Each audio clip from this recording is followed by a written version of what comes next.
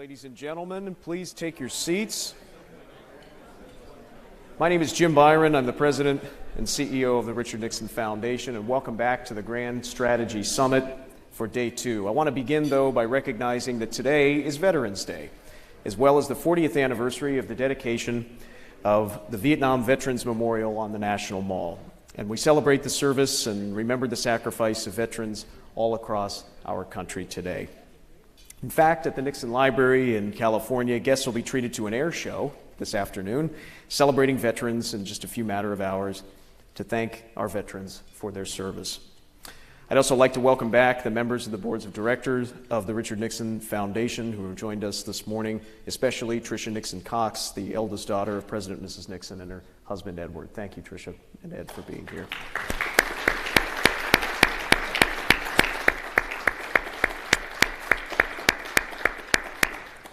The Grand Strategy Summit kicked off last night with two national security advisors taking the stage. Opening remarks were delivered by Dr. Henry Kissinger, who of course needs no introduction as President Nixon's National Security Advisor and Secretary of State and a winner of the Nobel Peace Prize. Last evening, Dr. Kissinger outlined the Nixon Grand Strategy, which was to essentially, quote, combine power with purpose. He went on, quote, we should place the American interest in such a way that we were closer to Russia and China than they were close to each other, giving us a maximum flexibility. Quote, at the end of his period in office, Dr. Kissinger said last evening, President Nixon had given a new strategy and a new meaning and a new direction to American foreign policy that linked power to purpose and moved America to a position where at that point it was dominating the policy in the Middle East and achieved military superiority in the military field and was engaged in meaningful discussions with adversaries which had a rational mission of peace at the end of it. Then, Robert O'Brien, who chairs the Nixon Foundation's board of directors, spoke with my predecessor, nationally syndicated radio host Hugh Hewitt, and expanded on what Dr. Kissinger said by applying such a strategy today, going around the world and exploring challenges with clear-eyed, realistic solutions. Today, we'll cover a host of pressing topics and approach them from the position of what is best for America's long-term national interest. A popular topic across the punditry today has to do with our country's relationship with China. This is the most important bilateral relationship in the world today, which has also become the most contentious. Many overstate it, many understate it, but few understand it. And those who will soon gather on this stage certainly understand it. So let's begin the day by approaching a series of issues on China from a strategic perspective. To do that, I'd like to introduce William Barr, the 77th and 85th U.S. Attorney General, and one of only two people in United States history to serve twice as Attorney General of the United States. Jude Blanchett, the Freeman Chair in China Studies at the Center for Strategic and International Studies. He holds an MA in Modern Chinese Studies from the University of Oxford and has spent the majority of his career focused on U.S.-China relations. Matt Pottinger is a distinguished visiting fellow at the Hoover Institution and chairman of the China program at the Foundation for Defense of Democracies. He served as Deputy National Security Advisor from 2019 to 2021. And Margaret Hoover, author and host of Firing Line on PBS, now also with CNN, will moderate this morning's discussion. She is a great-granddaughter of Herbert Hoover, the 31st President of the United States. Would you please welcome our distinguished panel this morning.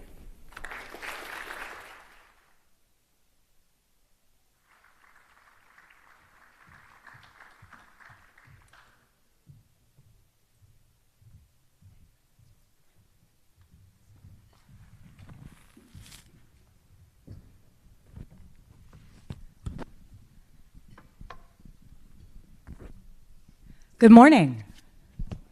It works.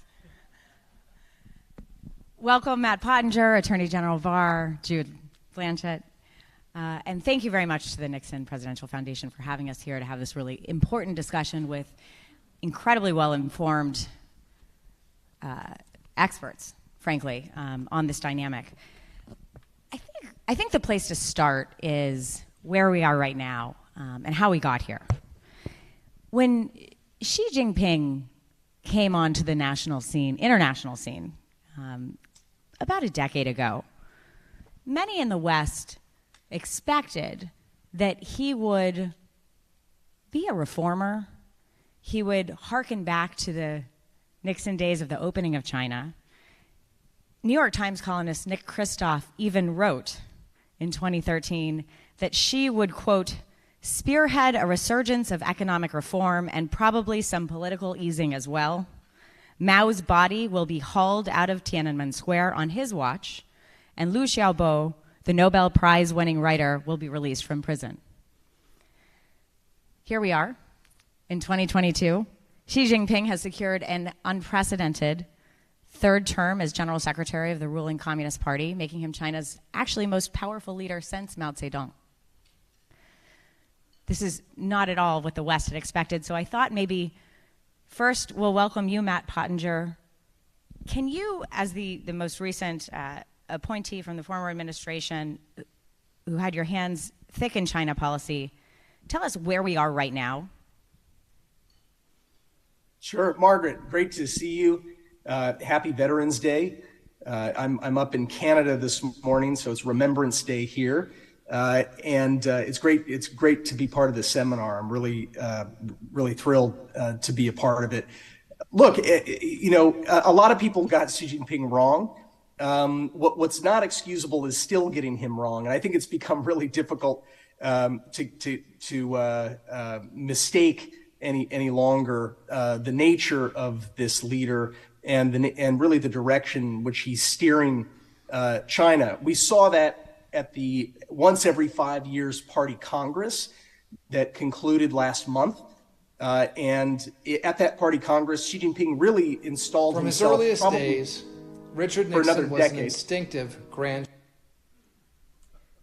He also elevated the idea of struggle. This is this Stalinist idea that China has to constantly identify and isolate its enemies and mobilize the Communist Party, almost 100 million members of the Communist Party, against those enemies. He has now written that into the Communist Party charter as the de facto guiding principle, and has demoted what we had all grown up seeing as the guiding principle under Deng Xiaoping, which was reform and opening. So we've seen Xi Jinping effectively turn the page on reform and opening, and to move towards this period of struggle, as he puts it.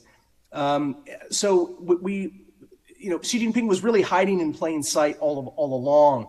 It's just that his speeches were often ignored, because the most important speeches that Xi Jinping gave were not the ones that he gave at Davos or when he was standing next to President of the United States in the Rose Garden. It was the speeches that he would give to his own Central Committee. They're usually not translated into English. Sometimes they were kept secret for weeks or months or years after he gave them. But you really get a striking appreciation for where Xi Jinping is bringing the country. And it is hostile to the United States. It is sympathetic to Moscow.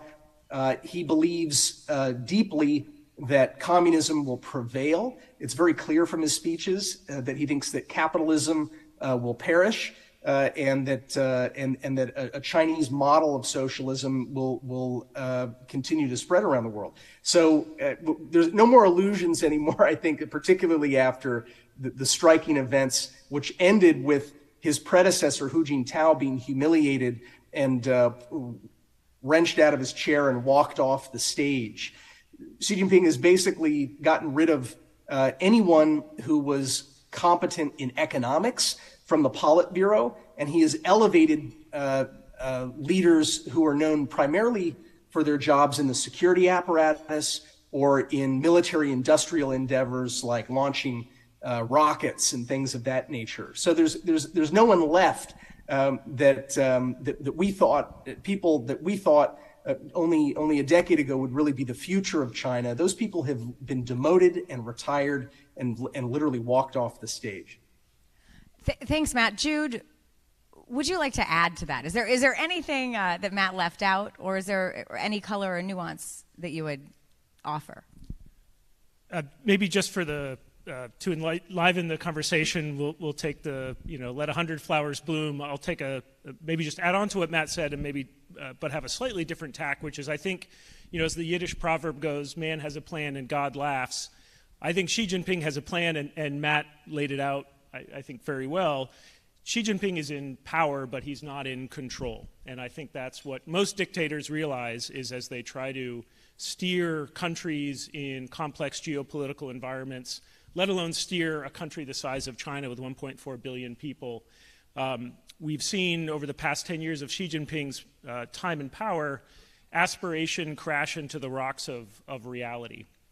And that's what I think what makes predicting China's future so difficult. I feel bad for poor Nick Kristof. That column he's been beat over the head with it for a decade, and I'll be the first to admit that I don't throw rocks at Nick Kristof because having worked on China for 2 decades, getting China wrong is a permanent feature of my job, at least, given its complexity.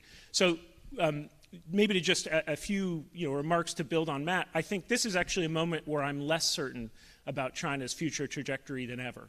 You see this grand ambition, which Matt laid out. If you look at the 20th Party Congress Work Report, you look at Xi's speech marking 100th anniversary of the CCP last year, you look at the history resolution of last year and the recent 5-year plan, we know what Xi Jinping wants to achieve. We know very clearly the position he wants China to play in the international order, exerting China's influence to shape the rules of the road, moving China's economy up the innovation ladder to really be at the commanding heights of critical and emerging technologies, and making China, or forging China into what they called in the work report a modern socialist state. The problem is we see the longer Xi Jinping is in power, the less likely achieving those goals is becoming. If you look at the gains China made under Deng Xiaoping just 5 or so years after Deng had been in power, the transformations for China that built its aggregate strength were remarkable. Xi Jinping seems to be making withdrawals from China's strategic bank account and really creating headwinds for China that the U.S., and maybe we can talk about this later, needs to take advantage of. But more importantly, all of the main headwinds that we can classify China's facing, demographic, productivity, Xi Jinping isn't fundamentally addressing those. He's putting Band-Aids on this. He is more, I think, fixated on security and stability than he is on addressing the real critical fundamental issues that China is facing. So, in summary, I think this is where I don't quite know the road forward. If Xi Jinping continues on the course that he is on, he will either keep China in the strategic cul-de-sac that it's now in, or I think more worryingly and tragically, a back to the future Mao era, sending this country headlong into a crisis. Or one can imagine, but probably have to hope for, that he'll recognize the headwinds that China is now facing and course correct. I think that's unlikely. As Matt was saying, we know who this guy is. He's been in power for 10 years. We know his priors. We know his assumptions. We know how he views the world. So he's unlikely to shift course. So for us, I think this is a different challenge than it was 10 years ago, when it was how do we compete with this rising power, which is accumulating sort of strategic chits in its bank account and really flexing its muscle. We are now dealing with something slightly different, a country with massive accumulated power, but increasingly losing its way. And that raises a whole host of tricky questions on Taiwan, which I'm sure we'll talk about, where and precisely how China challenges the United States and what we need to do. So in short, I don't know is the answer to almost every question I have about China, because I think this really is an inflection point. General Barr, you served as Attorney General under 2 different presidential administrations at the end of the last century, the beginning of this one, and really you've overseen 2 different Chinas, this emergence of China as a global power onto the world scene. But many don't know that you began your career as a CIA analyst covering China. So you're intimately acquainted with the ascendance of China and truly how different it is from when you started behind a desk. At home, U.S. businesses and universities have played a role in the ascendance of China. And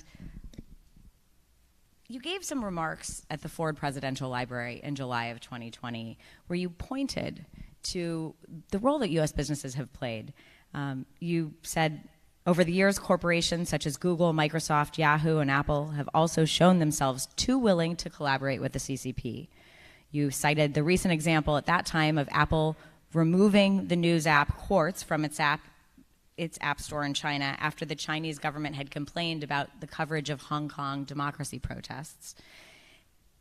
You also talked about how when we normalize trade relations with China, instead of it bringing on an era of freedom, over the course of the next decade, American companies such as Cisco helped the Chinese Communist Party build a great firewall of China, the world's most sophisticated system for internet surveillance and censorship. So I wonder if you could talk a little bit more about the role U.S. businesses have played to get us to this point, but then looking forward, what are the responsibilities and what should the posture of U.S. businesses be vis-a-vis China?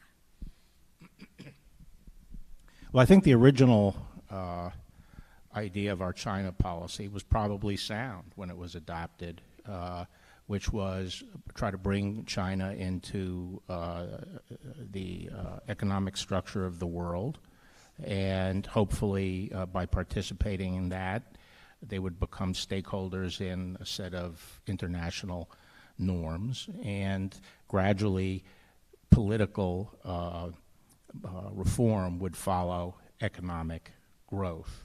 And that obviously hasn't happened. And what we've gotten is this state capitalism, very aggressive economic policy designed to supplant the United States rapidly as the supreme technological and economic power in the world. And it's a highly orchestrated game plan. It involves some degree of central planning and regimentation, obviously, but it brings all levers of power to the table to try to capture the key areas of technology going forward and establish dominance in those. And part of that has been really sucking the life's blood out of U.S. companies and leaving, try to lure them into China with great promises of returns, which never materialize, and then using a whole range of heavy-handed tactics, some of them unlawful, to foreclose the China market from U.S. competition, strip away the intellectual property, and use the presence of those companies to jumpstart their own competitive companies, and ultimately leave those companies in China as sort of husks, empty husks. So we've been sort of feeding the machine, helping their economic growth and their advances in technology. In these business practices have been supplemented by an unprecedented industrial espionage program conducted by Chinese intelligence services through a lot of non-traditional collectors. There's probably over 1 million people involved in this for China, which dwarfs all the other intelligence services of the world combined, probably. So it has been the surrender of technology and currying favor with the Chinese in the hope of getting some kind of economic benefit from participating in the Chinese market that has induced these companies to really withstand or suffer the exploitation by the Chinese. And some of them are waking up to this. And the recent experience with COVID has brought about, I think, epiphany, and people understand that we have to, bring back home a lot of our supply chain, and that in order for our companies to compete effectively with the Chinese, we're going to have to counteract a lot of their tactics, their economic tactics. I want to pose this question to all three of you in the context of the relationship between our economies. And recognizing the fact that there is an interdependency between our economies, but also the role that the Chinese state has taken and the CCP has taken with respect to the innovations and the IP of American companies. What should be the posture of U.S. businesses? And how should we think about the intertwining of our economies in the next decade. Do you want to take that first, Attorney General Barr, and then we'll go round robin? Well, I would have a different answer if Xi hadn't sort of shown his hand. I've been actually surprised at the degree of his bellicosity and his confrontational style and his provocative style. And I view him as, and China led by the Communist Party, as a very potential military antagonist, And so I think there's very possible that we're going to be in a conflict with China. And so I would treat them more from that standpoint than going in with a standpoint. So what do we tell U.S. businesses then? Well, U.S. businesses, I think, are learning, but free trade is all very good if you have a level playing field, but the Chinese don't play that way. And I think American companies, most of them are realizing that, and I think they're also going to need not only help in protecting their intellectual property, but some affirmative measures by the United States, including restrictions on doing business in China and the kinds of business in China and the kind of technology we supply China in order to counteract what the Chinese are doing to various sectors of the economy to freeze out U.S. businesses. Jude, why don't you start, and then Matt, I'll have you respond. I think we might see some differentiation in a point of view here between Jude and Matt. I'm just suspecting. I always agree with 78.3% of what Matt says. So I think we're largely in agreement. There is this question of to what extent can we pull back our dependence on China, the Chinese economy? I think the key questions are. We have to start with this, the point that China is globally integrated. This is not just a bilateral conversation. So the United States can take actions, but there are other countries that will fill the gap. Let me get to the prognostic part in a minute, but just diagnostically. Number two is companies still want to be in China. There definitely has been and Matt and I have been in a lot of conversations over the past, couple of years on this. There's definitely been a fundamental mindset shift by companies driven by two things. Number one is first, I think the paradigm shift that the Trump administration brought to bear in how economic security and national security are intertwined. And the old days of just gallivanting around China as a corporation without any real thought of national security, that era is over. But interestingly, I think over the past year, it's been this pincer movement of it's been actions China has taken which have really spooked companies. So starting with the regulatory crackdown last summer and just this very aggressive national security mentality which was latent and below the surface is now just really at the fore of how Chinese policymakers articulate their view of the economy, and they're just more clear on where they see foreign enterprises playing into their drive for to build a national security state. So what I think that means is we're in a complicated picture. And the key question for me is not how do we extract ourselves from China, but how do we do it smartly and at what cost? There's always the unspoken thing of every action we have has a cost associated with it. China is a globally integrated economy. We need to set clearer rules. Companies can't self-police. We've seen that. So we definitely need to be exerting rules. But I think we need a clearer picture of what trade-offs and costs we're willing to accept to extricate ourselves from China, where the realistic limits of it are. And I think finally, we've got to get better at articulating precisely the areas where we're identifying as no-go zones and where we might be frustrated, but we have to allow activity to occur. And I'll give one small example, and maybe people can throw a shoe at me. I don't think Costco selling a 24.9% stake in a single terminal at Hamburg Port is something that we need to go to the mat for. I think that's one where we've got to say, okay, we're going to make sure the Germans structure the deal such that Costco, it doesn't turn into Piraeus, but we've got to differentiate between what we're going to draw the line on and what we're going to look at somewhat skeptically. So I say that as some of the difficult near-term example of there was a knee-jerk, we've got to stop Costco there.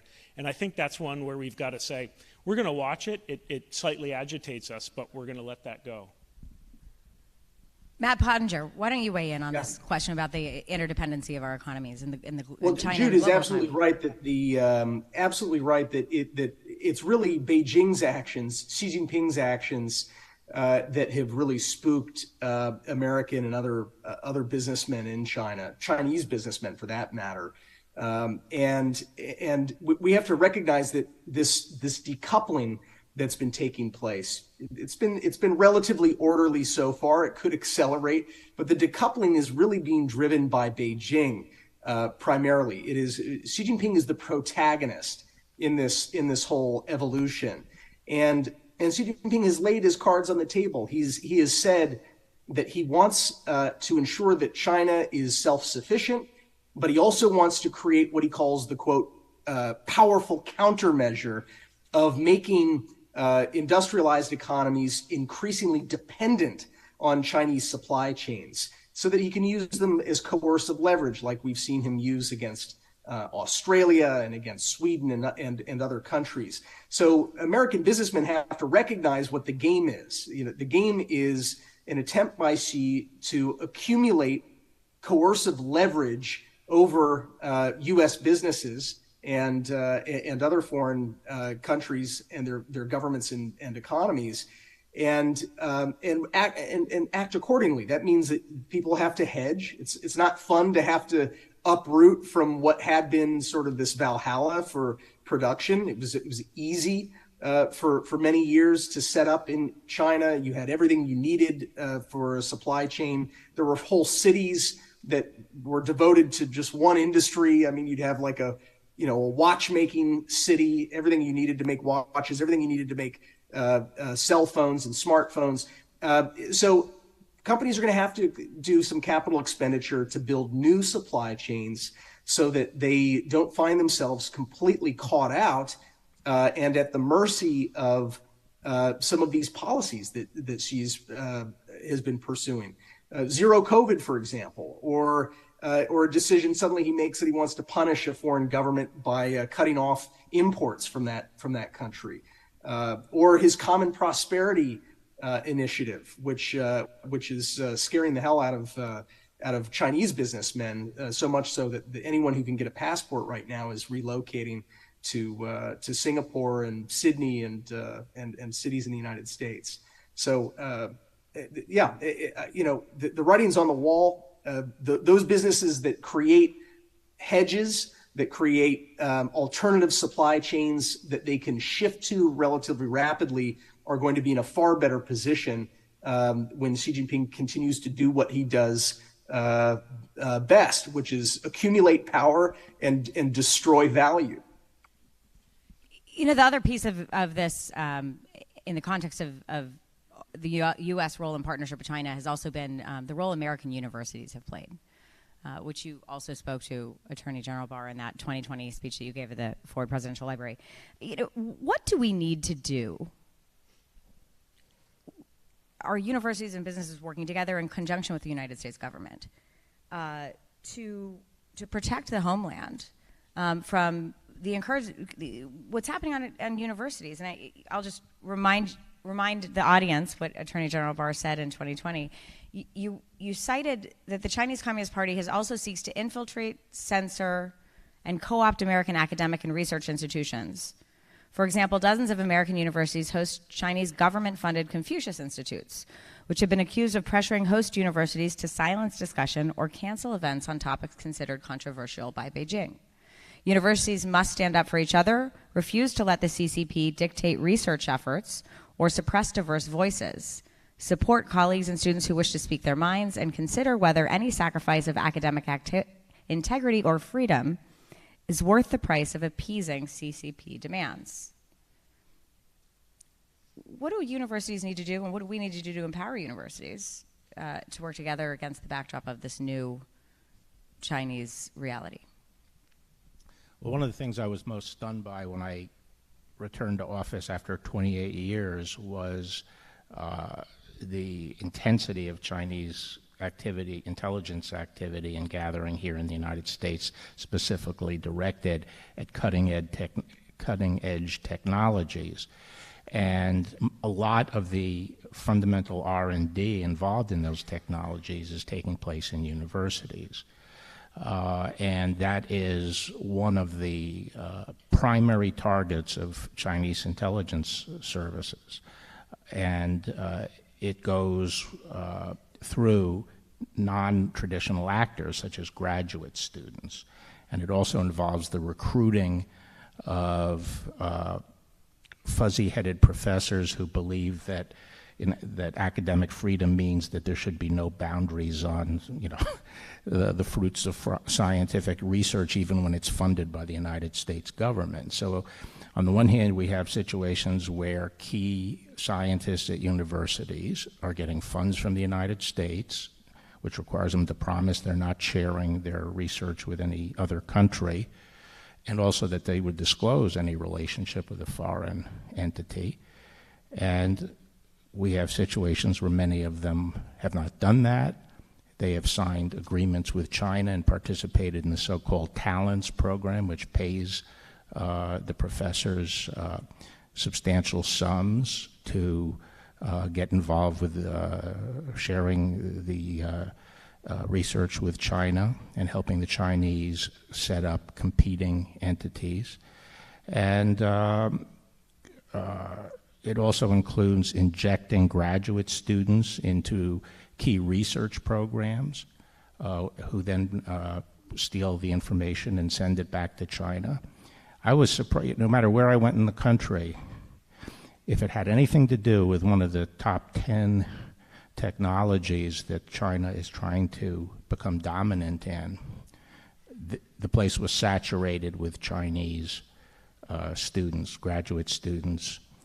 And the universities frequently had no desire to cooperate with the United States and believed it was a matter of economic freedom. And in fact, the Biden administration shut down our China initiative, which was trying to target this activity. And they did it because of pressure from the academic community. In our past crises, we've been able to get, when we faced World War II and the Cold War, we were able to get business, academia, and government all on the same sheet, working together cooperatively. But we're far from that right now. And I thought maybe the hypersonic, China's hypersonic test would maybe be a sort of a Sputnik moment where people would understand what's at stake. But so far it hasn't. The other thing that I find irritating is that we open our universities to all these Chinese students who are essentially subsidizing the universities, and many of them are there to take that back and help China compete against our companies. Now, traditionally, the downside of sending all your best and brightest to a foreign adversary is that they could be recruited by the foreign adversary, but universities don't permit that to happen. So they're off bounds in terms of recruitment. So, it's one of these things where these universities really don't view themselves as American institutions that have a stake in the outcome of our rivalry with China. Is there anything in our legal infrastructure that can be improved? Well, I think the laws could be improved. I mean, we've been using this tool of FARA, the Foreign Agents Registration Act, which wasn't really meant for it. It's vague.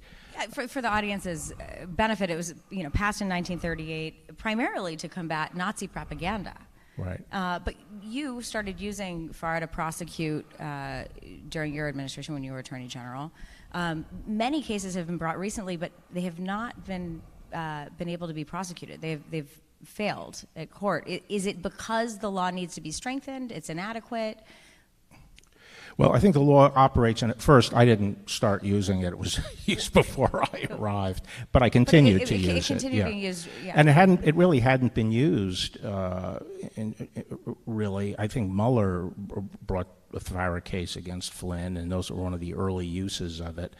And it is a tool that we can use to address the activities that I've described to you. And what it does is require people who are getting benefits from a foreign government in return for doing something for them to register that relationship. But it operates in a very delicate area of First Amendment rights and so forth, and sometimes it's hard to tell exactly what kind of relationship is involved, or what the motivations of the actor is. This guy who just got acquitted in New York was able to persuade the jury that yes, he was receiving a benefit, but the position he took was not because the foreign country was giving him a benefit, but because he personally felt that way. So it's a very slippery statute. I think one of the basic things we have to do is tighten it up and direct it more precisely, not strengthen it in the general sense so it can just be wielded as a sword generally in our society, but really focus on the specific activity we're worried about. And set the standards and give clear warning to people what is and is not permitted. And I think we need to do that. Matt Pottinger, I see you nodding your head here on the big screen. Maybe you could give us a specific example, if you have one, or, I mean, do you agree that far as laws, the 1938 law is inadequate to the moment? And can you help us understand how it could be applicable to address the ascendance of China and perhaps the vulnerabilities the United States has here in the homeland? Yeah, I agree with Attorney General Barr that this is the tool, this 1938 law, is not meeting the moment right now. The number of cases that the Department of Justice has lost recently, even though there were, to my mind, fairly clear elements of efforts to lobby the U.S. government on a policy on behalf of an adversarial government. So it looks to me like it does need to be improved. I don't know whether you could actually tighten the focus of the law to be more stringent for what we call adversarial states. During the Trump administration, we actually named 5 or 6 countries in executive orders as adversarial states. China's at the top of that list. Maybe there could be a higher standard with respect to activities that are being undertaken on behalf of adversarial governments in Washington, D.C. The one area, and I agree that it was unfortunate, I agree with Bill that it really was unfortunate that the Department of Justice under the Biden administration has been unwilling to go after those academics who are quietly double dipping, taking U.S. government money to build important technologies, and then simultaneously, without disclosing that fact, taking money from the Chinese government to replicate their findings in their laboratories. So I would not have ended that program. But where the Department of Justice has made progress under the Biden administration has been in going after influence cases. So cases in particular where the Chinese Communist Party is threatening the interests of Chinese Americans. You have a Chinese American who was planning to run for Congress, for example, and the Chinese premier spy agency paid Americans to go threaten this Chinese American in New York not to run for Congress, and if necessary, to physically harm him. So I'm heartened that the Department of Justice is going after some of these types of cases, efforts to intimidate, coerce, and even do physical harm to Chinese Americans. Where the Chinese Communist Party is pursuing these kinds of strategies. So that is an area where we've seen, I think, some helpful cases recently. General Barr just mentioned that one of the things he'd noticed in the 28 years that you hadn't been in government, in which you returned to government, was the extent to which the Chinese intelligence services had become more sophisticated. And it strikes me, there was a report this week that Canadian intelligence had warned Prime Minister Trudeau that China's government had covertly funded 2019 election candidates and was actually running candidates in Chinese parliament. So this is a global problem. This is not just the United States, but one would expect that if their tentacles have developed in our neighbor to the north, that this level of sophistication probably exists at every level of the American economy, society, government as well, perhaps. Jude, what is your analysis of this? I was thinking something that was just touched on that we can maybe extrapolate out is the Communist Party does not do well in daylight. It operates best when people are ignorant of, unaware of, or tools are not in place to be able to effectively identify it and put in place restrictions or at least force transparency. So something I think we might want to think about is a broader sort of transparency or sunshine initiative where like with FARA, like with some of the other tools that Matt was just mentioning, and this runs across the spectrum of state capitalism, of Chinese intelligence operations, you really see China is at its best when people are just unaware of what's going on. So to take a state capitalism example, we still treat, in terms of our regulatory structure, we don't treat the full ecosystem of state capitalism as a cartel like we should. We treat it as a bunch of individual companies. I just made a defense of Costco in Germany, but if I can walk that back, if you take the average Chinese conglomerate, you're talking about an average number of subsidiaries is 15,000. A lot of these subsidiaries will be registered in overseas market economies. They'll register as private companies. But it is a subsidiary of a subsidiary of a subsidiary of a state-owned enterprise, and all state-owned enterprises have one single owner, SASAC, which is the main state owner and shareholder, and regulator, by the way. So this is a functioning cartel, but we don't treat it as such. And we don't really even have eyes on the extent of what the state capitalist ecosystem looks like. So I think we could probably build a soup-to-nuts sunshine initiative where we're bringing to bear new tools that are there to simply identify, name, shine a spotlight, and put in place, basically say to the Chinese, we're happy to have you invest in our economy, but here are the requirements. Here's what you have to be fundamentally, and here's what we need to know. We're dealing with this with the PCAOB and auditing requirements. It's good that we are finally requiring Chinese companies who want to list in our equity markets here to undergo the same standards as every other company. So part of this, I think, is just making it harder for the Communist Party to operate in the shadows. But this is also a way of doing so that redounds to our own basic values, right, of rules-based, transparent. Anyone can come and play here, but here are the rules, and you've got to abide by them, where for so long China didn't have to do this. And I think that's part of what has occurred over the last 5 years. And really Xi Jinping has helped us with this by putting the party at the center of everything. Is, when I was living in Beijing, I feel like I'm the most dovish person in this room, but I was in Beijing, I was always the most hawkish person because I kept saying to the business clients I was advising, the Communist Party matters. And for, 8 of the last 20 years, I moved to China in 2008, and up till about 2016, companies would roll their eyes at me. And then suddenly, starting around 2016, they started to ask, hey, what is the Communist Party, by the way? What does a Communist Party sell in our company, and why does it matter? So I think this has really been an awakening for us, and we're in the early phases of identifying precisely what is the problem, what are the tools we need, and then maybe this is a final soapbox comment. How do we combat it in a way that we stay true to our values? And this is the last sentence of George Kennan's long telegram is, how do we combat the cancer of the Soviet Union in ways that don't undermine our own values? This is a classic problem in myth, in story, in history. How do you combat the enemy without turning into the enemy yourself? And it's a fundamentally hard challenge, especially for an open liberal society where being open and liberal means, by definition, you face a level of threat that closed societies don't. Go ahead, General Barr. I agree with that. And the result of the Kennan telegram was we went on a Cold War footing in the sense that we did not, we prepared for the worst. We hoped for the best. We tried to bring that about, but we prepared for the worst.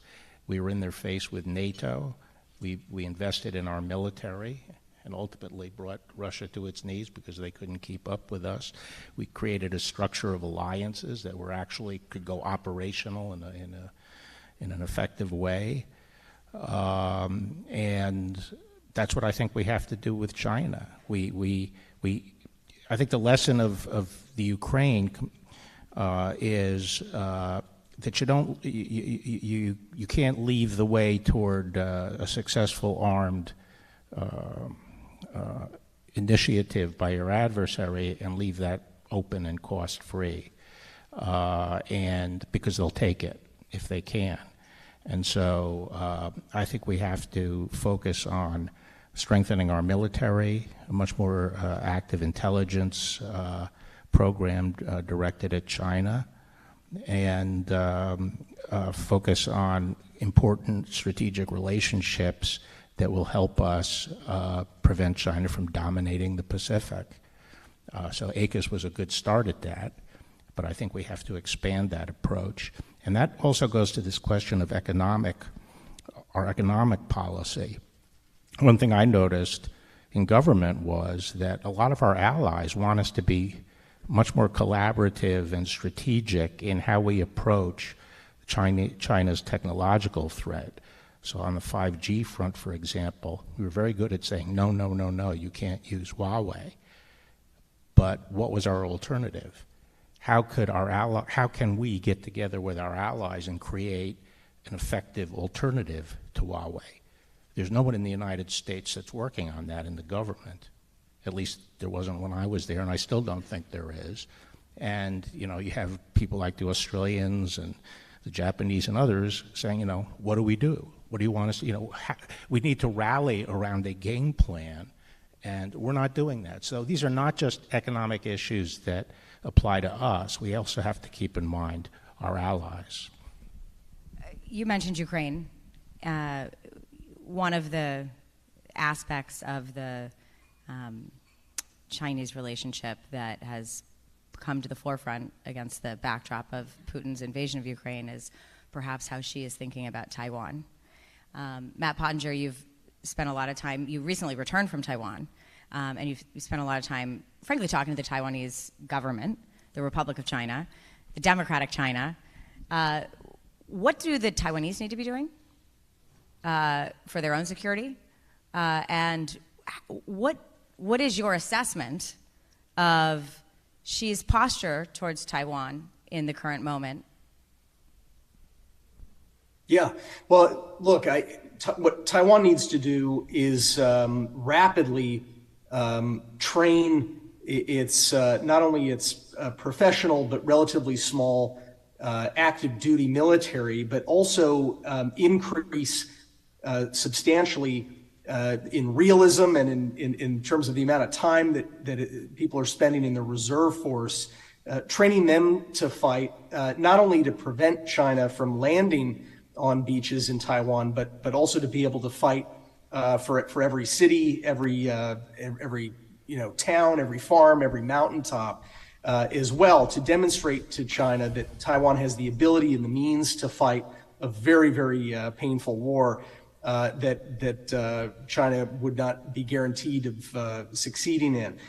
They need to acquire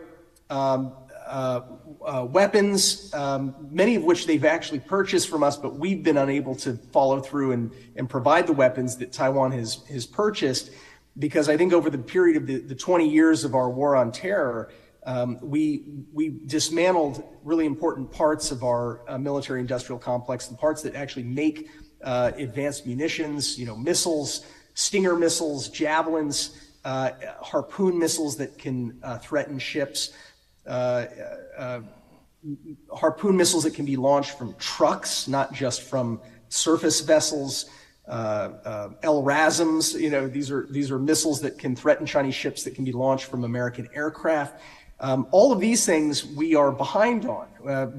We put a lot of our focus on counterinsurgency warfare and counterterror warfare, and as we're seeing, these munitions are really, really important have proved to be extremely important, many of those munitions, to the Ukrainians. We need to be the arsenal of democracy. We need to be able to arm not only Ukraine so that Ukraine can defend Europe from Russian aggression, but also so Taiwan and Japan and Australia are capable of fighting, defending their own national security with us right there fighting alongside them shoulder to shoulder. But these are things that we need to be rapidly scaling up. How realistic what is the posture of Xi Jinping? Or, I know you're not in Xi Jinping's head, but, there is this question of how worried should the Chinese be? Is there an imminent threat to Taiwan? And then what, aside from arming the Taiwanese, what else can we be doing about it, Jude? I think undoubtedly there's an imminent threat. I think we're slightly thinking about the wrong threat in the broader discussion, though. A lot of the discussion is about this sort of D-Day style invasion. I think that's the low probability outcome. I think the one Xi Jinping would least like to do, because once you start thinking about what the immediate effects are of actually launching an amphibious invasion on Taiwan, you start to see the costs accumulate for China very, very quickly. It has a geographic advantage because Taiwan's 100 miles from its shore. It has a geographic disadvantage because Taiwan's 100 miles from its shore. So any sort of military conflict in and around the Taiwan Strait, which is one of the most critical maritime corridors for China, China's most prosperous populated provinces are right there. Its major ports are right there. Oil reserves are right there. Not to say of the economic diplomatic cost Beijing would pay for this. But you raised a critical question. I could have told you on February 23rd of this year that Putin shouldn't invade because it will be costly for Russia. It'll lead to isolation. There's no certainty of victory, and yet what did we see? And as we see Xi Jinping increasingly isolated, powerful, there is unfortunately a positive relationship between how dictatorial you are and how many sort of miscalculations you make. So this is something we have to watch carefully. The only thing I would add on to what Matt said is I think military deterrence is necessary but not sufficient. I think we really need to be thinking about the entire toolkit here that starts with the question of what deters Xi Jinping and works back.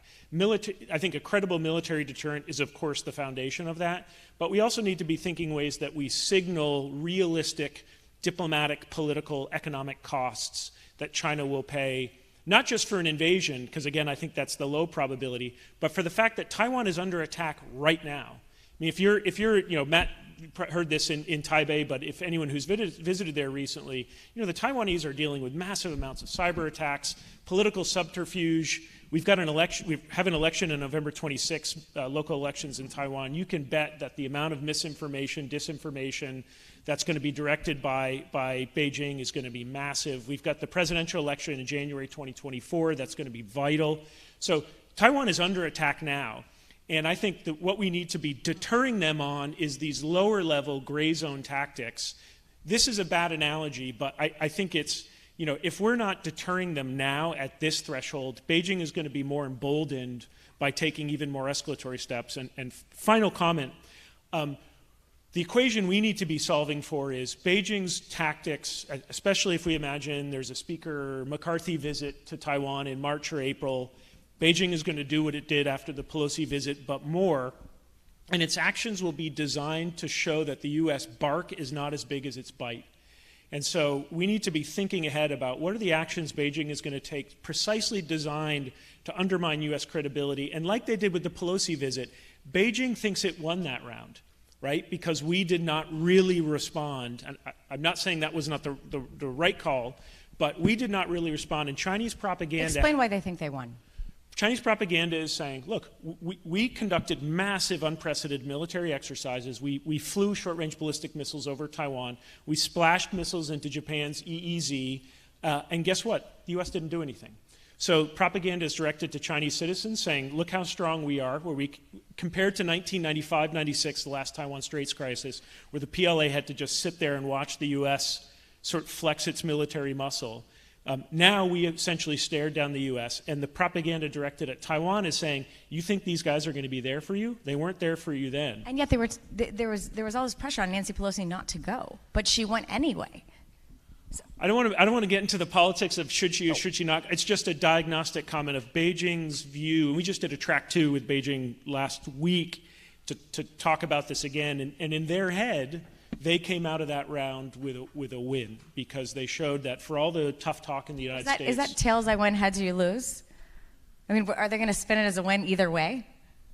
Sure, but I think I can completely understand how they're conceptualizing it as a win. So yeah, I mean, propaganda is going to propaganda, but I think this is one where we need to learn lessons from the Pelosi visit because we've got it coming. We've got round 2 coming up. Okay, so what's the lesson from the Pelosi visit? Because round 2 is on Monday. President Biden and President Xi are actually going to be meeting in Asia. This is the first bilateral meeting of the President Biden's administration. What is the lesson? And Matt, I want to get you in here too. What is the lesson from the Pelosi visit from your perspective, Matt Pottinger? Yeah, well, look, I think that the most important lesson is what Beijing has demonstrated in terms of increasing capability to impose a blockade, launching missiles right over Taipei, as Jude said, launching missiles into Japan's exclusive economic zone. The lesson is that we need to be training Taiwan troops. We need to be working much more vigorously with Japan. Japan should have responded, in my view, to those missiles that were launched into its exclusive economic zone. You have to bring some form of reciprocity into play so that, as Jude said, Beijing doesn't view this as a victory or propagandize that this was a victory and that there was no cost associated with Beijing's moves. We have to impose costs for that. Part of that is getting our act together so that we can deter China and puncture its optimism that it can achieve its aims through war. But it's also puncturing Beijing's optimism that it can acquire economic leverage over the United States. If we look at Vladimir Putin's fateful decision to launch armored columns towards Kiev, he did that in part because Germany had led Europe in becoming increasingly dependent on Russian energy. So we want a favorable balance of dependency economically, and we should require that American business and provide the incentives and also the deterrent to American business to put ourselves in a position where we become increasingly dependent on China for things like computer chips, to batteries or solar panels. I applaud the Biden administration for the recent October 7 decision that they made to basically kneecap China's ability to become the world's primary supplier of manufacturer and supplier of computer chips. That is not a position we want to put ourselves in because Xi Jinping's been very explicit in saying that he wants China to have that kind of coercive leverage over our economy. So I'll stop at that. In the final 2 minutes, and Attorney General Barr, I know you have something to say, so I'll go start with you. But in the final 2 minutes of this panel, President Biden and President Xi will have their first bilateral meeting on Monday. What will each of you be looking for and listening to, and what should we keep our ears open for, which we expect? And if you had something to say to the previous comment, well, look, go ahead. Yeah, look. I'm sorry. I was going. Matt, let me start with Attorney General Barr. Oh, well, actually, I'm not sure what to expect, and I'm not really expecting anything. I just wanted to add something to Matt's comment. But I just wanted to say that it seems to me that strategic ambiguity works against the idea of deterrence. It may be a low probability, but why don't we just make it even lower by making clear what our intent is? And I think it's time for strategic clarity and impose some predictability on what would happen if they attack Taiwan. So that's my 2 cents on the Taiwan issue. Okay. We'll have Matt, and then we'll have you, Jude, wrap up with sort of how this all ends and how do we prevent this cataclysmic ending. But Matt, what are you looking for out of a Biden-Xi summit? Yeah, well, look, it's important that the President of the United States talk to Xi Jinping. This will be the first time they've met in person since President Biden was elected president. One of the conclusions we drew from our time in office was that normal diplomatic channels don't really serve to deliver messages up to the leader in that system. The system is much more rigid, and the leader is far more remote. His inner circle smaller and more insular than it was for Xi Jinping's predecessors. So it is important. My assumption is that the Biden administration has come to a similar conclusion. So it is important for them to be talking. It may be the only way to really lay down important and hard messages, including, to Bill Barr's point, a message directly from President Biden to Xi Jinping, stating that the United States will come to Taiwan's defense in the event that Xi Jinping makes a fateful Putin-esque type of decision to militarily coerce Taiwan. But I'm not expecting some kind of a breakthrough, or I think it's really more about having important, hard conversations. It's an opportunity for the president to really be very clear about the kinds of costs that Beijing is going to incur if it makes some of these fateful steps that they seem to be fantasizing about. Jude, is there a path towards a long-term equilibrium here? I mean, basically what Matt said, and I think we need to have fairly modest expectations for this first, face-to-face meeting. We're not going to shift to strategic clarity in one meeting. That's a different discussion, but I don't want to get into it. I think from Biden's perspective, we have articulated clearly, and honestly, I think from Beijing's perspective, they're baking in that if they were to send the PLA across the Taiwan Strait, the United States would have some military reaction. The precise reaction depends on what the precise circumstance is. So I think Biden's made 4 comments, that have clarified his own view of this. That is different from a substantive consensus in the U.S. strategic and policy community, which we're not there yet. We're sort of Biden and then walkbacks. And then the final thing I would say that probably will constrain a little bit the outcomes of the meeting is I think probably both Xi Jinping and Biden enter the meeting thinking they're in the slightly stronger position. Xi Jinping has just come out of the 20th Party Congress, 3rd term. He's got his team in place. They have China has a weak economy, but frankly, so does everybody. So I doubt that's going to be some sort of gut blow to Xi Jinping as he comes into the meeting. I think from Xi Jinping's perspective, he's imagine the briefings he's getting. He's looking at, Biden's approval numbers. I don't think they're going to have the accurate read on the midterms. I think they'll still see it's sort of divided government. So I think that's going to be a slight challenge is, there's not a clear winner or loser coming into the meeting. So, and I think the final thing is, it's the what's next out of this meeting. So I think it's really what happens out of the meeting that is a follow-on to this. But for all of us watching at home, I think if as Matt said, if there's a clear message from the administration on where our red lines on, and there's some clarity about the costs we're going to impose on China, I think that's good. Matt Pottinger, Attorney General Barr, Jude Blanchett, thank you very much for your insights on China. Thank you. Thank you all very much. Thanks, Margaret. Ladies and gentlemen, that concludes the Grand Strategy Summit's first panel. The Grand Strategy Summit's next panel will begin at 10:30 a.m. with Michael Pillsbury, Arthur Herman, and Patrick Cronin talking after the fall, the United States and China after the Soviet Union. Thank you.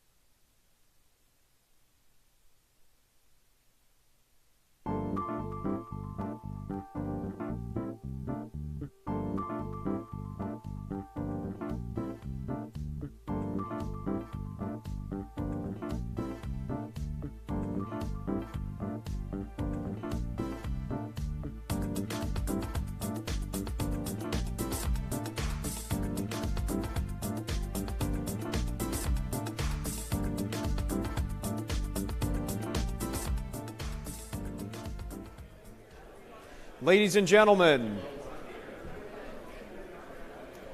I invite you to take your seats as we begin our second panel of the day. We've just discussed how to approach issues of great strategic importance with China. But in true Nixonian fashion, no thorough discussion would be complete without studying how we got here. President Nixon details in his memoirs why and how he made early moves for a rapprochement with China when he entered office in 1969. The issues were purely strategic and resulted in unbelievable additional positive results. That relationship grew exponentially throughout the Cold War period and was realigned and began to be built on economic terms largely after the fall of the Soviet Union. President Nixon gave an interview in the early 1990s, not long after the fall of the Soviet Union. In it, he essentially said that if democracy in post-Soviet Russia under Boris Yeltsin were to succeed, the Chinese will take note. If democracy in Russia fails, a despotism worse than communism, one rooted in authoritarian expansionism, will take root in Russia, and the hardliners in China will take equal note. Clearly, he was onto something. One cannot attempt to shape a better future without understanding the past. So to analyze the relationship that has grown and evolved since the fall of the Soviet Union to pave the way for the future, please welcome Dr. Michael Pillsbury, Director for Chinese Strategy at the Hudson Institute and author of The 100-Year Marathon. He has worked in the administrations of Jimmy Carter, Ronald Reagan, George H.W. Bush, and Donald Trump. Patrick Cronin is former Senior Advisor and Senior Director of the Asia-Pacific Security Program, specializing in Asia-Pacific security and U.S. defense. And Dr. Arthur Herman will moderate the discussion, a Senior Fellow and Director of the Quantum Alliance Initiative at the Hudson Institute and author of 9 books. Please welcome our panel.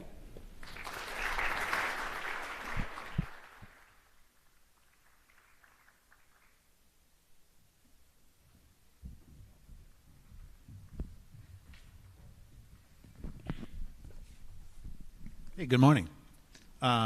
Listen, everybody here, I'm Arthur Herman, by the way, Senior Fellow, Hudson Institute. Everybody here deserves a mark of gratitude for having defied the weather to come out here today for our event.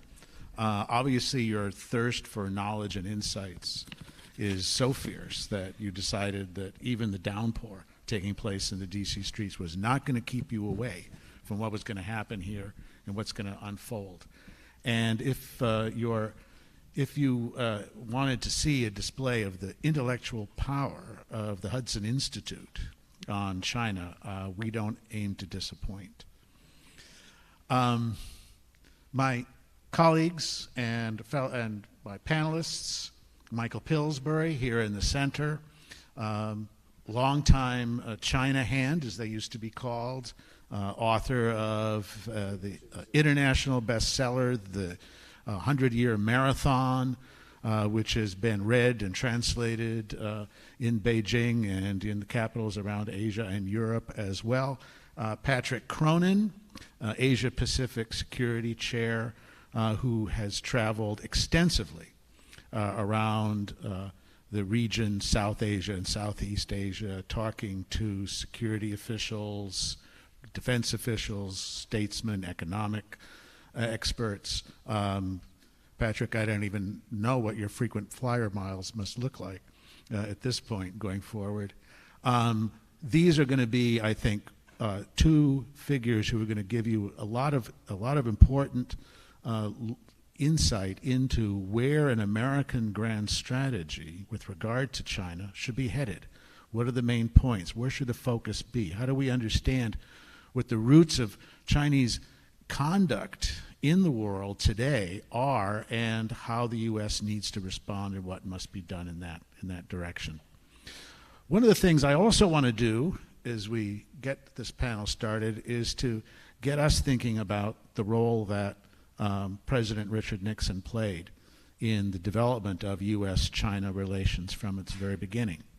And I would remind you that in October of 1967, in a magazine article in Fortune, that Richard Nixon expressed an interest, although he didn't think the United States should recognize Red China, as it was called then, and felt that China was still at that point a threat to world peace, that at the same time he argued that the United States could not ignore China anymore. That when China, although China was in, at that point, a deep freeze, the throes of the Cultural Revolution, it was still a nuclear power now, the most populous nation on earth, and that the United States has a responsibility now that things were going to change in China, and the United States had a role to play in all that. And then, the week of the New Hampshire primary in 1968, in a conversation with Ed Cox, who is here, by the way, who can back up and confirm this story, he was asked, what are you going to do about Vietnam? What's your plan for regard to Vietnam? And Richard Nixon said, I will go to Peking and Moscow. So the idea that the opening to China was somehow something that was concocted as a Kissinger plan for grand strategy, and that Nixon simply went along with what Kissinger saw as the future for U.S. as a global power, is simply not wrong, simply not right. This was Nixon's view and his insight, and one that policy would carry forward and lead to, finally, to the breakthrough and the visit to China as well. Now, with all of this, in terms of the roots of where American policy lies with China, I think it's also important for us to think about where the roots for China's policy with regard to the United States are.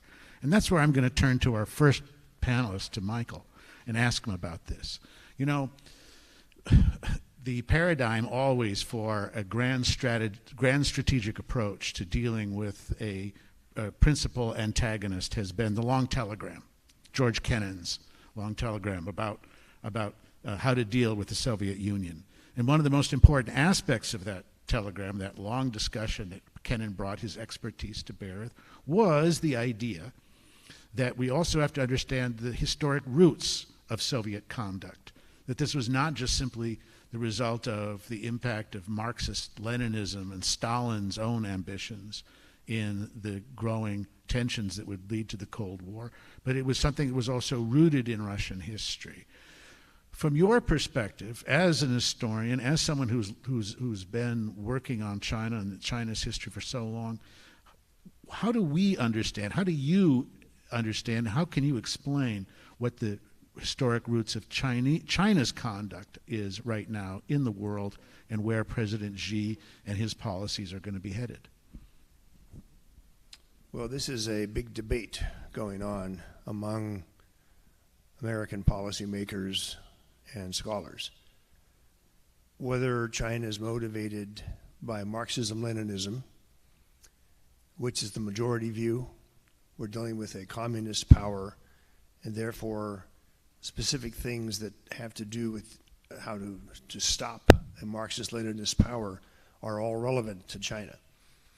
I don't share that view. I have a few supporters of my view as well, but we're in the minority. We say this is really a Chinese power. The Marxism-Leninism is so different from the Soviet brand that a lot of scholars, and especially a CIA analyst at the time, Jim Billington, who was Librarian of Congress later, but he is a CIA analyst, wrote a very important paper on the Sino-Soviet conflict possibly being a cause of war, but also because of their different interpretations of Marx and Lenin. And you think, well, what can that be, you know? And it turns out that Mao, when he was just becoming chairman of the Communist Party, 1936, 1937, he put forward the theory that ancient Chinese Taoism, aspects of Maoism, some other Chinese stories of how dynastic founders created new dynasties, that all of this was the predecessor of Marx, Engels, and Lenin, and that the Russians had Russified. He used a term in Chinese, it means to Russify Marx.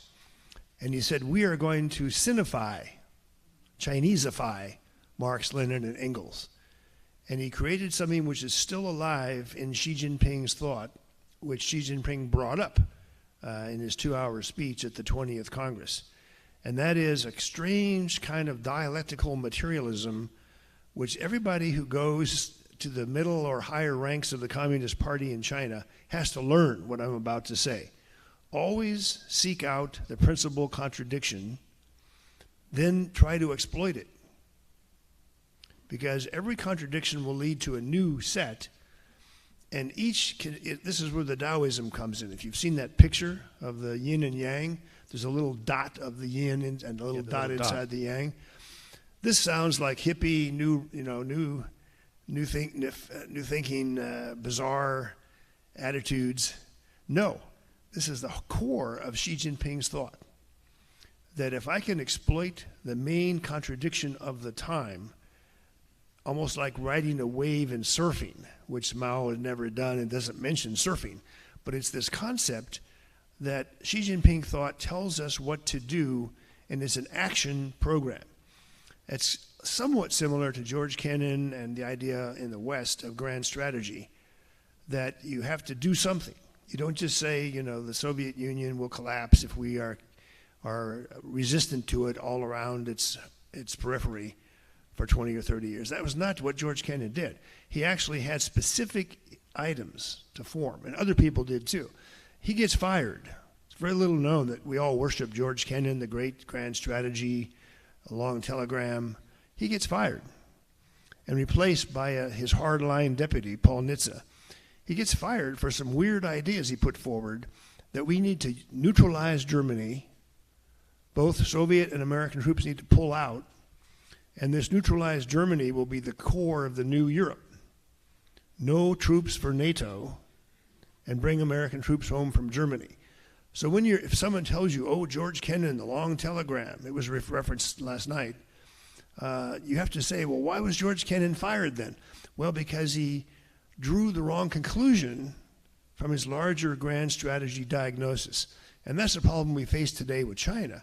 We have to get our diagnosis of what China is up to right, or we will have the wrong prescription and the wrong solution.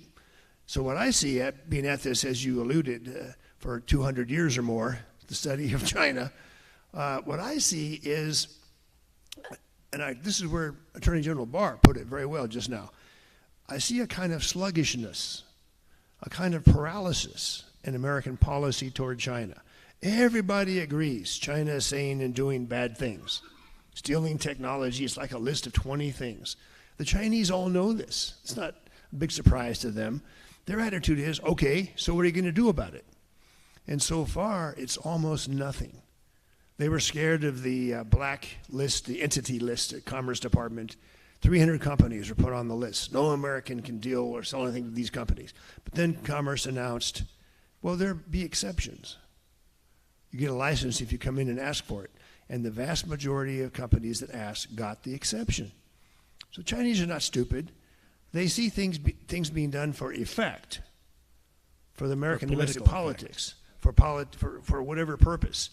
But real world activity, such as the Eisenhower administration started with covert action in a variety of countries around the world, a huge expansion in CIA that began under Truman, to the point where one Chinese story, I deal a lot with Chinese generals when we were selling them weapons and sharing intelligence back in the 70s and 80s. One of their favorite stories is they'd say, Dr. Pillsbury, we forgive you. And I'd say, for what? They say, we know the CIA was with the Dalai Lama leaving Tibet and going to India, and the CIA even got him a visa to get into India. And he had a radio provided by the CIA, which was with him. And I thought, no, this is the ultimate conspiracy theory. Quite recently, Arthur, the Dalai Lama's older brother has written a book called The Noodle Maker of Kalimpong, which is a city in India. And he tells the whole story. He was the liaison with the CIA. So you see how long and specific the memories of the Chinese are? So their idea of our grand strategy is you Americans want to overthrow the Communist Party of China. Why else would Pompeo go out to the Nixon library and sort of talk that way? And our government says, no, we do not have, this is not our strategy. We don't seek to overthrow the Communist Party. It's bad, but how are you going to convince the Chinese about the Dalai Lama's older brother? And that's one of 20 stories they have where the United States took covert action against China. In Hong Kong, on Taiwan. There's still the issue of, and you, Patrick, you can hopefully tell me if I'm wrong, during the Kissinger-Nixon negotiations, it wasn't revealed for 25 years what happened on Taiwan's status. It's a big mystery, because Kissinger wrote 4 books saying Taiwan barely came up. It was all about the Soviet Union and working together and China joining the equilibrium. But then a lot of key documents were declassified. 2000. 7 historians wrote books. You know them all. Nancy Tucker, James Mann, and they all criticized Kissinger's integrity because the documents show the main topic was Taiwan. Not that it never came up at all, is that it was the main topic. And the key demands China had were all met. Number 1, take out the nuclear weapons from Taiwan, the American nuclear weapons. Well, who knew they were even in there if you're a think tank outsider? Number 2, break off all contact with Taiwan's military. No trading frequencies, no joint war plan, no joint training. Agreed to. Never mention again that Taiwan could be independent or its sovereignty status is unclear. That had been the previous American position for almost 50 years. Taiwan's status is undetermined because of the way the San Francisco Peace Treaty left it out. No more mention of that. I won't go through the long set. We had a command in Taiwan. I was studying Chinese there for 2 years. We had a command in Taiwan, underground command post, headed by a 2-star admiral. War plan exercises every year. Everybody knew everybody else. The war plan told who would do what. There was no strategic ambiguity. It was a real live war plan, tested. China knew all about it. That has to go. American position, you would think somebody would say, well, no, we need to have something there. You know, we're a superpower. American position, agree. That underground command center today, I went there to visit not too long ago, Arthur. It's a Mongolian barbecue. And next door is the Taipei City Art Center, Art Museum. And I asked some of the people on the street, do you know what used to be here? And one old guy said, yeah, it's where the war center was, when you Americans cared about us. Yes. So yes, you know, I heard Matt, and I hear all this talk about Taiwan. We have to be tough on Taiwan, or they have to do more.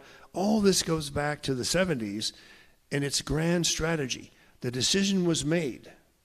We're going to take a risk that Taiwan won't be invaded by agreeing to China's terms. But this negotiation was not revealed until 2001, when the documents were released, and some are still not revealed. Dr. Kissinger has legally made a rule. Certain documents will not be declassified, made public until 5 years after his death.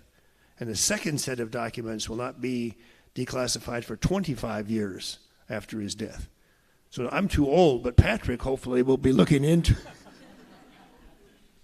So you wanted some ancient history and some grand strategy? And some grand strategy. You know, the other school, then I'm going to ask Patrick about strategy and grand strategy. The other school of thought, Michael, is that, and we know some of the prominent scholars who pushing this idea, is that China is about to collapse, and that the coming collapse of China means ultimately that the U.S. can pursue, let's call it a containment strategy, but basically that the contradictions within the Chinese economic system and political system themselves are on the way to disaster, and that coming collapse means that the pressure is off for us. And every time there's a downturn in the housing market in China, that these are all indications that the whole system, the whole house of cards is about to collapse. This theory is wonderful if you're a panda hugger. Because what does it really say? No matter how bad Xi Jinping may be, he could put Jimmy Lai in a public torture cage. And Maria Bartiromo would say, "You can't do that to Jimmy Lai. You know, he's my hero." Then they could execute Jimmy Lai on live TV. People would go, "Oh my God, Xi Jinping is so evil." We have people who say this kind of thing also believe in the collapse theory. There's two versions of it, Arthur. One is the slowdown theory, the permanent slowdown. And if you want to have some fun, there's an Economist magazine website you can go to. I confess to having done this more than once, Patrick. On this Economist website, it lets you pick what they call the crossover point for when the Chinese GDP will cross over the American GDP, either either PPP or nominal. And you put in the inflation figure and what the growth rate is. You put in America, 2.5. For China, if you put in 3, it still takes 20 years. Very comforting. Because you pick a little bit higher figure, like 4.5 or 5, and you put America down a little bit, and you increase inflation in America, then it becomes 2027. But even then, the collapse theory, and I have this on 100-Year Marathon. The book not only has declassified U.S. documents, but it's got some interviews in China. And they were first known to present this to foreigners, to American delegations, in 1996. I remember coming to China earlier where China was on the rise, and they're very proud of it. And all of a sudden there was this sharp shift, and foreign delegations were told, "No, China is on the decline. We will never surpass you." Then we got hold of some interesting internal documents that they had done an assessment of the top 6 dynasties, the dynasties that last 400 years. They'd done books and studies by order of the top. What goes wrong if you try to create a new dynasty? Well, if you tip off the hegemon, the old hegemon, this is before Graham Allison and Thucydides' trap. If you tip off the old hegemon, you're out to kill him and his concubines and take over the palace. He will prevent you from doing that. And they've got a series of proverbs, one of which is, "Don't ask the weight of the cauldrons," because you tip off the emperor and he will take you out. So we began checking the other trip delegation reports, and every delegation from the U.S. was being told China has insuperable problems: water table, food, environmental pollution, cancer rates. And it got to the point where we could tick off the 10 factors. Mike Pence at Hudson, I think you were there, Mike Pence in his Hudson speech 2018 said, in 2001, when we first began to hear about collapse, China's GDP was X. 20 years later, it's 900% bigger. So it'd be wonderful, if this theory were true, but it has an enormous impact. And you often hear people saying on TV, because China's going to collapse, we have to really put pressure on them now. But then the actual pressure is never applied. So again, Bill Barr's comment that we're doing almost nothing on China, I strongly support that. That's not, it's just, don't want to say hopeless, but we've paralyzed ourselves with these arguments in conflict about what China is doing. Remember, he used the word Sputnik moment? There's been no Sputnik moment. There's certainly been no Pearl Harbor. No. Patrick, certainly the countries around China in the region, both in the Indo-Pacific, but also specifically in East Asia, they are not waiting for China's collapse. They're not anticipating this is about to happen. From your meetings and your discussion, where are countries like Malaysia, Vietnam, the Philippines, and others, where are they in terms of understanding what the U.S.-China dynamic is looking like, what the outlook is, and what kinds of things are they looking for the United States in terms of a grand strategy in dealing with China? Well, Xi Jinping, coming out of the 20th Party Congress, is talking about his new era again, and I think the region is looking at how will he implement this new era for them. And we're going to see a lot in just the next 10 days, because there are 3 major Southeast Asian conferences, hosted conferences, beginning in Cambodia. In fact, ASEAN leaders, the Association of Southeast Asian Nations, 9 of the 10 leaders are meeting in Cambodia. Remember, a decade ago was when Cambodia, in the chair then of ASEAN, failed to put forward a communique that would say critical things about China's aggressiveness in the South China Sea. It was the first real setback of ASEAN unity in a while for the ASEAN leaders not to be able to do that. This time, one suspects that Hun Sen is as serious as his word about unity because he knows he needs a balance of power, even though he's under the shadow of China, even though many see him as doing the bidding of China, and he's a fellow autocrat, as Xi Jinping.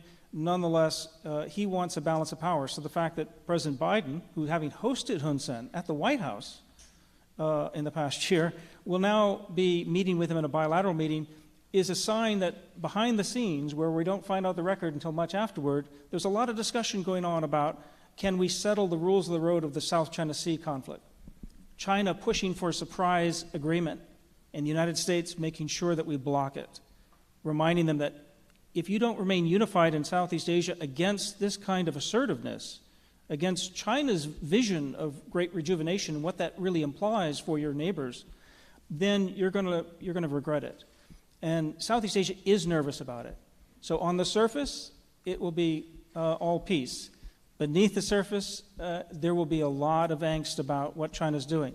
When you think about Northeast Asia, of course, that anxiety is ready and present. You see it in Japan stepping out with their new national strategy at the end of this year, trying to increase their defense spending up toward a 2% GDP, NATO kind of mark here in the next 5 to 10 years. We'll see how well they implement it and what they count on those 2%, but nonetheless, the trajectory is clear where Japan is going. Their concern is clear. And now you have the new evolution that South Korea, at least under this conservative government and President Yoon, is almost equally concerned. And we've seen this in public opinion polls in Korea too. The downturn, it's not just 4 out of 5 Americans who see China in an unfavorable light. The majority of Koreans see China in an unfavorable light. So in Northeast Asia, there is tremendous concern about this. And yet there's also much more reluctance, though, on the part of Korea to be seen as poking Beijing, because they don't want the economic repercussions and sanctions that they suffered over the THAAD deployment back in 2016, 2017, when the South Korean government of President Park was responding to North Korea's ICBM tests and nuclear tests then by introducing a new layer of missile defense system. And yet, President Yoon is going all out on missile defenses, going all out on a Korean missile defense system, integrated air and missile defenses, and there's a trilateral summit tomorrow, or this weekend at least, among Japan, Korea, and the United States leaders in Cambodia as another sign of how serious they are about not just North Korea, but a latent alliance for a growing China. When you get into the broader Indo-Pacific region, Arthur, of India, there's no doubt that India is extremely concerned about China in the Indian Ocean and China as a border challenge. There's no doubt where Australia is going, even under the Labour government of Prime Minister Albanese. Although it'll be interesting to see because Prime Minister Albanese is supposed to be meeting and having his own bilateral summit with Xi Jinping in Bali, just as President Biden will on Monday in Indonesia, on the margins of the G20 meeting. We're going to know a lot more out of Indonesia, Cambodia, and then Thailand, where they're hosting the APEC summit, which includes Taiwan, one of the very few international forums that includes Taiwan. President Biden will not be there, though. It'll be Vice President Harris.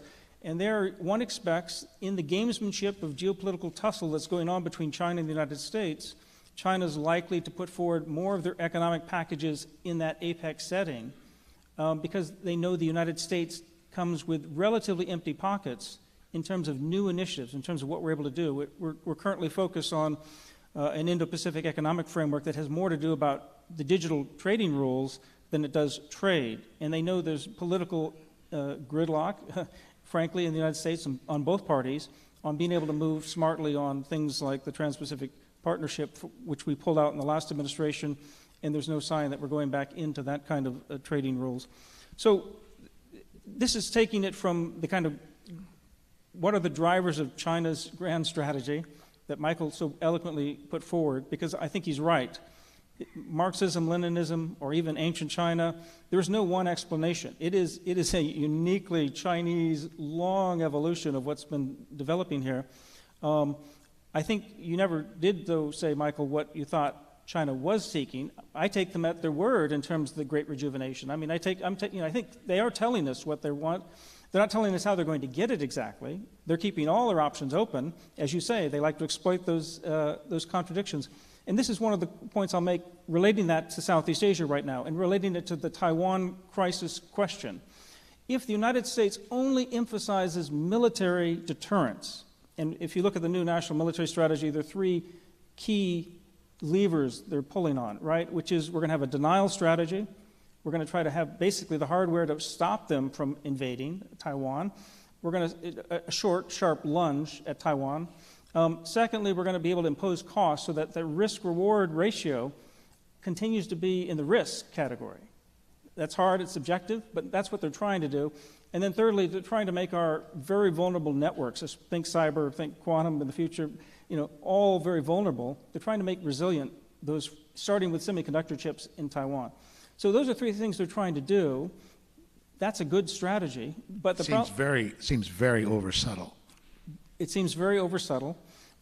In Southeast Asia, where they're worried about us getting instigation of a conflict, China will be portraying the United States as the source of the problem.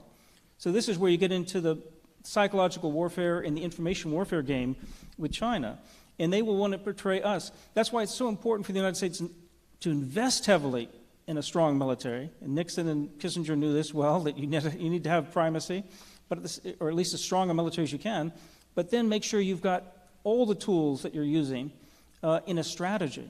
And we can talk about strategy and how we do this. One other point I'd like to make, Arthur, that plays off of what Michael's excellent points is, I don't think the CCP is going to collapse anytime soon. Gordon Chang was, not only 20 years premature, he's still got a lot of insights on China's frailties, and they're worth watching. I just want to go back to Nixon and Kissinger and Schlesinger and other members of the Nixon administrations, given this conference, and talk about their assessment of the Soviet Union. So the fact that, and this also speaks to the fact that we're never going to know China well enough. Not even Michael Pillsbury knows everything that Xi Jinping is thinking, and I don't know anybody who knows China better than Michael Pillsbury, right? I remember Ezra Vogel writing his great magnum opus about Deng Xiaoping, saying... There are rumors that Michael was the last lover of the Empress Dowager. I'd heard that rumor, but I don't put any stock in that. I think literally... Go to China and bring torpedoes for their submarines. Right. When you go to China and deliver torpedoes for their submarines under orders from President Ronald Reagan, this creates a certain fondness for you in the Chinese military, which has never gone away. I would think they keep thinking, where are some more? Can you give us some more stuff? Good, finish your point. One brief economic point. I'm sorry for going on too long. When Kissinger brought in Andy Marshall, somebody that Michael's worked for and we all know so well and remember so well, the impact in setting up net assessment, and then Schlesinger brought him over to the Defense Department to basically internalize that, institutionalize that body. The critical analytics for strategy were embedded in that. Remember, Andy Marshall had written the Rand Report, the secret Rand Report in 1970 on the framework we needed for competition with the Soviet Union. So now you needed to take and build a new framework for China. But one of the things Schlesinger and Marshall and others got right was the economic frailty of the Soviet Union. China doesn't have that same economic frailty. Obviously, they're part of the global economy. They have frailties, but it's very different. It's much more complex. But they knew that. So they knew that if we pressed our strategic competitive advantage in a strategy toward the Soviet Union, and we played upon their proclivities to try to build down and build more military when their economy couldn't support it, they knew they would collapse. My father-in-law was in the embassy. He was our defense attaché in the 80s. He knew the collapse was coming of the Soviet Union, right? This is in 85, 87. So he could see this coming under Gorbachev when it finally collapsed in 91 and dissolved. He and Fritz Ermarth were a couple of the very few people who really saw that coming. But the point is that actually Andy Marshall and Nixon and Kissinger and the analytics they put together politically helped to make sure the government, the United States, could see this coming and make this happen. Then the question becomes, though, after the fall of the Soviet Union, did we see the long game that Michael Pillsbury saw that we were going to be playing with China? And no, the answer is no. We were in a unipolar moment. We were too optimistic. We thought power politics were over. we didn't see the long-term competition coming. So that's where we are with the strategy game in the 2020s now. Not the 1990s or not the 1970s. Right. You mentioned the South China Sea, so I want to ask you both, what happened with regard to Chinese aggression and activities in the South China Sea? There were those of us who warned the Obama administration that this was no small change that was underway here, that China had a long-term plan and that they were going to militarize the South China Sea. And those warnings were largely ignored or pushed aside. What are the lessons for the U.S. that proceeds from what happened with the South China Sea? And what lessons has China learned from, I think we have to call it their success in dealing with and setting up the South China Sea as a Chinese defense perimeter, and I could even use the term the Chinese lake. Michael? I happen to have a great debt to the Nixon Foundation and especially the Nixon Presidential Library, which is highly organized on China. And South China Sea is one of the topics that came up. There's a fascinating, now declassified memo that Kissinger gives to the president, and it has a stamp on it, "President has seen." It's over the South China Sea. The U.S. has a reconnaissance aircraft. This is April 1970. The idea of the trip has now started, but there's no real planning yet.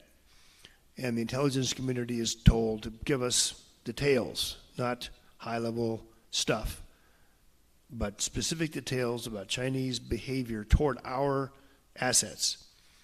So in comes this highly classified at the time document. The Chinese have scrambled 2 jet fighters. It appears to be the intention to shoot down this American reconnaissance plane, which is 60 miles off the coast of China. This must mean, and Kissinger adds his insight, which I think was correct, this must mean there are still radicals inside the Chinese leadership at the very top who are able to conduct this kind of operation, which would make it impossible for us to have the opening to China. Now, I thought I'd seen everything. I thought everything had been more or less declassified. But when I saw that relatively recently, I then, with the help of the archives and the Reagan Library as well, I started zeroing in on the radicals, the anti-U.S. faction inside the very top. Not, scholars at Shanghai University, people with access to the Politburo.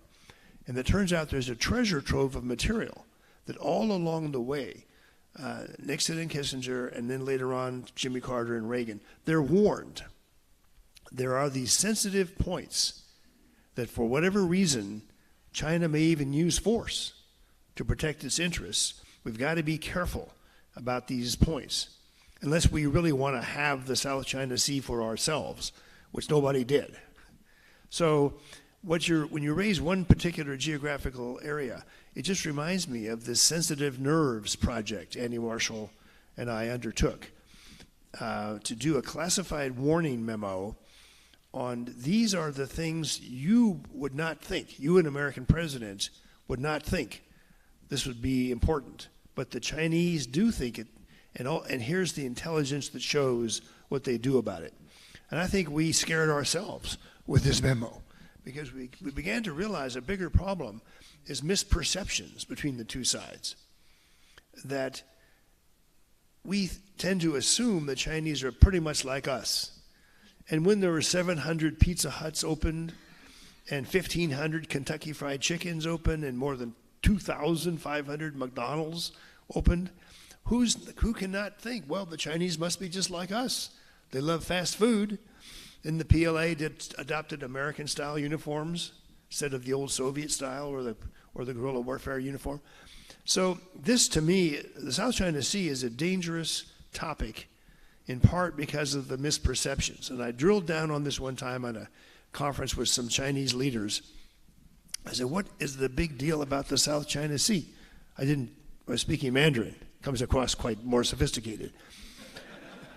And the answer was very long. It was the cubic meters of natural gas that everyone knows are at the bottom of the South China Sea. And I said, that's not true. There's never even been a survey. And the guy said, we've done a survey, we think you have too. So they had turned this into a natural resource contest that we were secretly backing. They suspected us even then of backing the Vietnamese and they eventually pushed them out. But South China Sea is one example of where you need a grand strategy and know what the other side's grand strategy might be before you can interpret little things. There was a professor at Georgia Tech named John Garver, or University of Georgia, who wrote an article in the late 70s. Andy Marshall funded his research. He showed they were after the South China Sea for the previous 15 years. So the role of, I hate to keep making my case, but the role of ancient history and history in general, and whether there are misperceptions between our two countries, this could be a cause of war, in which we'll all be going afterwards, why didn't we concern ourselves with those Chinese misperceptions? Because we didn't understand the stakes that were involved for China. But of course, in the South China Sea, it's not just U.S.-China confrontation. It's all the other nations that ring the South China Sea and that had territorial claims there, Patrick. In terms of what the U.S. action or inaction with regard to the South China Sea and dealing with China, what kind of a ripple effect, or what was the impact then there in perception about where U.S. stood vis-a-vis standing up to China or dealing with China in this very, to them, very sensitive region? And bringing the British and French and Indians into it. This is what the Chinese have been telling me. This whole idea now that we have successfully, I supported this under the Trump administration, Biden's continuing it. We're now inviting other countries to join us on patrols, naval patrols in the South China Sea. Right. Plays on a Chinese raw nerve of a coalition forming against them. That's absolutely right. The network security of trying to bring as many like-minded countries in to sail through, to fly through the international waters and airspace of the South China Sea is part of a longer-term strategy of multiple administrations now to try to stand up to the fact that as China's resurgent, it wants to claim more of the region, more control over the region than it's had in the past. It wants to reclaim that rejuvenated position as the Middle Kingdom. And neighbors are frightened, so even Vietnam, and even though Vietnam's communist leader was the first one to go to Beijing to pay homage to Xi Jinping as he began his third term as General Secretary, you can be sure that Hanoi is very careful about the need for a balance of power.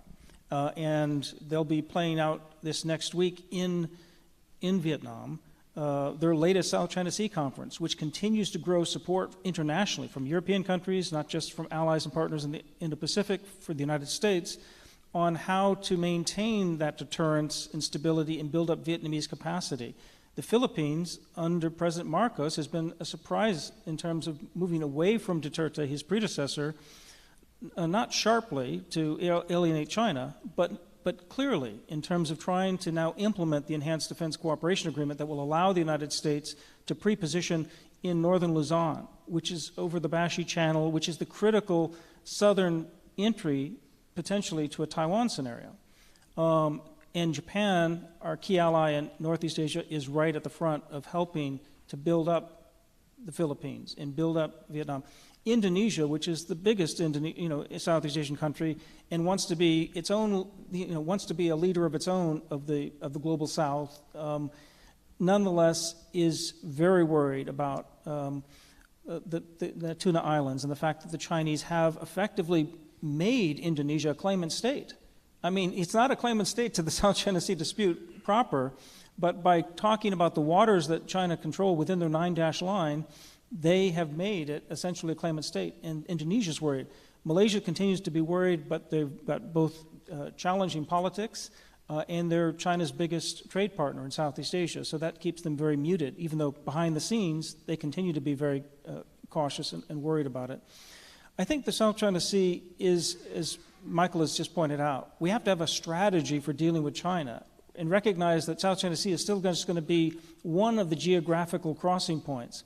But it is a critical one that could escalate, maybe the critical one, even before a Taiwan scenario. And that's why the Biden-Xi summit in Bali, you can be sure that the thing that the U.S. will be putting on the table first, second, and third will be rules of the road for crisis management, because they are worried about the hothead pilot, starting and instigating something that could escalate. But because China knows that we're worried about it, there's leverage in that too. So there's no easy way to play the Chinese. They'll be playing us first and second. Nonetheless, we have to engage in this kind of discussion if we're trying to at least reduce inadvertent escalation. One of the elements that we know in China's grand strategy is leveraging advanced technologies, high tech, we call it, weaponizing high tech. And whether we're talking about artificial intelligence, whether we're talking about quantum technology, whether we're talking about hypersonics, robotics, biotech and nanotech, social media. I've written a number of columns about the TikTok threat. Came up yesterday, last night, with Robert O'Brien's discussion about the ban, about a possible ban on TikTok that the Trump administration had tried to implement and that the Biden administration rescinded. The possibilities also, too, and I've got a column I'll be doing shortly on what TikTok's impact on the midterms were, for example.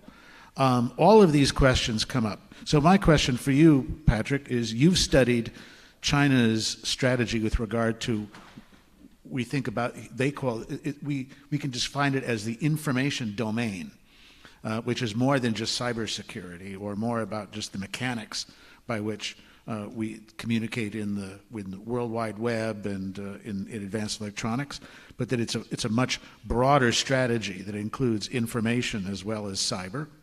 And Michael, in terms of understanding where China sees and understands these advanced technologies as part of its rejuvenation, how do we use that and use that understanding to think about a counter strategy and how we should be thinking about advanced technologies? I'm going to give it to Patrick first, and then I'll come to Michael. Sure. Well, one new book that I highly recommend is Taiming Chung's book, Innovate to Dominate, or Dominate to Innovate. I'm not sure which one. Innovate to Dominate. And the thesis of Taiming Chung's book, professor at University of California, San Diego, longtime watcher of Chinese military-industrial complex, is how Xi Jinping in particular has accelerated the return to Mao's idea of really investing in techno-supremacy, in techno-military state. So the middle period of China's development was all about using technology to develop the economy. Now it's gone back more to Mao's purposes in terms of wanting to be a nuclear power and wanting to be a great power. And I think there's no doubt that Xi Jinping has, if you read this book, I mean, just the timeline of documents that have been produced, especially by the end of the first 5-year term of Xi Jinping. By 2016, you really, the Made in China 2025 strategy becomes apparent for all about the Chinese wanting to dominate across these sectors. I want to relate that now to the sort of how do we worry about the information space, because we live in a digital revolution in which it's hard to explain how information permeates everything we do and what we won't be able to do if that information is cut off, or what it does when big data is collected, as in TikTok, from a young age over time to know your proclivities, to know your interests, and how that feeds into the algorithms and superintelligence databases. I know this sounds a bit paranoid, but unfortunately, that's what big data is all about. I mean, I'm already paranoid enough when I see, if I shop for a new sofa and I get sofa ads, the next moment I read the Wall Street Journal online, that creeps me out. But imagine if they just have all of the data that you've been putting out there for years openly on TikTok, and suddenly TikTok is no longer that benign toy that my daughter thinks is just a wonderful kind of gimmicky thing because she sings and she can do short skits. it's actually something that can be used against us. And that's sort of the dark side of globalization as well, right? This was where the 1990s, again, after the fall, if I can take it back to this panel's title, the Soviet Union collapses in December 91, and we think there's a new world order. Well, there is going to be a new world order, but not the one we think. Not the one we thought, no. It's not defined by us. And so we go toward globalization. We have China enter the WTO, even though that's really it's supposed to be about market economies. And China's not the market economy we think it is. And now it's less so today than it was before, as you think about the big tech companies being gobbled up right now by the state-owned enterprises. A very alarming trend. And that's how they're going to use this big data. That's how they're going to keep their national champions ahead of ours and try to whittle away where we have our lead in some technologies until they have that techno-supremacy, so they have the option to use it in whatever way they wish. That may not be an invasion of a lot of places. Nonetheless, it could have serious consequences for our economy, for our freedom, for our allies and partners, and for our way of life. Michael? Just thinking of your question as a historian's question. Yeah. When did the Chinese drive for technology from us begin? Because just Chinese technology to be stolen from each other, they were doing that in the Warring States 2,500 years ago. It was a means of raising your, what they call, 综合国力, teach you a little Mandarin, 综合国力, comprehensive national power, which has many indicators, the biggest one of which is technology and using technology to dominate the other state. As early as I could find, there's a set of documents in 1978 to 1979 unearthed by an INR analyst named Carol Hamrin. And the documents show that we helped China with the idea of stealing American technology as the path to greatness. And I read these documents. How so? I read these documents with disbelief. They're in 100-year marathon. The editor said this is too detailed, so put some of it back in the footnotes.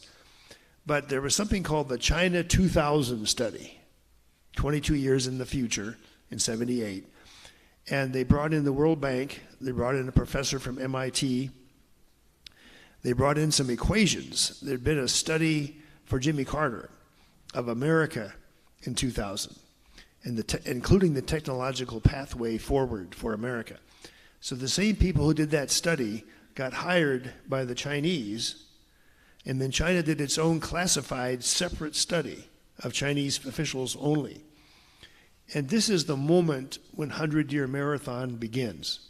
Many of my book review critics say, oh, how can he say 1949, the Chinese didn't even have shoes. They just took over. No, I never argue that. I argue the 100-year marathon is a phrase the Chinese use for when they take over China. But they accept that Deng Xiaoping is the one who, and through his daughter, as a matter of fact, who's in the embassy here, she's married to the defense attaché of all things.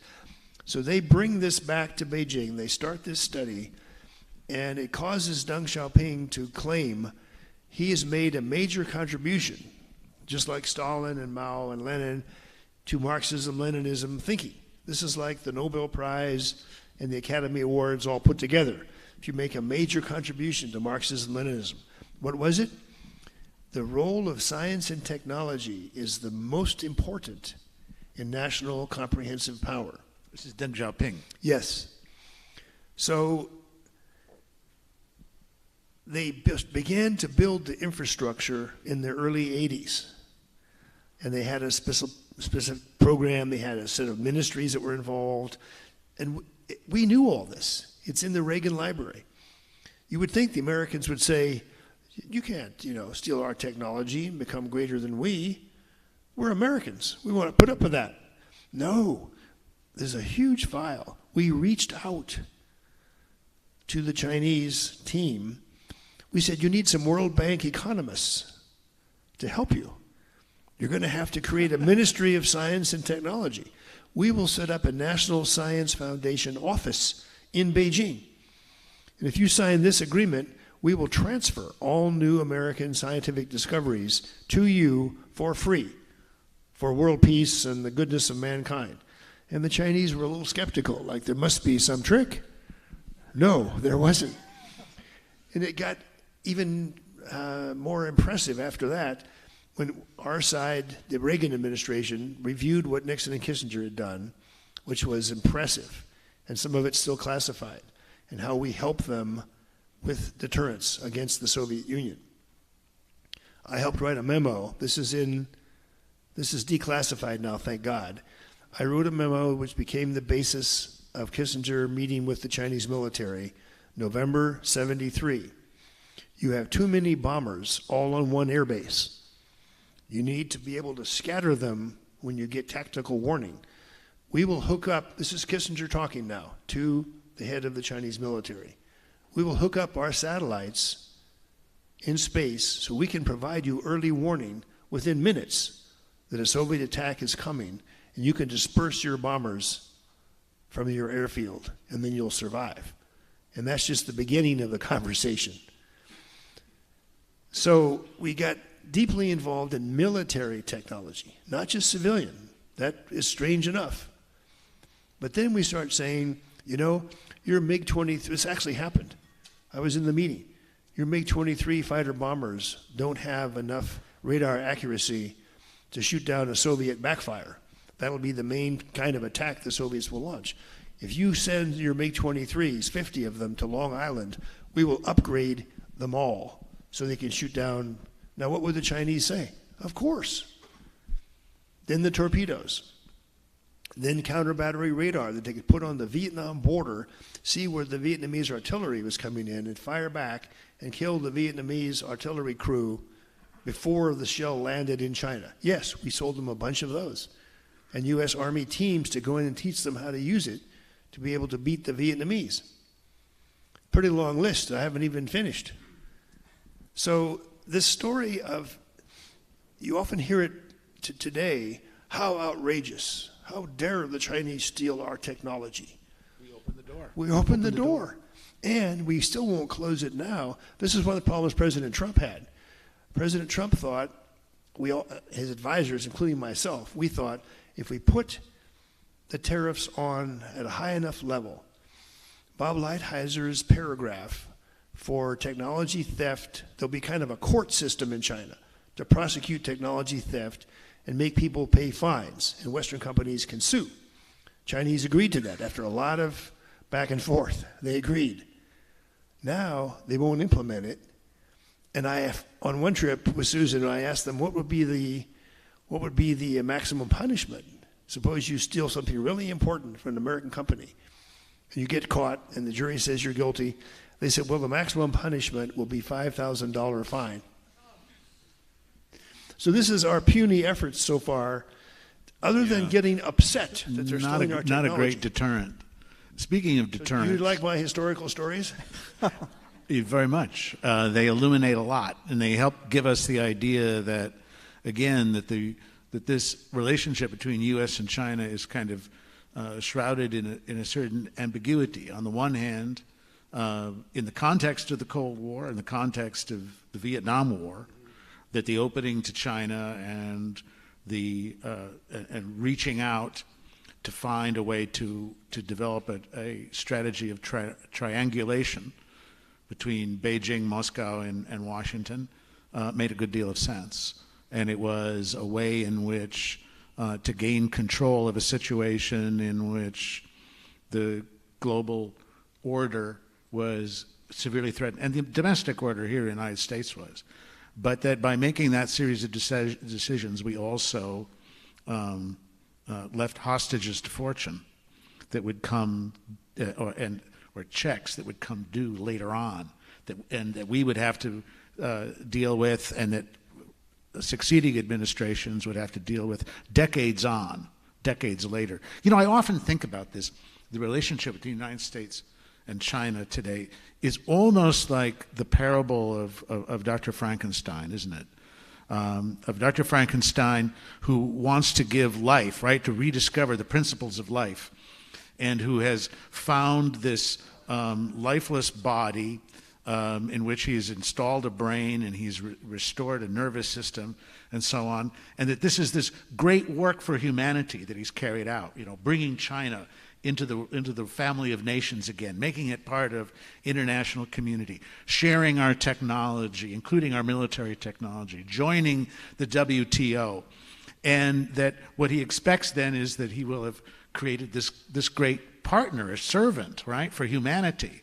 This will be a great chapter for humanity. But what he's forgotten is that the brain that he put in is that of a maniac. Are you going to give the punchline? And instead of creating a great partner and a great boon to humanity, he's created a monster. Okay, Nixon to Sapphire published this in a column talking about China as his greatest achievement. Nixon allegedly said, in quotation marks, "I may have created a Frankenstein." Yeah. To me, that's one of Nixon's glorious insights. He didn't say Henry. Yeah. He didn't say America. No. He said I may have created a Frankenstein. He meant Frankenstein's monster. That's interesting. Get the word monster off. Have you seen that column? No, I haven't. As a matter of fact, that's very interesting. The context is important. And by the way, if you go back to someone like Brent Scowcroft, the late Brent Scowcroft, he worked for Kissinger as his military assistant, then his deputy, and he said that he had great respect for both Nixon and Kissinger as strategic thinkers, but he thought that Nixon was the bigger strategic thinker. It was an interesting comment that Scowcroft made. But in defense of Kissinger and what was happening with technology flow to China, this is going to be good. Well, it's just remembering the context, right? Go ahead. So, there are two parts to this. The context in which these decisions were happening was dealing with the implacable foe of a nuclear-armed Soviet Union that was building up its strategic arms, and that was the big threat. So they kept their eye, Nixon and Kissinger kept their eye on the ball, even with the Vietnam War going on, that was the big threat, and they also knew that there was a potential opening here of splitting China from the Soviet Union, and they did that. Where this fell apart is after them, really. It falls apart because U.S. policy doesn't continue to understand all of those strategic decisions and why they were made and why they should be limited or how they should be brought back in if things change. So it was our failure to change afterward and adapt. They didn't fix all the problems of the world. They were trying to fix the balance of power as it stood then and keep the United States a strong power. And I think they succeeded in doing that on an international stage through, concerted diplomacy, through strategic analytical tools like the Office of Net Assessment and the NIEs that were really advancing then comprehensive strategic power for the United States. That's at least what they were looking at. So they did a lot of things that were right, and yet tragic, unintended consequences, the Frankenstein effect, if you will. In that regard. In the time that we've got left, I'm going to raise two questions, which I know will be on the minds of our audience and ties in with what we've been talking about here last night and then also this morning. The first one is COVID. You mentioned, Patrick, the dark side of globalization. Certainly the COVID pandemic is another aspect of that dark side of globalization. What lessons do we need to take away from the whole COVID experience? The question of where it originated in Chinese labs, in China's decision to lock down China itself and allow the virus to spread to the rest of the world in the fall and in the winter of 2021 of 2020, and then what is it about this that is this a moment because of the devastation that COVID caused? Is this an opportunity to get not just American public opinion, but world public opinion to really deal realistically with the real threat that China represents and what kind of regime we're really dealing with? Wanted to get your views, both of you. I can give some history for you. Love that. The CDC of America was the front line of defense against COVID. And back in the Reagan administration, with U.S. funding and expertise, we helped create the CDC of China. We actually funded something called the Bacteriological and Virus Detection Team. And its duty was to locate new viruses that were dangerous and report them first to the Chinese CDC and then to the WHO. And in parallel, back to America, which had created the Chinese CDC. Almost nobody I run into knows this. They think somehow China's over there, and it's different. And no, we also created the Chinese Environmental Protection Agency, by the way, in the very same way. And the DARPA. We figured they didn't have a Defense Advanced Research Projects Agency, so we took them to DARPA. I was with the team. We went in the DARPA building. The Chinese were stunned. What's this? Well, your best scientists included biological warfare. So when the first signs come, I remember a Council on Foreign Relations meeting, open to the public, with video. Dr. Fauci was there. He said, yes, I've been talking to Beijing, trying to get information, get a copy of the genome. He's very positive and confident. These are his friends. He's got their phone numbers. And then as the whole thing plays out over the next 2 years, we begin to find out they're not calling back. They're not going to open their Wuhan laboratory records. Dr. Scher, we call her Bat Lady. She likes the term. She's been to the U.S. a lot.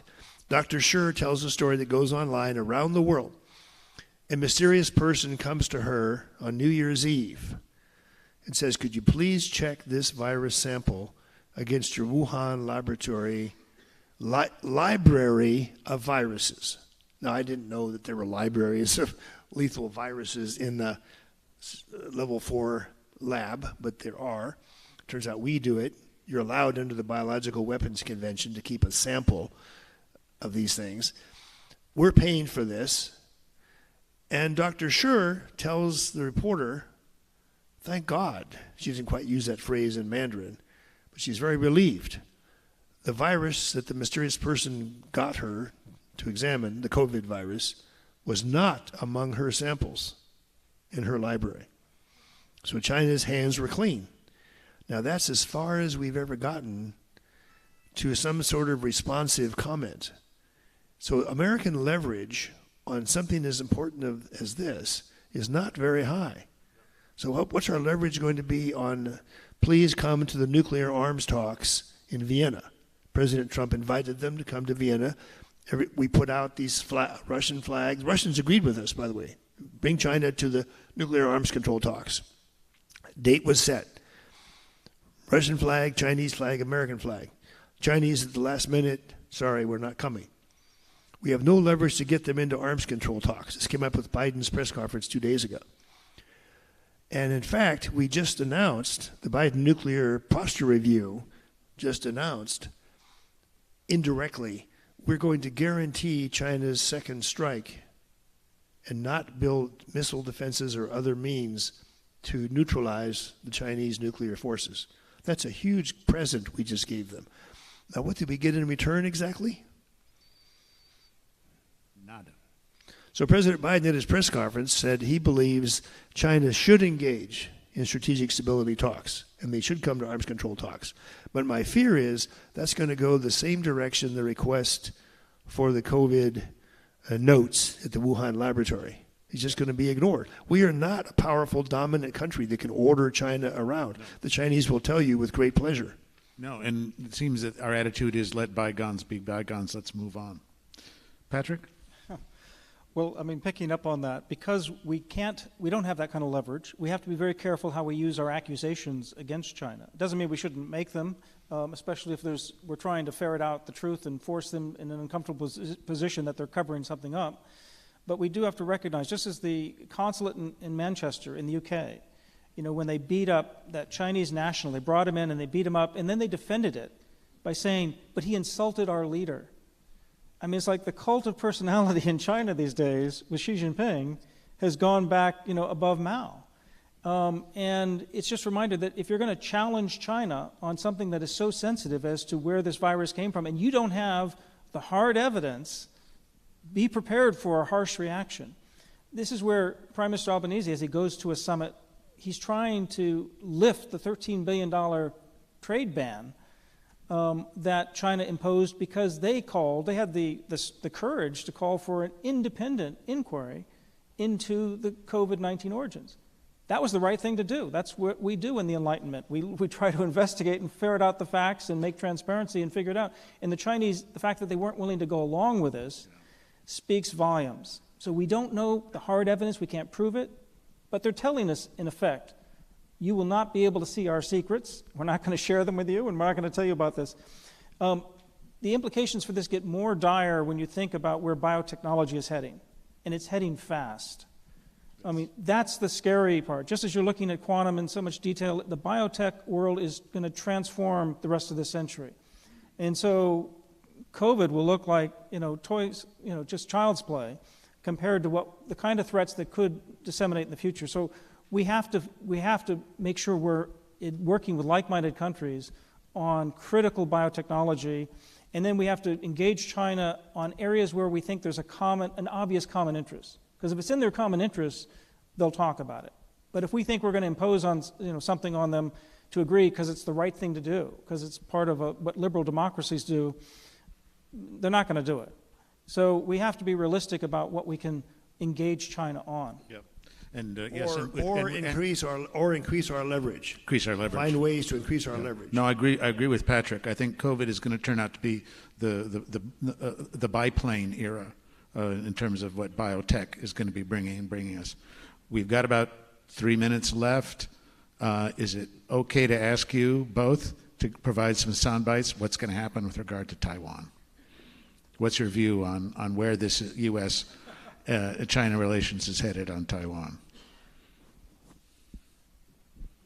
The intensified pressure on Taiwan will not let up, even while China, in this new diplomatic push that we're now going to see this month, especially in Asia, wants to play a softer line. They're not going to give up on Taiwan. And that's why, if you saw the new rhodium study that talked about if there's a blockade on Taiwan, the annual cost to the global economy is almost $2.5 trillion a year, just from a blockade. China will continue to prepare their military to be able to execute that sharp lunge that the military strategy out of the Pentagon this past couple of weeks says we're trying to prevent through denial strategy and cost imposition and resilience. So that's where we're headed. We're headed toward more competition. This thing is closing in. We're headed toward the economic scenario being more of a fear, because that's what really would... And then if China decides, if Xi Jinping decides, that he wants to use force because it's the only way to get his way, or because there's a huge opening, he thinks that we're looking the other way, he might do it. But I don't think he's going to do it by taking an offshore island. He's just going to do it. We have to make sure it doesn't succeed. Michael? The last word. In 100-Year Marathon, Arthur, I opened a chapter with the first war game that I could find, and I was in it, on a war over Taiwan. And it was military officers playing the different teams. It was supposed to be a classified war game, except the scenario. And the results were called off in the last few minutes because the admiral in charge, your relative, was head of the war college. Not this story. That's a different story. So the game was called off because the American side lost. And the way we lost, Americans think of aircraft carriers, you move them forward, first as a signal of deterrence, and then for striking power. So the American team did that. And the Chinese team correctly received from the umpire permission to have a certain number of missiles that were accurate and to sink the carriers and the supporting ships and do some other things. So the umpire said, before he was shut up, he said, well, obviously China wins. So that's 1990. It's over before it began. That's 1994. 1994. So since then, you heard a little bit about this last night from Robert O'Brien. There's a long list of things we have not done about deterring China not to use force against Taiwan. We're required by law to have the means to stop coercion of Taiwan. But this long list, I mentioned the Mongolian barbecue restaurant, we don't have a command center on Taiwan. we don't have a China Defense Command anywhere.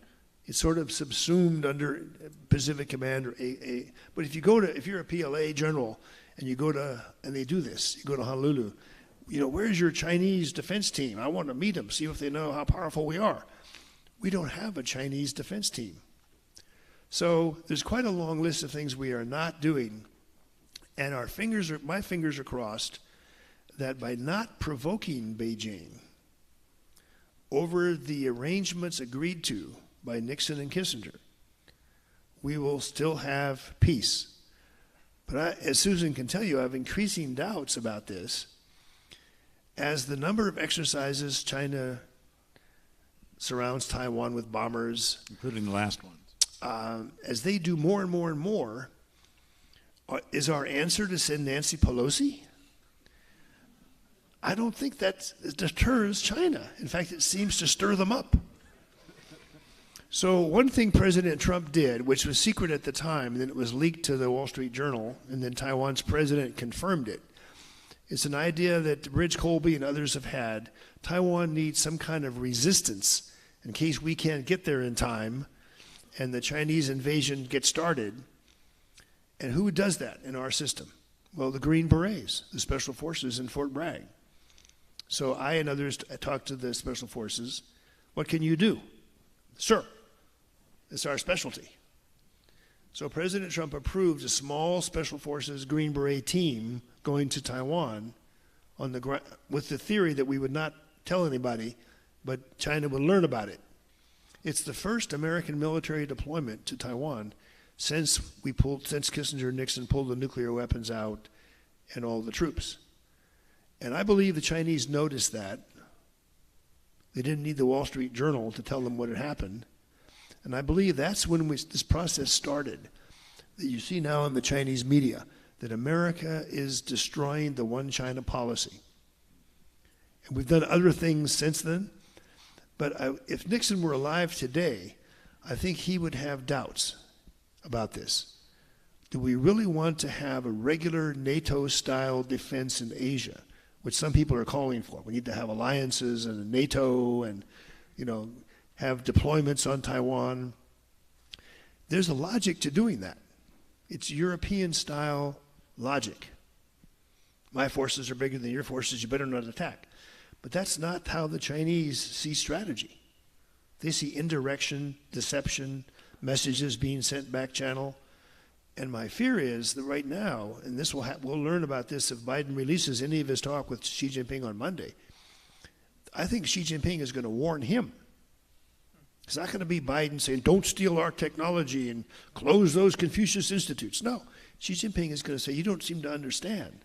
This is Chinese territory. Do you agree or not? And Biden's answer could go either way. Legally, he's supposed to say not. Taiwan is not part of China. But that's the cause of war right there. Or does he say, well, yes, Taiwan belongs to China, which is legally not correct, but it's politically prudent. Of course. We're going to have to leave it at that. I think we should thank our distinguished and very insightful panel.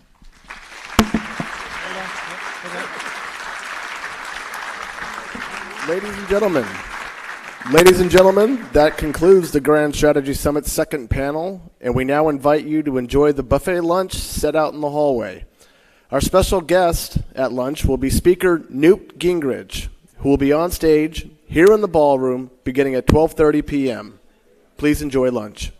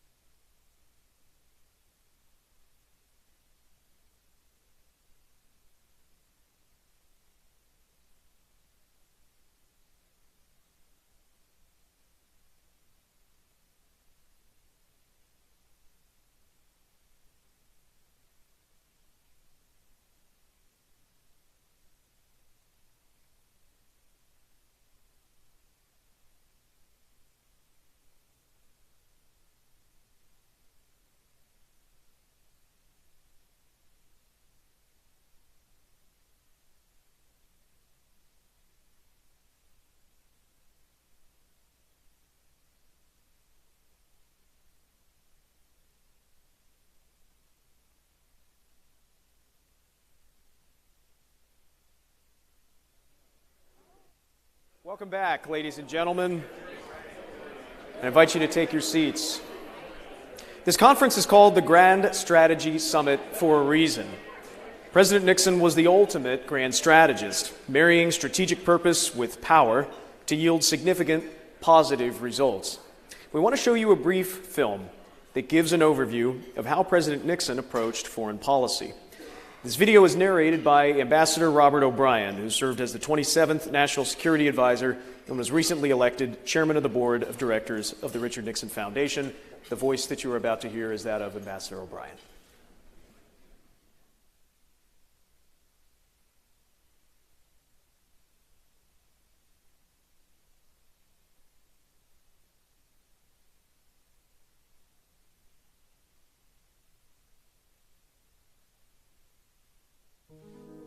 From his earliest days, Richard Nixon was an instinctive grand strategist. Born in Southern California in 1913, there was little in Dick's humble background that presaged the worldly statesman and global thinker he would become. But the young man on that small citrus farm that would become his home was a diligent student of history and geography. He had a logical mind with a visionary bent. He was intuitive. Dick had an extraordinary capacity for study and hard work. Over a career spanning almost half a century in Congress, as vice president, as president, and as a private citizen, Richard Nixon traveled the world. He corresponded with and met many of the world's leaders. He was particularly interested in those who also thought in grand strategic terms: Yoshida, Adenauer, Ben-Gurion, Lee Kuan Yew, de Gaulle, and of course, Winston Churchill. In 1947, his first year in Congress, Nixon made dozens of speeches to convince his isolationist constituents of the importance of the Marshall Plan. That effort carried with it significant political risk. While he failed to change public opinion, Nixon was widely admired for the courage of his convictions, and at the next election, he ran unopposed. In 1967, Nixon wrote an article for Foreign Affairs, Asia After Vietnam. In it, he projected and analyzed a bold new grand strategy for America in the post-Vietnam world. In the summer of his first year as president, he outlined a comprehensive new strategic basis for American involvement in regional conflicts. This became known as the Nixon Doctrine. What made Nixon a great grand strategist is that he was not, he of course was perfectly willing to address the problem of the day.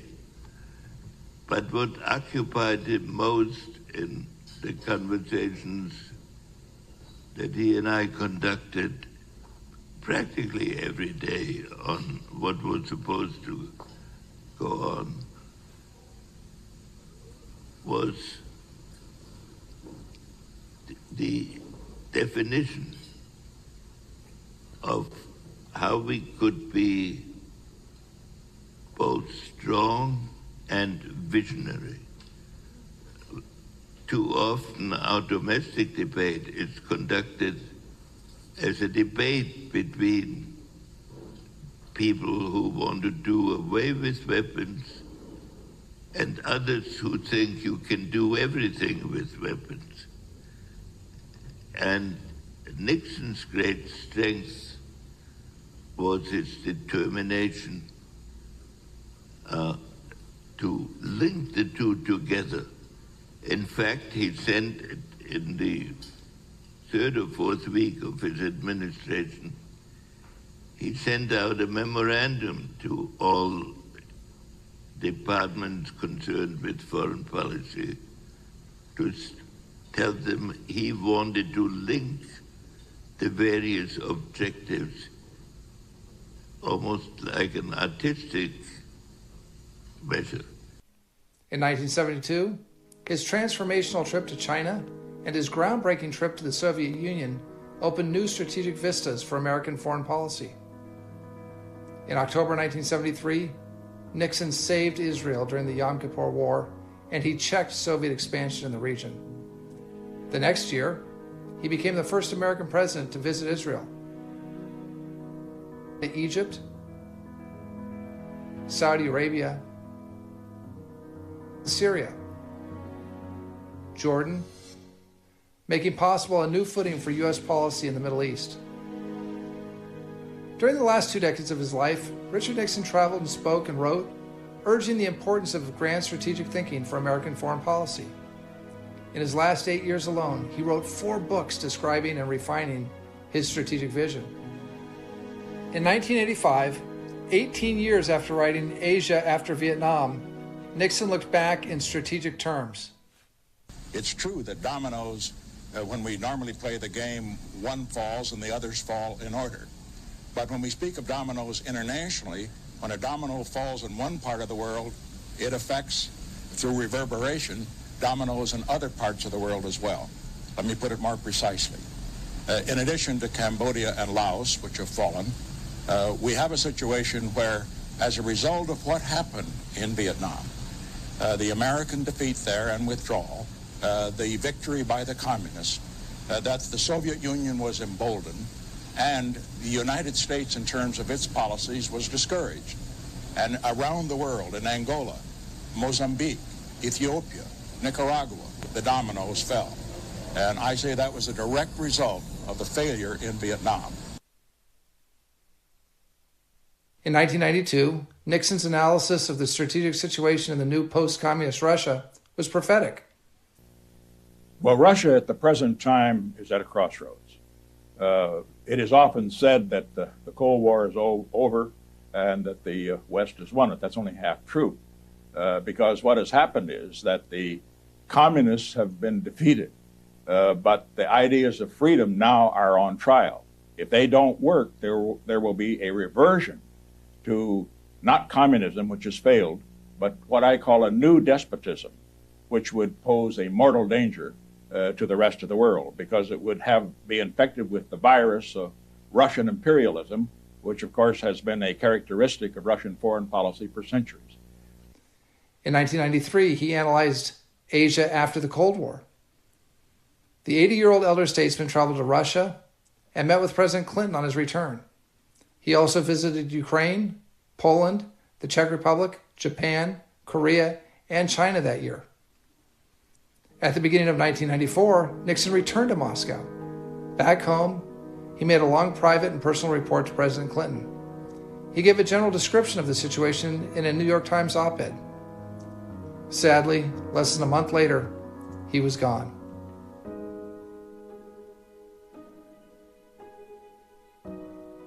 His last book, outlining a grand strategy to take America beyond peace, would be published posthumously. Richard Nixon's legacy as one of America's foremost geopolitical strategists endures today.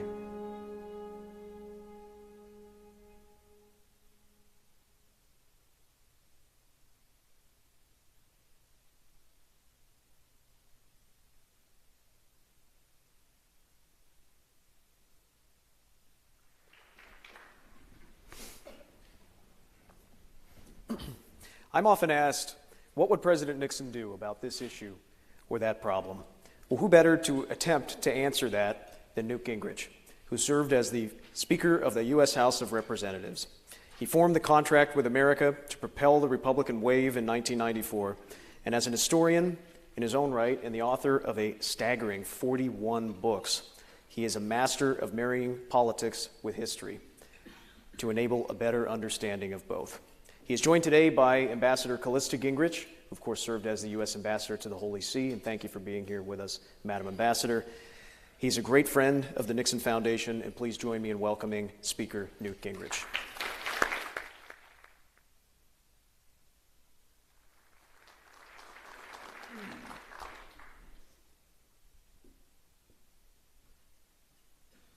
Thank you. Well, first of all, thank you all very, very much for this opportunity. And I want to say to Ed and Tricia, we're delighted to be here. We actually drove in watching the video that was made for your 50th anniversary, which is a remarkable video and amazingly beautiful. So Richard Nixon had a huge impact on my life. People often forget in retrospect that Nixon was the preeminent modern Republican in the 40s and the 50s and the early 60s, and that he represented a kind of very hardworking, very professional, very serious commitment to growing a Republican Party coming out from under the period of FDR and the domination of Roosevelt.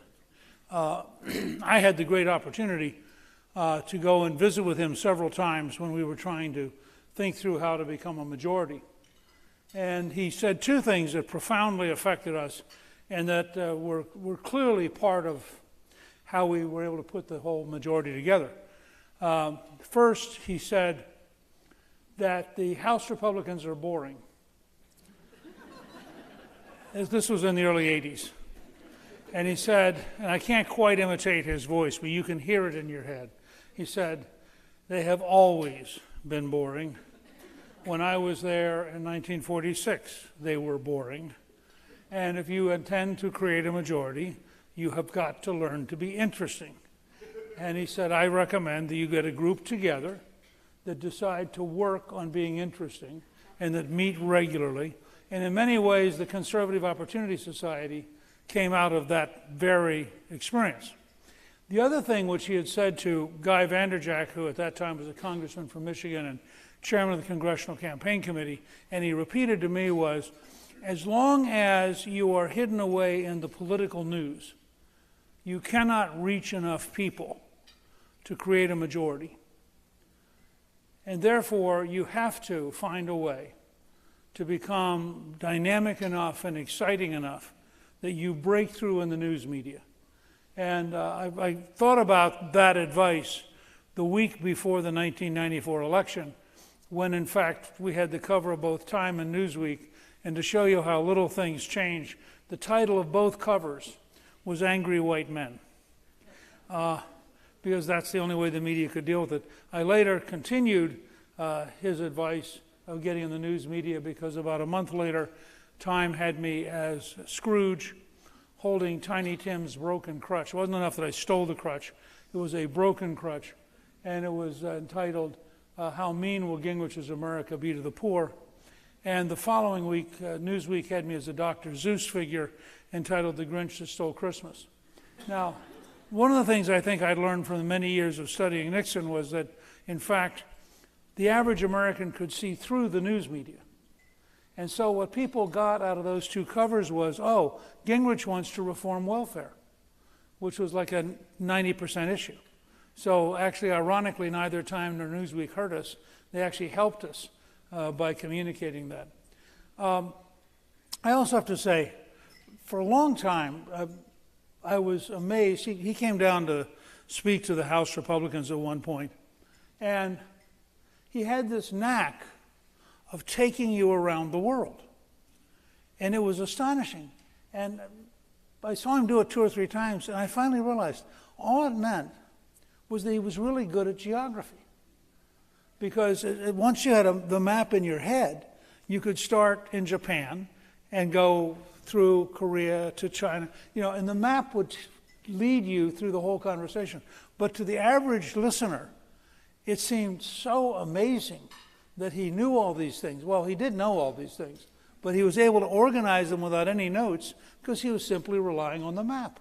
And that gave him the outline of what he was talking about. When I was growing up, and I first got involved, actually, in the late 50s, my first really big campaign activity was as a volunteer for the Nixon Lodge campaign in 1960 in Columbus, Georgia, at a time when there were no Republicans outside the mountains. The mountains were Republican because of the Civil War. But so Nixon in that period, for a young Republican, was the dominant figure.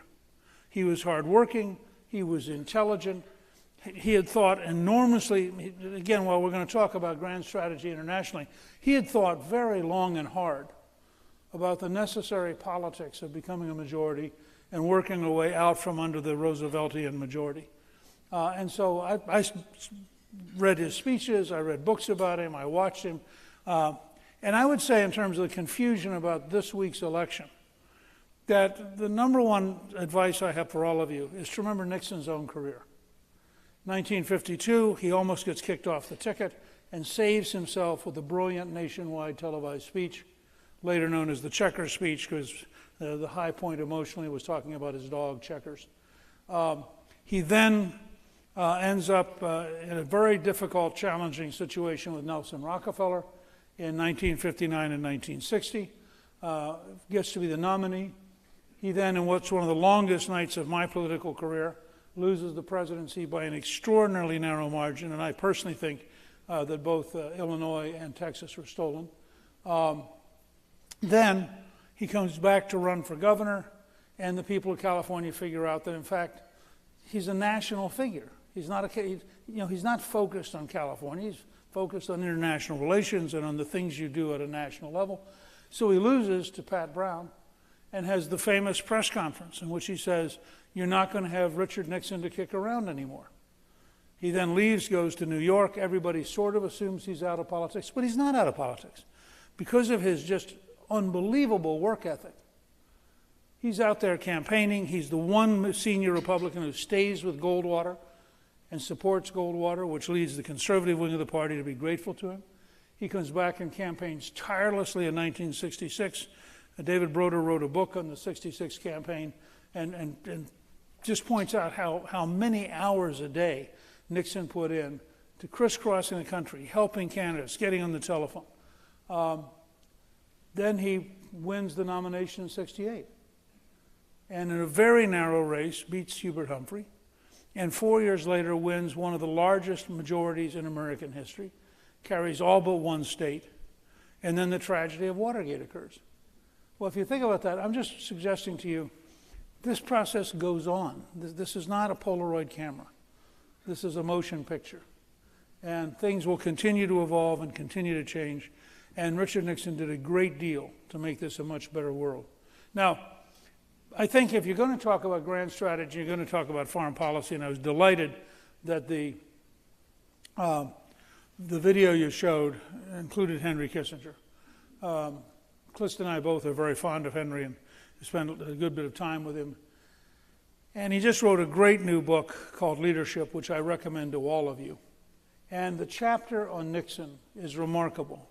Partially, I mean, again, if you're Henry Kissinger and you're 99 years old and you've done all the things he's done, you can write a book on leadership, and each chapter is about somebody you know personally. So when he describes de Gaulle, he was in the room. When he describes Adenauer, he was in the room.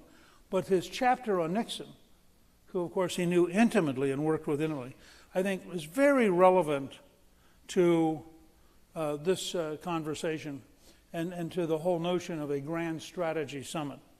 And I tried to put together some key ideas that sort of explain how Nixon approached these things. And I think it's important to remember that probably more than any president, and maybe since Lincoln, Nixon was essentially an intellectual. His political activities, his political skills were a function of learned habits. But in his heart, he was a thinker. And in fact, he was somebody who liked to be able to have quiet time to really ponder. And he wanted to do big things that would genuinely make the world better. And he wanted to have big strategies. And I think one of the keys to remember is, when you have the current cycle of leadership, for whom long-distance planning is Thursday, it's impossible in a very short period of time to develop and implement a grand strategy. Grand strategies require a bold vision and then a lot of specific incremental steps. And I think it happens very rarely. It involves people who are remarkable, and Nixon was one of those people.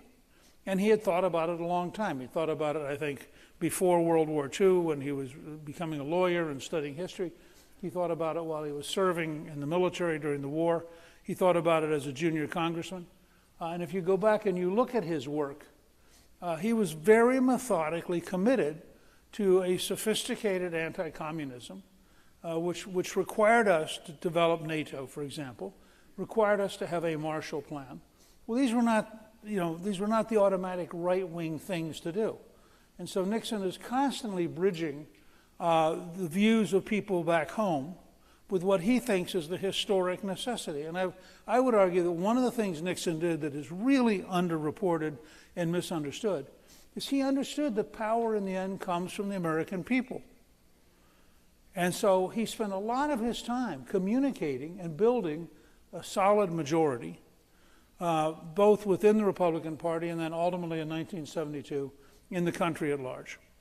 And the result was that he was able to sustain a policy. And frankly, had Watergate not occurred, we would have in essence won the war in Vietnam. We would not have had the domino effect he described, and we would have been a much safer and a much healthier world. But when you think about big things, this is somebody who was capable of thinking on the scale of, can I bring China into the game to balance off Russia? Now, at the time, that was just a remarkable decision, and one which was potentially very controversial. And one of the things that Nixon understood, which makes him very much like Charles de Gaulle, is if you're going to be a great strategic leader, a lot of your biggest decisions are going to be secret. So the whole process of negotiating with China was essentially secret. And Kissinger tells this great story which illustrates one of the key realities of American government, that Nixon understood that you could make a decision in the White House, but if you didn't drive the decision into the bureaucracy, it couldn't be implemented. And so they wanted to start the conversation with China, and the place we had talked with the Chinese over the years had been Warsaw. And so Kissinger sent a message to the American ambassador to Poland to go to a cocktail party and have an indirect conversation with the Chinese ambassador. And the American ambassador refused to do it. And Kissinger went back at him a second time, and this is in the book, and it's truly fascinating. Went back to him a second time and said, look, we really want you to do this. Kissinger at the time was still National Security Advisor. And the guy's answer was, I'm the ambassador for the president. I'm not the ambassador for the National Security Advisor. At which point Kissinger told Nixon. And the following week, the ambassador to Poland flew home and walked into the Oval Office. And Nixon explained to him in apparently very vivid terms that he, the president, expected the following things to happen and just wanted to know if they were going to happen with this ambassador or with the next ambassador. At which point the guy said, oh, okay, I'll do it. So they go through a process to show you an example of how secretive this was. They very carefully are reaching out to the Chinese and saying, we would really like to sit down and talk. Now, the Chinese had become very unhappy with the Soviets. It's important to remember that when Khrushchev made his famous speech attacking Stalin, from the standpoint of the Chinese Communist Party, this was heresy. This was like Luther taking on the Catholic Church.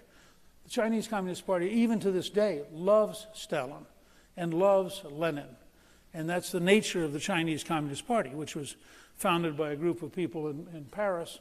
And Deng Xiaoping actually went to Lenin University for a year in the early 1920s, learning exactly how to run a Leninist party. So they were horrified at this kind of heresy that's coming out of Moscow. Furthermore, they didn't trust the Soviets and thought that there was very likely to be a significant skirmish on the Chinese-Soviet border. So they're interested, but everything's very secret. So Kissinger goes to, and this is all being planned by Nixon and Kissinger, who sit down every day and talk through what are we going to do next. And if you think of Nixon as a chess player, thinking through how do I get what I want done, you have a much better understanding of how remarkable he was and how unlike most American politicians he was. And so they think through. Kissinger goes to visit in Pakistan and suddenly has a very severe illness and can't be seen in public for several days, which are the several days he flies into China from Pakistan. meets with the Chinese leadership, and they agree that Nixon will come to China. Now, it's hard for us at this stage to realize what an enormous revolution this was. But notice what Nixon is doing. He is simultaneously increasing the military pressure on the North Vietnamese, reaching out to the Chinese, and telling the Russians he'd like to come to Moscow, which, by the way, is also pretty good politics. So Nixon is going to have a decisive breakthrough in Vietnam. He's going to have the Chinese communists greeting him and get lots of good TV and news media coverage. And then he's going to go to Moscow. And they get to a crisis point where the Soviets are very unhappy with what Nixon's doing.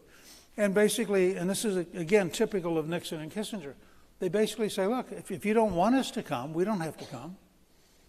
You know, we don't see ourselves as big winners visiting Moscow. At which point Brezhnev probably says, oh, no, come on. Because they don't want Nixon to go only to China. So he's creating a balance of power, in effect bringing China into the game as sort of an American ally to balance off the Soviets.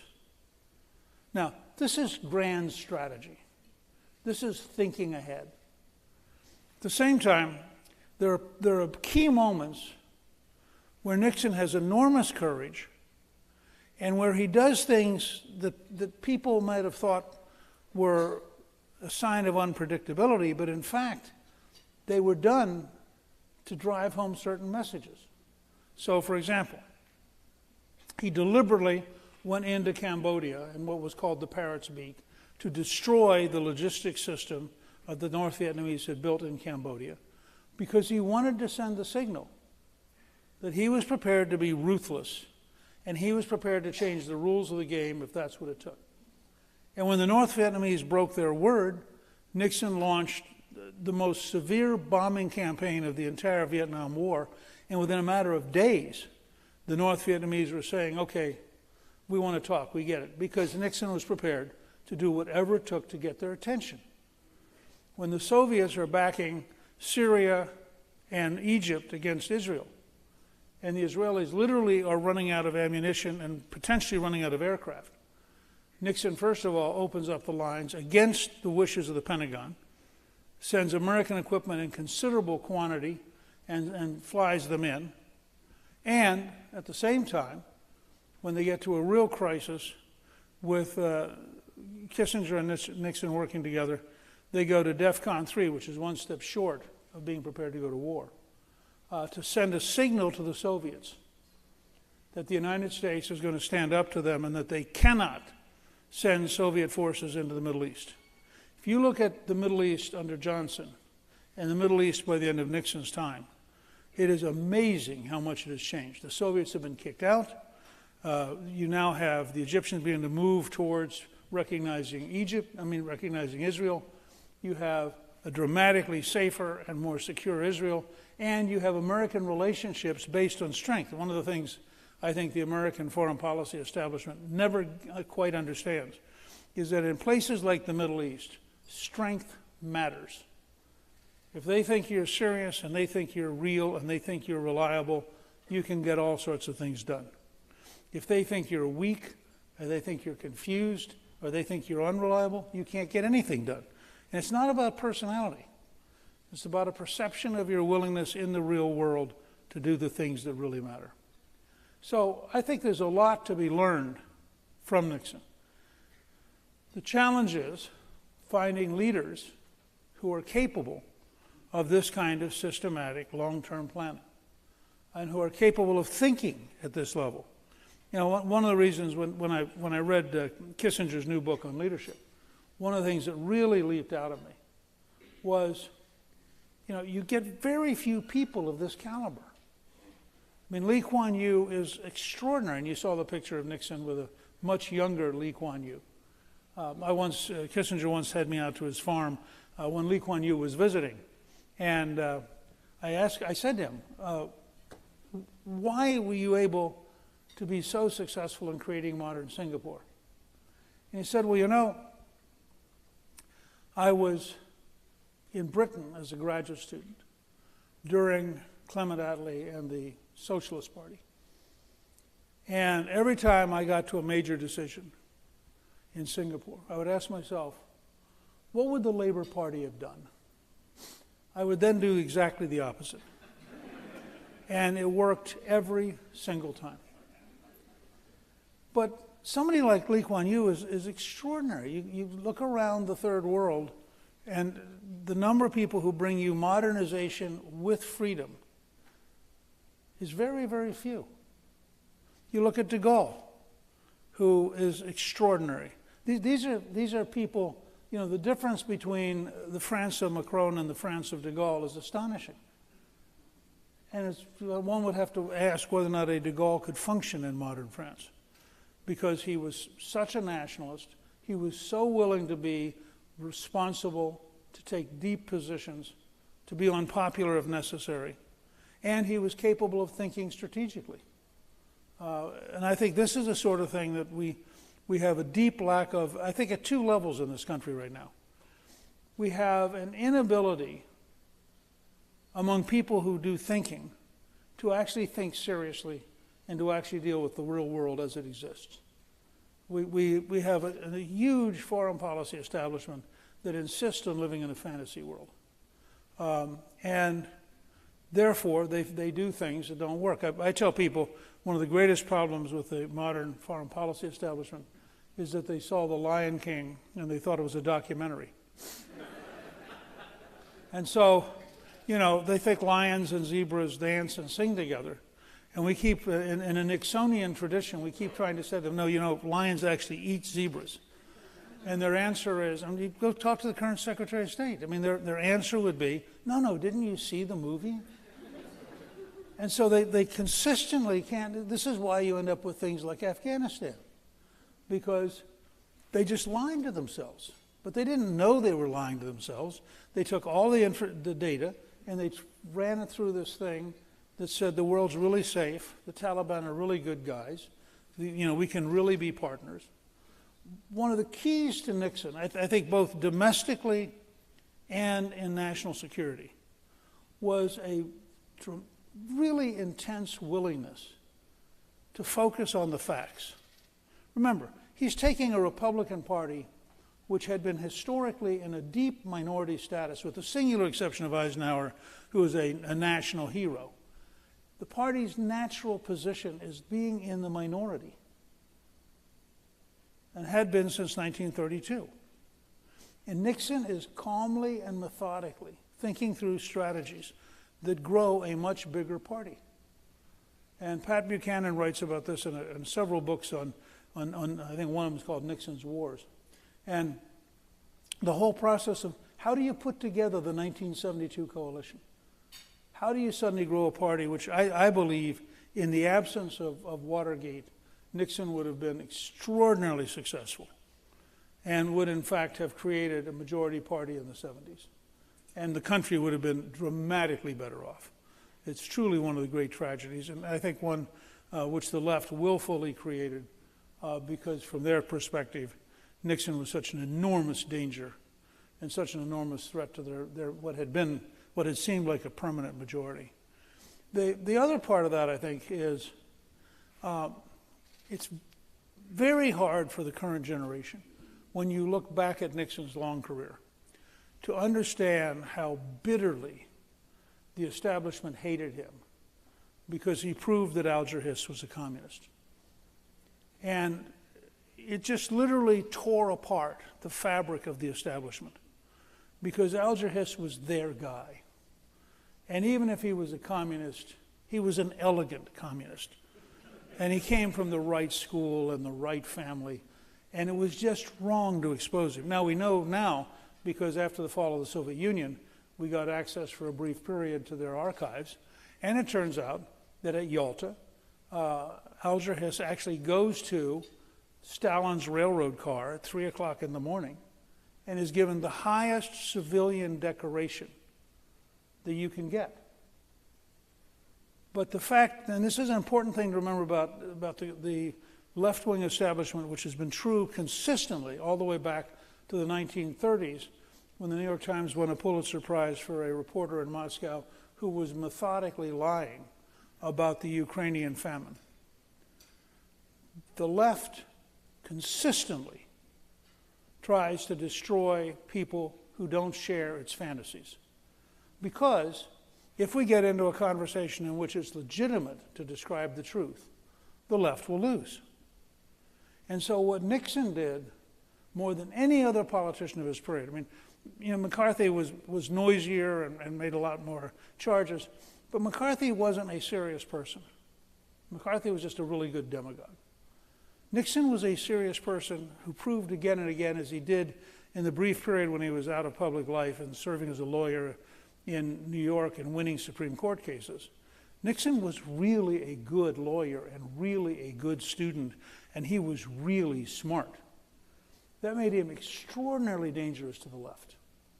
And you can't look at histories and things that try to deal with Nixon's career without always trying to figure out where the person's coming from who's writing it. Because on the left, the scars are so deep. And yet we now know, as a matter of pure fact, that Nixon's attack on Alger Hiss was exactly right. The man was, in effect, a traitor. But even today, you will find people who would totally repudiate that and say it's utterly inappropriate, and I probably could get banned from, well, not since Musk, but before Musk, I could have been banned from Twitter for having written that or said it. So the last thing I want to say, because I deeply admire President Nixon, and I deeply admire his patriotism, his commitment to America, his courage, his work ethic, his willingness to learn. I think it's important as we take all of these ideas and we think about the current elections, we think about the near future, we should take from Nixon a dedication to understanding what America needs to be safe, to be prosperous, to be free. And a willingness, no matter what the heat, no matter what the attacks, no matter what the viciousness, a willingness to stand up and tell the truth, in a belief that over time, the truth, in fact, does win out in a free society. And I think if you look at the total arc of Nixon's career, all the way up through his post-presidency, he is one of the most consequential people in American history. Someone once wrote an article and said that it occurred to her that her entire life had been taken up by people who were for or against Richard Nixon. And it was literally true, I think, up until he passed away, that for an entire generation, he'd been that central. So we have two challenges. One is a sort of intellectual, technical challenge. How do you think strategically? How do you implement strategically? But the other is, how do you find these people? How do you find that rare person who, in fact, is capable of not just thinking strategically, but of methodically and steadily overcome all the problems and with a sort of deliberate persistence, achieving the goals that they think are necessary for the country? And I think in that sense that both the Nixon Library and the Nixon Foundation are very important centers from which we can learn a lot more about what it will take for America to survive.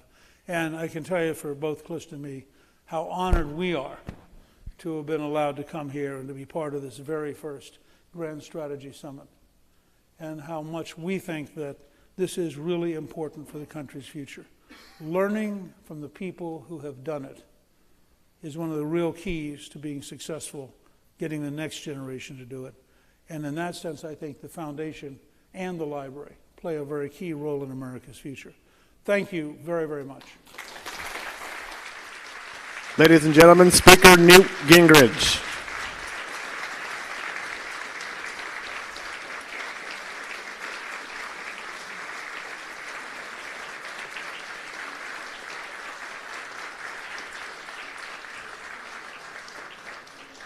The Nixon Grand Strategy Summit will take a brief 15-minute break before we gather back here in the ballroom for our third panel, Cold War 2.0, Russia, Ukraine, and the Western World, featuring Gary Kasparov, Neil Ferguson, Mary Kissel, and moderator James Oman.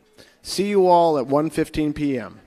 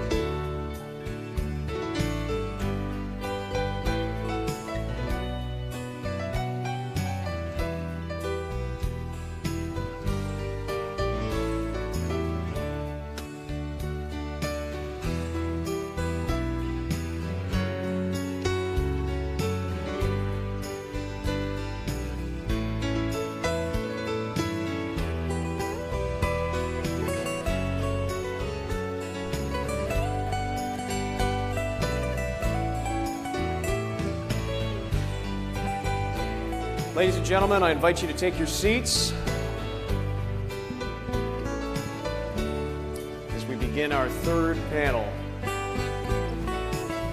President Nixon's strategic approach to foreign policy was based on linking national interests between countries where it was possible, enabling a unique equilibrium between countries based on these mutual interests to create a generation of peace.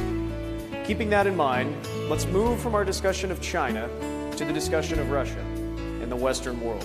And we do so during a period of great contention, realizing, of course, that our country's relationships with both China and Russia are inextricably linked together.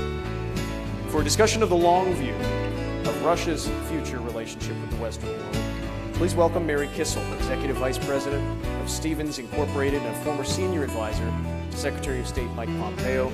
She has had a distinguished career with the Wall Street Journal as a member of its editorial board, as well as being its chief foreign policy writer in New York and opinion editor based in Hong Kong. Neil Ferguson is the Miliband Family Senior Fellow at the Hoover Institution.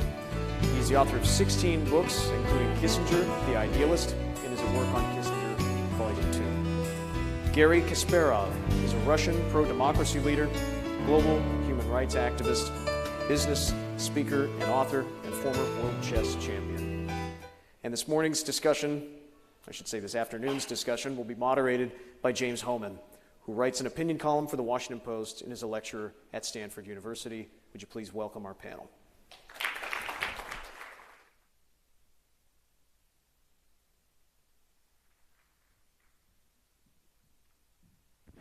Thank you so much. Thank you, everyone, for being here. Thank you, Mary. Gary, good to see you. And I good afternoon. Neil will join us in a couple of minutes. I will just jump right in. Obviously, Russia and China are inextricably linked, so I imagine we'll talk some about China too, but let's start with Russia. Gary, news today with Kherson and Ukrainian troops moving in. What is your read of the current situation in Ukraine? There could be no second opinion. Ukraine is winning the war. Russia is in retreat. I think Putin has realized that there would be no other choice but to leave Kherson, because otherwise the most capable parts of Russian army, what's left after the beginning of the invasion of February 24th, would be encircled. Though there are still heavy losses, as I can see from the reports on the ground. And this defeat will have not only military, but also political consequences, because clearly Putin is not capable of keeping his territorial gains. And after liberating Kherson area and removing Russian troops from the western side of Dnieper, Ukrainians may start thinking about attacking Crimea, because the corridor connecting Donbass and Russia with Crimea will be very vulnerable. It's just a step. It's a very flat territory, which is not easy to defend. And I think Ukrainians now are highly motivated. They have not enough weapons to win the war outright, but enough weapons to push Russians further. Mary, let's bring you into the conversation. You know, it wasn't that long ago that Russia annexed Kherson as part of the territories, and there was a lot of concern that potentially they would be using that as a potential pretext or justification for using nuclear weapons if it was taken. What's your read on where things stand? And I'm interested if you think, in response to Gary, there's room for some kind of negotiated settlement or some solution short of total victory. Well, thank you, James. And before I answer your question, I just want to say thank you to the Nixon Foundation and to everyone in the audience and the supporters. It's just really a great honor to be here, and it's an honor to be with Gary. Hi, Gary. It's been several years. I think to answer your question, and Gary probably wouldn't tell you this himself because he's too humble, but just stepping back from this, Gary was actually one of the first people who really understood the essential nature of Vladimir Putin many, many, many years ago. And he's been warning the world of just this type of conflagration. And that's an important thing to say because we are not living in an era where we can pretend that we can have things like a status quo or a negotiated settlement with the Xis of the world or the Putins of the world. We have to recognize the essential nature, not just of the men, but of the regimes and the structures that they've built around them. So let me address your question on Ukraine. I don't want to talk for too long. But there has been talk of a negotiated settlement with Vladimir Putin. But what does history tell us about the nature of a man like this and the imperialist ambitions that Nixon talked about as he understood Russian history? The nature of this man is constant geographical expansionism for the glory of Russia. And we've seen it in the Tsarist periods, we've seen it in the Soviet periods, we've seen it in Putinism. So the last 3 out of 4 presidential administrations, we've seen Putin take territory, and he takes territory in times of weakness. And we're once again demonstrating weakness, because if we were truly honest, we have every capability to give Ukraine not just the intelligence, but the weaponry to win. Europe doesn't matter, Britain doesn't matter, Eastern Europe doesn't matter. It's only the United States that matters. And I think that this is something that Nixon understood of how essential, not just the kind of realism to recognize who we were dealing with, but the absolute essence that we have to have American power, and we have to exert it at critical hinge points of history, and I think that this is one of those points. Couldn't agree more that it's a hinge point of history. Gary, what do you see as the stakes for winning this war and projecting the strength that Mary's talking about? I couldn't agree more with Mary that it's the real turning point in history. We know from Freedom House reports and from many other reports that democracy was on retreat for nearly 2 decades. And I think the outcome of the Ukrainian war will decide which way we go. God forbid Putin succeeds. It's not going to happen, we know, but still, God forbid, it will embolden other dictators. It will put Taiwan in danger. And many other hotspots on the map will become targets for dictators. Ukraine wins, and all dictators will tremble.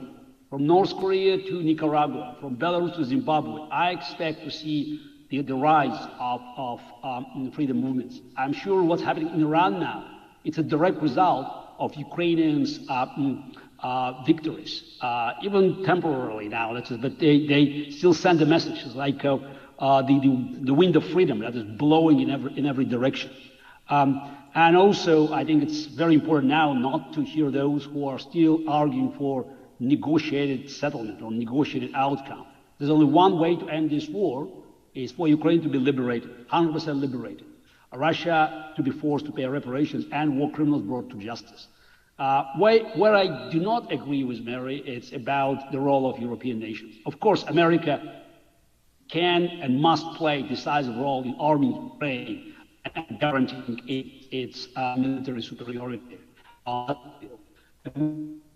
Without full support from Poland and Baltic nations, and without decisive steps made by Boris Johnson at the very beginning of this conflict, when America wasn't sure how to act, Ukraine might be facing very dire consequences. So that's why I think it's probably worth talking about new strategic configuration in Europe that transcends NATO and European Union borders. It already was a new potential structure that actually forced Germany and France and even Italy to reconsider their position, because you could see the bridge between Britain and Poland and then Baltic nations, and then America gradually was coming in. So we could see that as NATO could become irrelevant. And then Germans and French and even now Italians, they got the message. And now Europe, contrary to what Putin expected, it's quite united. With the exception of Hungary and a couple of other countries, Europe demonstrated unity way beyond my expectations. Can I just jump in there? Because I think Gary raises such an interesting idea, which is this whole World War II, post-war international order, where we created all of these institutions with the best of intentions, whether it was the Bretton Woods institutions, whether it was NATO, whether it was the United Nations. They're just not fit for purpose. And I think, you have to ask, are they fulfilling the mission they were set up to? Are they fulfilling their mission, and are they serving the interests of the nation states that created them? Can we fix them? And if we can't fix them, then we must create something new, because our times demand it, because this is a post 9/11 era, and as Gary says, right, there are these new alliances, new forms of cooperation emerging. I mean, when we talk of Europe, what do we mean when we talk about Europe? There is no Europe. There is a Eastern Europe, there's a Western Europe, there are the Scandinavian countries, there are the Baltic nations. They all have very different national interests, and I'll tell you, from working at the State Department, our friends are not always very friendly. And they're not always that helpful. I have to say also, it's nice to be in Washington and not actually have to work in a bureaucracy. This is just such a nice way to visit this city. Would you say NATO isn't working right now? It feels like NATO actually has sort of risen to the moment. But this isn't actually, the bulk of the assistance is not actually NATO assistance. What's actually helping the Ukrainians on the ground? It's U.S. intelligence. How do the Ukrainians know where to target? They know because of us, because no one comes anywhere near us when it comes to intelligence. Not the Brits, not the Australians, none of the Five Eyes partners. We are up here, they are down there. So that's number one. But number two, in terms of the weaponry, the material, yes, Europe helps. But again, the magnitude of the differential is just enormous, and not just in terms of money, but in terms of capabilities provided. Gary's right, of course we need Europe, but we need Europe to do an enormous amount more, and they won't do so unless we commit to help Ukraine win, and we clearly explain to the American people, this is why it's in the U.S. national interest to win. Not because of some fantasy, but we need to make the argument of what has happened over time, where we began this discussion, to explain this is why we need to confront them now, and we need to win quickly. You're a fiscal hawk? Fine, let's win the war quickly. You're a Democrat who cares about human rights? Win the war quickly. We have to make arguments to all sides. Yeah, and that, I mean, you think about kind of the animating spirit of this whole Grand Strategy Summit, and you ask, what would Nixon do? And it does feel like he was very good at bringing the American people along, explaining the stakes, explaining why we had to do what we were doing. Gary, thoughts on what Mary just said? Absolutely. NATO was built back in 1949 to defend Europe against Soviet-Russian aggression. That's exactly what Ukraine has been doing right now. And for those who are still arguing whether Ukraine should or should not become a member of NATO, it's already a member of NATO. It's probably, most likely, the strongest army in Europe, and by the end of this war, it will be the second strongest army in the world. I'm not so sure about Chinese army. They look very strong on paper, but if they test it, we may find the same kind of corruption and weaknesses as we found with Putin's army in Ukraine. And I agree with Mary that it's time to rethink the alliances, because we have to start thinking beyond this war. I think Ukraine is going to win. What will happen in Russia?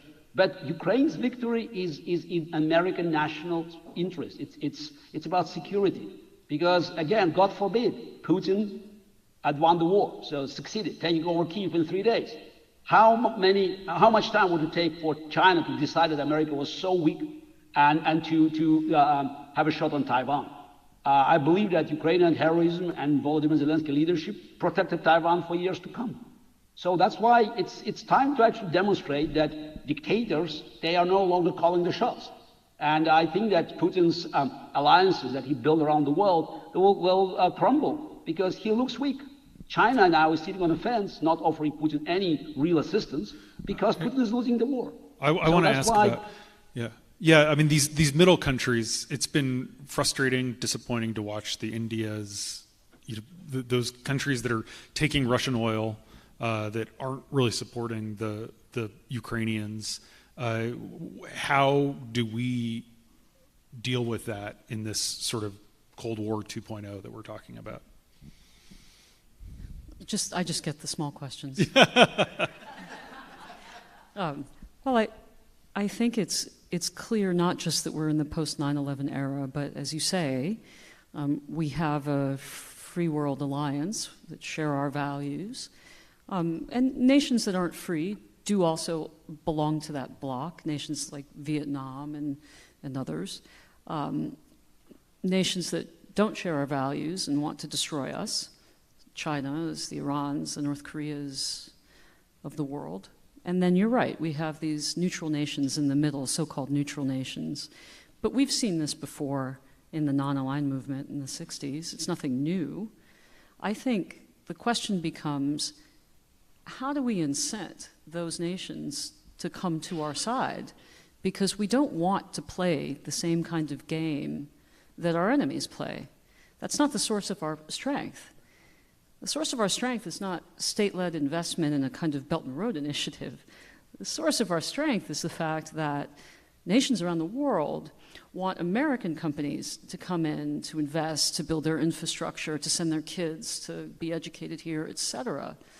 And I think it starts with being very clear that morally our way of life is superior.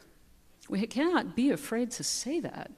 Our way of life is superior, our system is superior, we've lifted more people out of poverty than any other nation in the history of the world. So we have to start there by acknowledging that fundamental differential, that we're good, we are a force for good. And then we need to devise, as Gary says, a new way of thinking about alliances, who is actually our friend, and then those that sit in the middle. What are the tools that we could use? Is it linkage, like what Nixon did? Could we play a similar game and say, if you want to invest in the United States and this rich market with all these consumers who like to max out their credit cards, then we'll welcome you in, a new kind of trade effort that we really haven't seen out of any prior administration, really, in the last 12 years. I think there are 2 presidents that haven't had trade promotion authority, but maybe we don't need those kinds of deals anymore. I don't know. I don't know what the answer is, but the resources that we have, the attractiveness of us to every other nation in the world is absolutely unparalleled, and you know it very simply because this is where the capital comes and this is where the people want to come. You're talking about carrots. Let's also talk about sticks. How effective do you think the costs that we've imposed on Putin have been? Gary, we'll turn to you, we'll bring you in. Obviously, we've imposed the very strong sanctions, but Russia has evaded them to some degree. Do you think that they've been enough? Do you think that the Western consensus can hold? As for sanctions, it's same as weapons. So it's less than Ukraine needs, less than I wanted, but much more than Putin expected. Sanctions are working, no doubt about it. Russian economy is in, I wouldn't say in free fall, but it's, you may say it's not capable of supporting Russian military efforts. Many believe that by the end of next spring, Russian economy will not provide enough ammunition for Russian army to fight. So there might be just a military default, simply because Russian economy will not be up to the task. While the sanctions being evaded, I think the loopholes have been gradually closed. In the beginning it was Kazakhstan. Now Kazakhstan is no longer doing it. Obviously you have Turkey, and Erdogan just is a great salesman. And he has his Turkish bazaar playing, just on every table that he can find. I don't think much we can do about it. So he's indispensable as an ally, and he also helps Ukraine. But it's this channels do exist. I would point out that the Republic of Georgia, the de facto ruler of this country, Bedin Ivanishvili, is a former Russian oligarch, and he still has very close ties with his buddies in Moscow. So that's probably one of the countries that is supporting Russian war efforts. But it's not enough. It's not enough. And I think there's more to be done. And the number one priority, in my view, is to find a way to not just to freeze Russian funds, but to confiscate them. I think it's time to say openly that while we all respect private ownership of land and means of production, private property, but when we talk about war crimes and genocide, and while people talking about the international tribunal alongside the Nuremberg tribunal, we have to make sure that the the bills to rebuild Ukraine will not be covered by American and European taxpayers. There's so much Russian money available, so the huge funds being frozen, the state funds, and also there are many targeted oligarchs that are still walking around without being really heard. So we're talking about hundreds and hundreds of billions of dollars, and I think it's time for the free world to actually to show political will and just to go after this money. You know, when I was working with the secretary, we were thinking about strategy. Carrots and sticks are very important, but we very rarely think creatively about sticks. And the fundamental question I would always ask is, do we really understand what Xi Jinping and Vladimir Putin value? So I would talk throughout government, and I'd read as much as I could about them internally with the access that we had, which was extraordinary.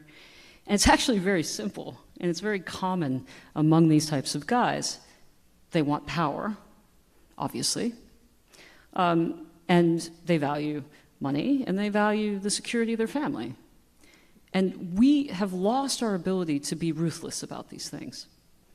But these are ruthless men.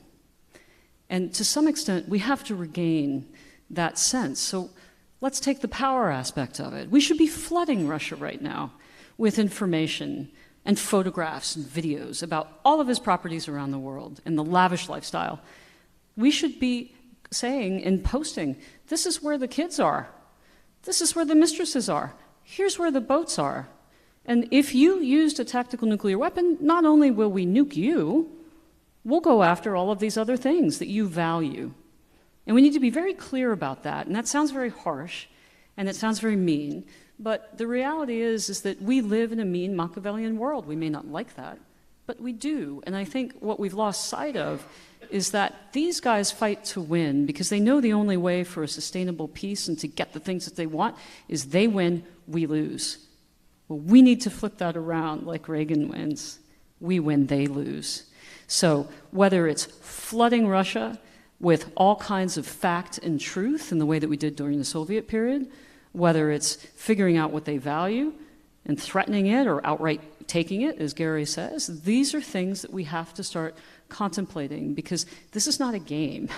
This isn't going to stop at Ukraine if the Ukrainians don't win. Unfortunately, those dominoes that Nixon talked about, I think we're starting to see them.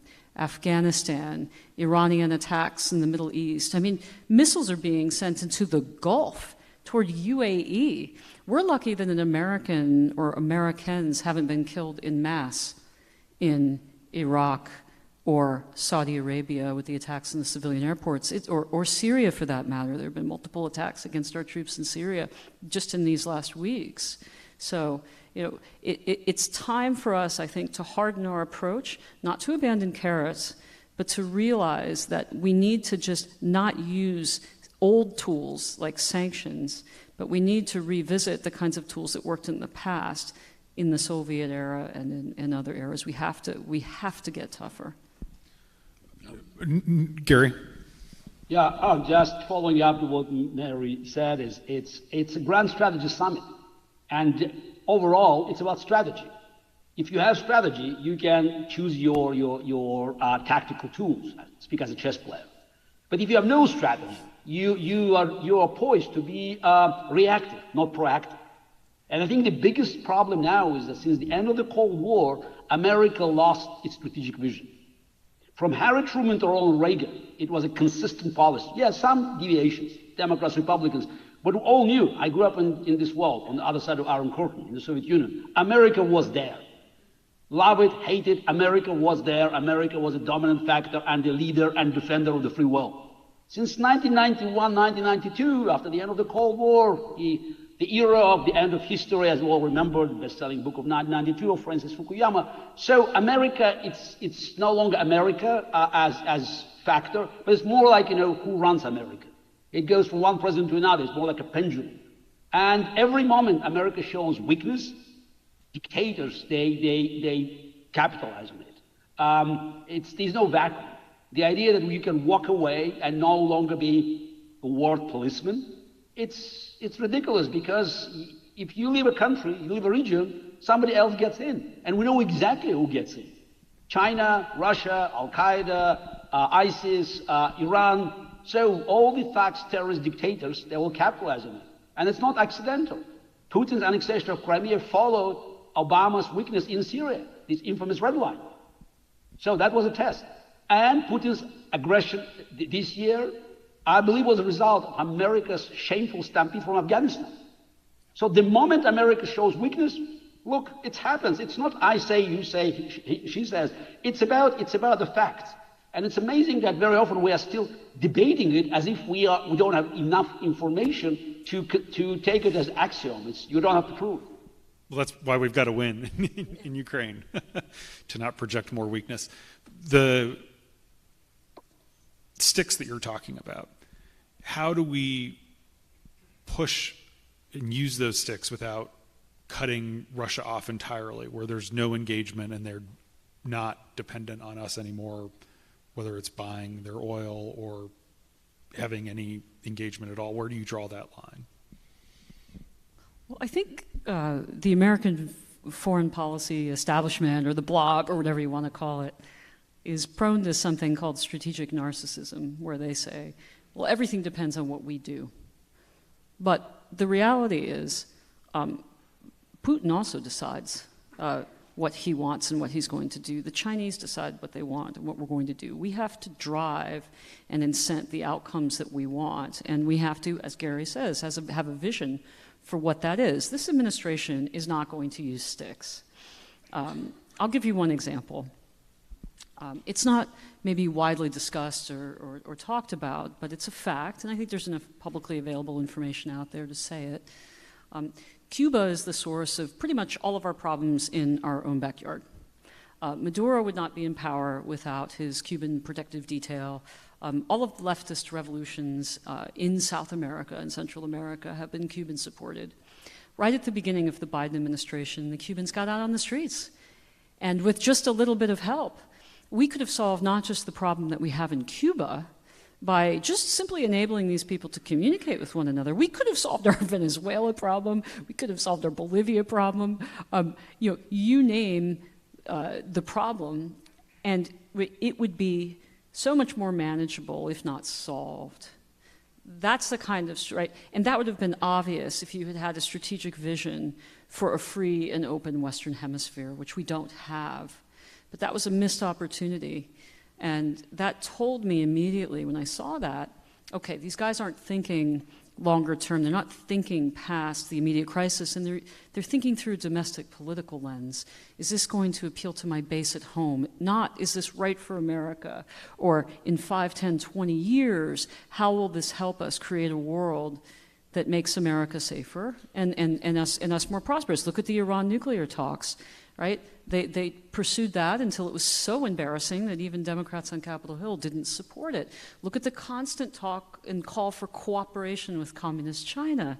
Communist China is a Marxist-Leninist regime that cannot peacefully coexist by its nature with the free world. So these are ridiculous things to say. We can't cooperate with China. They don't want to cooperate with us. They're at war with us. So, is this the blob and staff and the foreign policy establishment, or is this Joe Biden? Where is this coming from? I think this is the lack of a real crisis.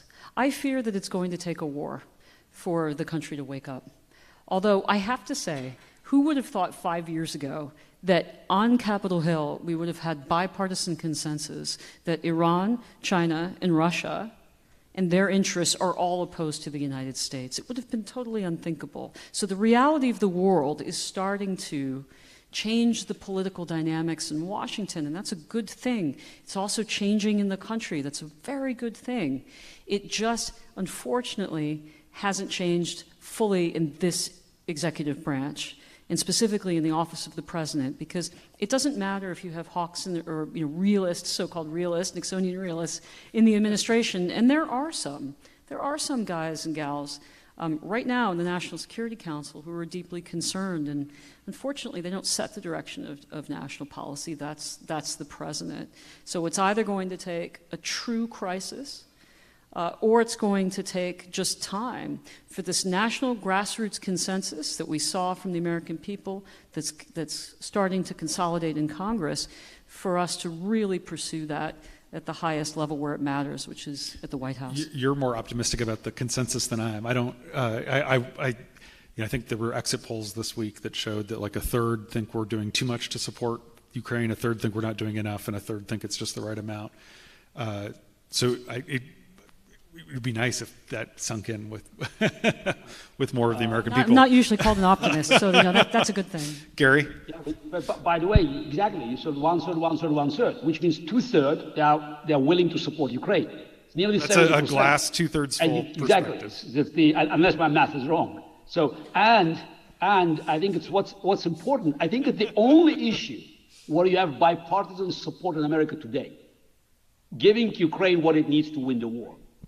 Yeah, it's not 80, 90%, but still, I don't think about anything else that has bipartisan support today. And while we talk about, just the big crisis, look, we have war in our hands, a real war. That's why I'm not sure that the title of this conversation, Cold War, is probably correct. It's a hot war now, people being killed as we speak. And America, while it's indispensable in its military supply to Ukraine, it's doing much less than it can. And every time when Ukrainians ask for more weapons, we hear, if we do this or that, it will lead to escalation with Russia. I mean, what kind of escalation now are you talking about? Iran now already announced it would supply Russia with ballistic missiles, 800 kilometers range. And America is still contemplating whether we can supply Ukraine with 200 to 300 kilometers range missiles that could destroy a Russian fleet in Sevastopol and hit the bridge. Again, because of the escalation and drones. Just 2 days ago, Wall Street Journal reported that United States government decided against giving Ukraine Gray Eagles that could cover the skies over big Ukrainian cities and also to hit Russian targets in Crimea. Gary, again, this raises such an important, interesting, and essential theme, which is that we do have to also very deeply understand the relationships between our enemies. And we're constantly talking about our foreign policy issues as if they're purely bilateral issues. What is the U.S.-China relationship? What's the U.S.-Russia relationship? What's the U.S. relationship with Saudi Arabia? Okay, that matters, but equally it matters how they're interacting with one another and how those relationships are changing. What does it mean that Xi Jinping went to Uzbekistan and effectively asserted dominance over wide swaths of Central Asia that is, historically a Russian dominion? What does it mean that you have African nations voting against us all the time in the United Nations, terrible institution, we should probably get rid of it. That didn't get a laugh line in the audience? That's amazing. Thank you. This is important, and we need to start speaking in these terms that, the Russia-China relationship, is this a new bloc that's beginning to form? China has a policy called the dual circulation policy. It was probably discussed earlier today, where effectively they want to create a new separate market dominated by them, largely in China, but maybe that's what the Belt and Road is about.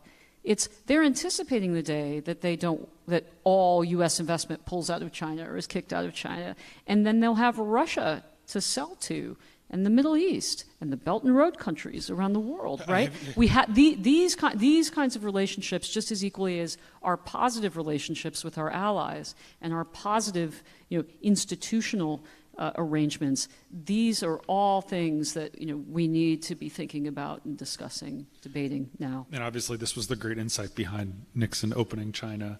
Have you been surprised by the extent to which China's helped Russia or has not helped Russia in its war on Ukraine? Oh, I'm not surprised at all.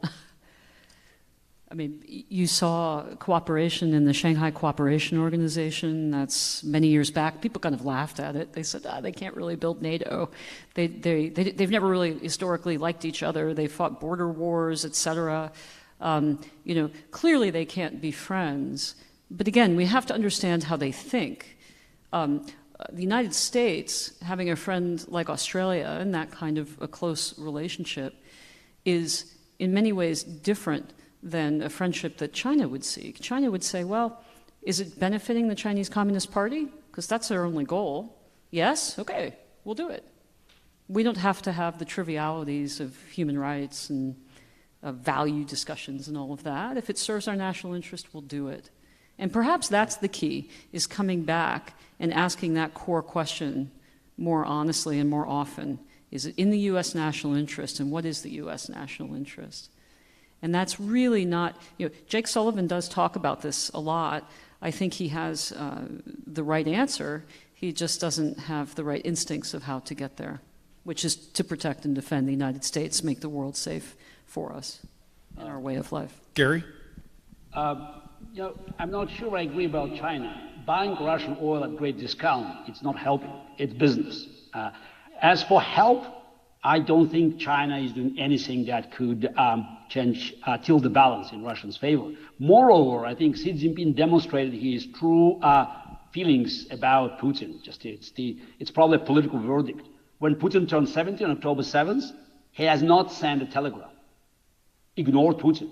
But to make it worse, to add insult to injury, 3 or 4 days later, he sent the telegram to Tajik President Rahmon, who turned 70. So by the Oriental standards, that's a clear demonstration that he viewed Putin as a politically dead man. But Gary, he benefits either way. Oh, if Putin wins, I mean, then you have, or keeps us wrapped up, then it reduces our focus on what China is doing. And if he loses, then he has a new, very large geography to dominate. So I focus less on what they say and more on what they do. And they are purchasing an enormous amount of energy. They haven't said a word against what Russia is doing at the UN. And in terms of sanctionable activity, well, they're all in on helping Iran, helping sanctioned Russian entities, et cetera. We're not doing very much about that. But that goes back to the stick conversation, right? We need to be clear about who's helping whom, and we need to not be afraid to use sticks. So if you're Joe Biden meeting with Xi Jinping, you mentioned Jake has an understanding of what is in the core national interest, but not necessarily the instincts. What should our posture be toward China right now, vis-a-vis what's going on in Ukraine? I have no problem with talking. I sat in the room with the Chinese foreign minister in Bangkok at one of the Asian summits.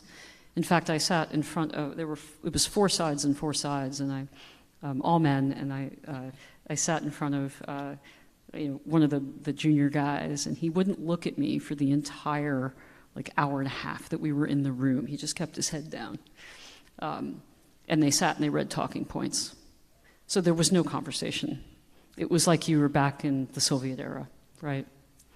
So I'm not against talking, but you have to have leverage in order to have a successful negotiation. And there does come a point where if you're continually being humiliated or punched in the face and you keep walking up and saying, please, I want you to punch me again, will you please? That becomes something that's really damaging to you.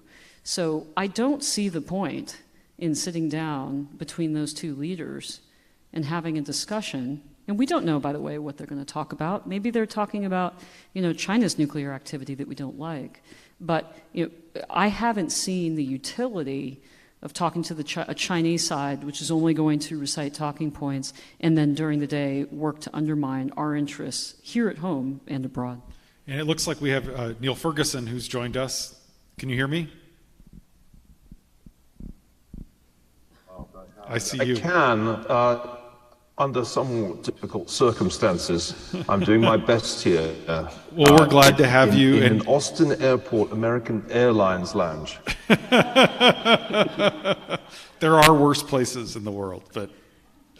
Well, no, there aren't, because the Wi-Fi doesn't work.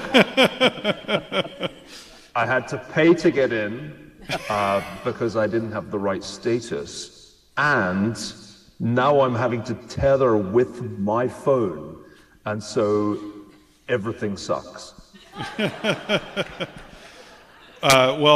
were just talking about China and the president's posture in his meeting, and I think you were with us for what Mary was saying. You've talked about the need for you've written recently about the need for sort of a detente with China to focus on preparing and dealing with our other threats. Can you talk about that?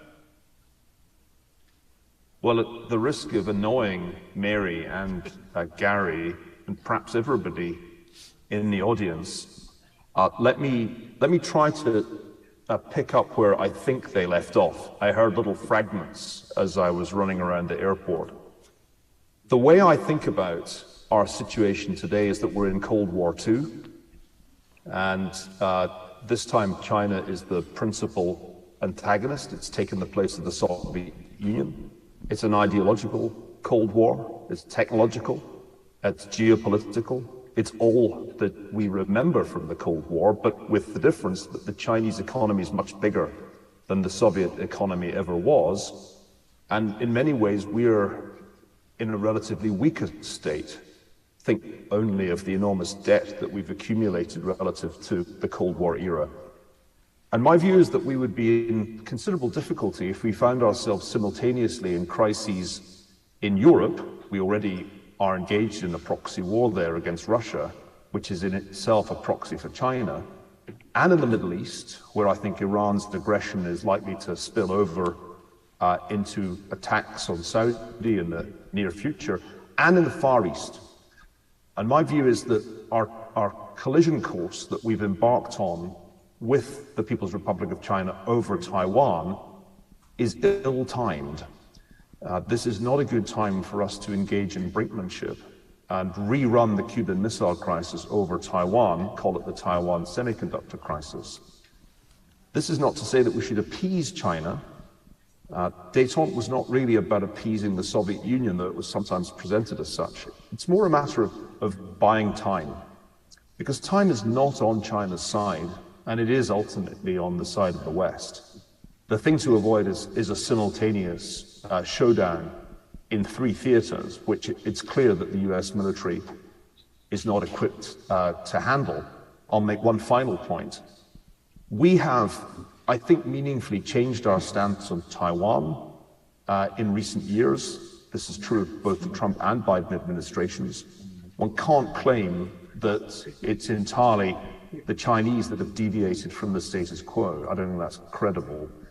And we don't have, as far as I understand it, a credible war plan in the event that China risks an invasion of Taiwan. We have a plan that's been repeatedly tried and has failed the test in war games. That doesn't seem like the right situation to be in to engage in brinkmanship. So my argument is for a détente in the spirit of Richard Nixon, who never trusted the Soviets, but understood that in 1969, the United States should buy time and not engage in brinkmanship because its position was relatively weak. Gary, do you want to respond to that? I'm trying to digest what Neil said, so because I'm trying to translate it from strategic geopolitical talk into something practical. Practically, it's a message to China: take over Taiwan.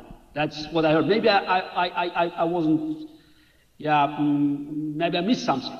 But I think that's exactly the message. If I understood correctly, that's exactly the message that will undermine all our efforts. Also, I disagree about three conflicts. America is not part of the conflict in Ukraine directly. Sending very limited number of weapons to Ukraine does not mean that you have to send American soldiers. There are very limited American resources being allocated there. And if we're concerned about three different areas, again, Middle East is another point. There's Israel there, and their coalition with American allies, the Arab countries. I don't think Iranian threat is that serious, but Iran sends most of the weapons now to Russia, by the way. So win the war quickly. Make sure the war is over, and then we don't have to worry about it anymore. Neil?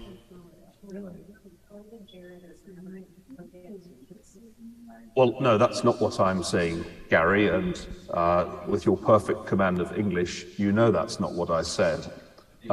What we in fact are doing is increasing the likelihood that China risks an invasion of Taiwan in two respects. First, it's pretty clear that we no longer believe in strategic ambiguity and no longer even pay lip service to the idea of one China.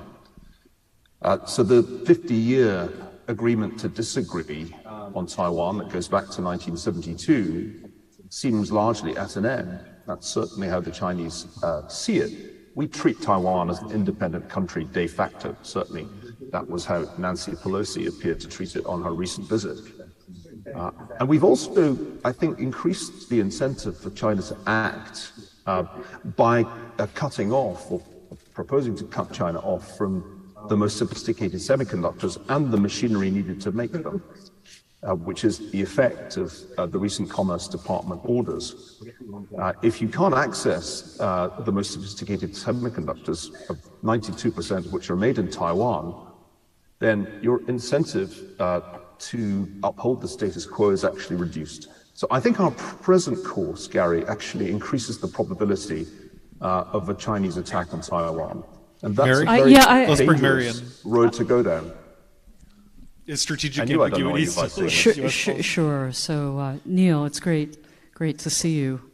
I think it's, again, I go back to that idea of strategic narcissism, which I think really infects the foreign policy establishment, especially those who haven't kind of served in government and really seen or read the intelligence or seen the military maneuvers or what they're doing here within the United States.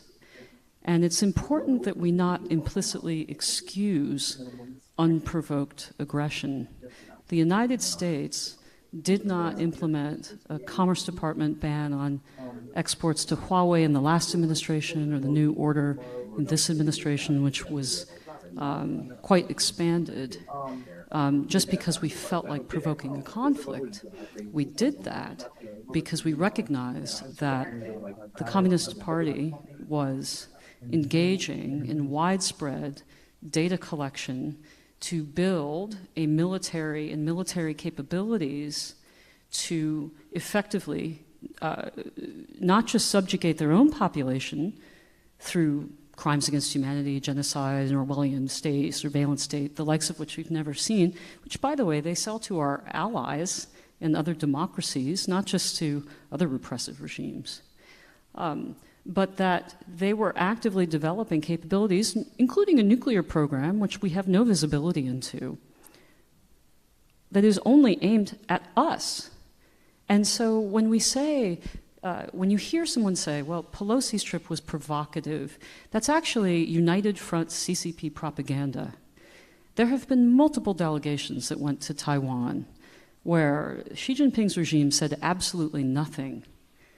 So we are not the ones that provoke, and we have to recognize, I just go back to where we started, the nature of this Marxist-Leninist regime, what they do, not what they say, and we also have to recognize that the information that we get about China comes from propaganda, and it is not represented that way when you read about China.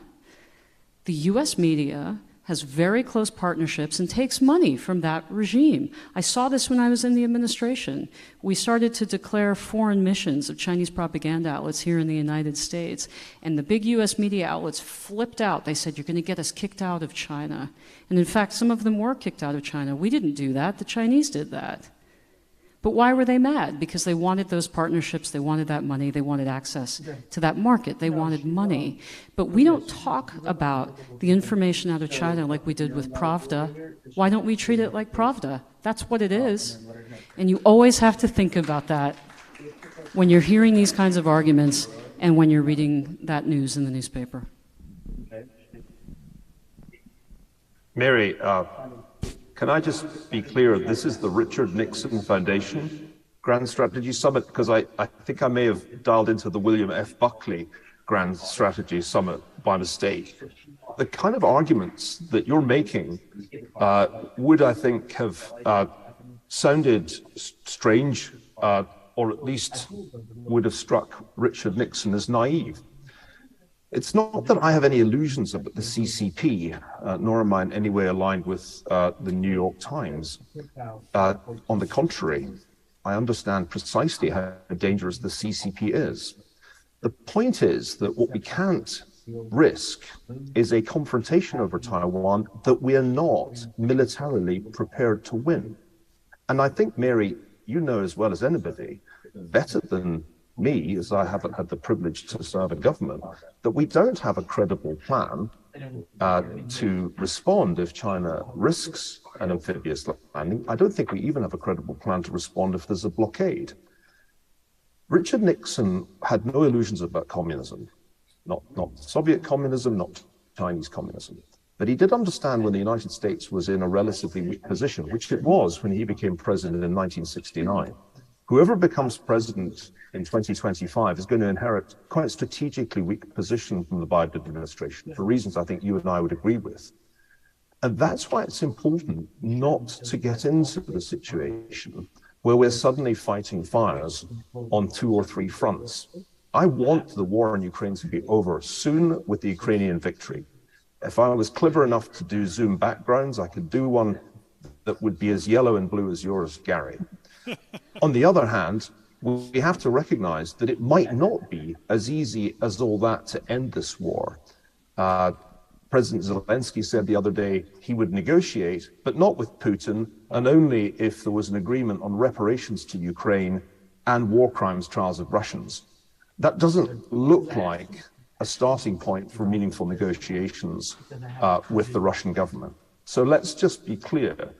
The likelihood that this war is over soon is relatively low. Historically, wars that have lasted 6 months tend not to be over within the next 6 months. As I mentioned, the Middle East is an unstable state, not least because of the mistakes the Biden administration has made. But the thing I keep coming back to is that the US is not ready for a war with China. It is not ready for a war over Taiwan, and therefore we should, I think, dial back the strategic unambiguity which Richard Haas recommended back in 2020 and Joe Biden appears to now have adopted. This is not a great time for brinkmanship. Perhaps in 10 years we'll be ready for it, just as by 1980 the United States was in a different situation from the United States in 1969. But I'm trying to think like Nixon because this is a strategy which bears his name. Gary? What I learned from the game of chess is that, before you decide your strategy, you evaluate the position. And I think it's just, it's simply, using Nixon's experience and his decisions back in 1969 and during his presidency, and without taking into account the current situation and other similar situations in the past, is probably, could lead us to the wrong conclusions.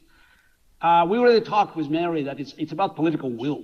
And there were many moments that were much more perilous than today.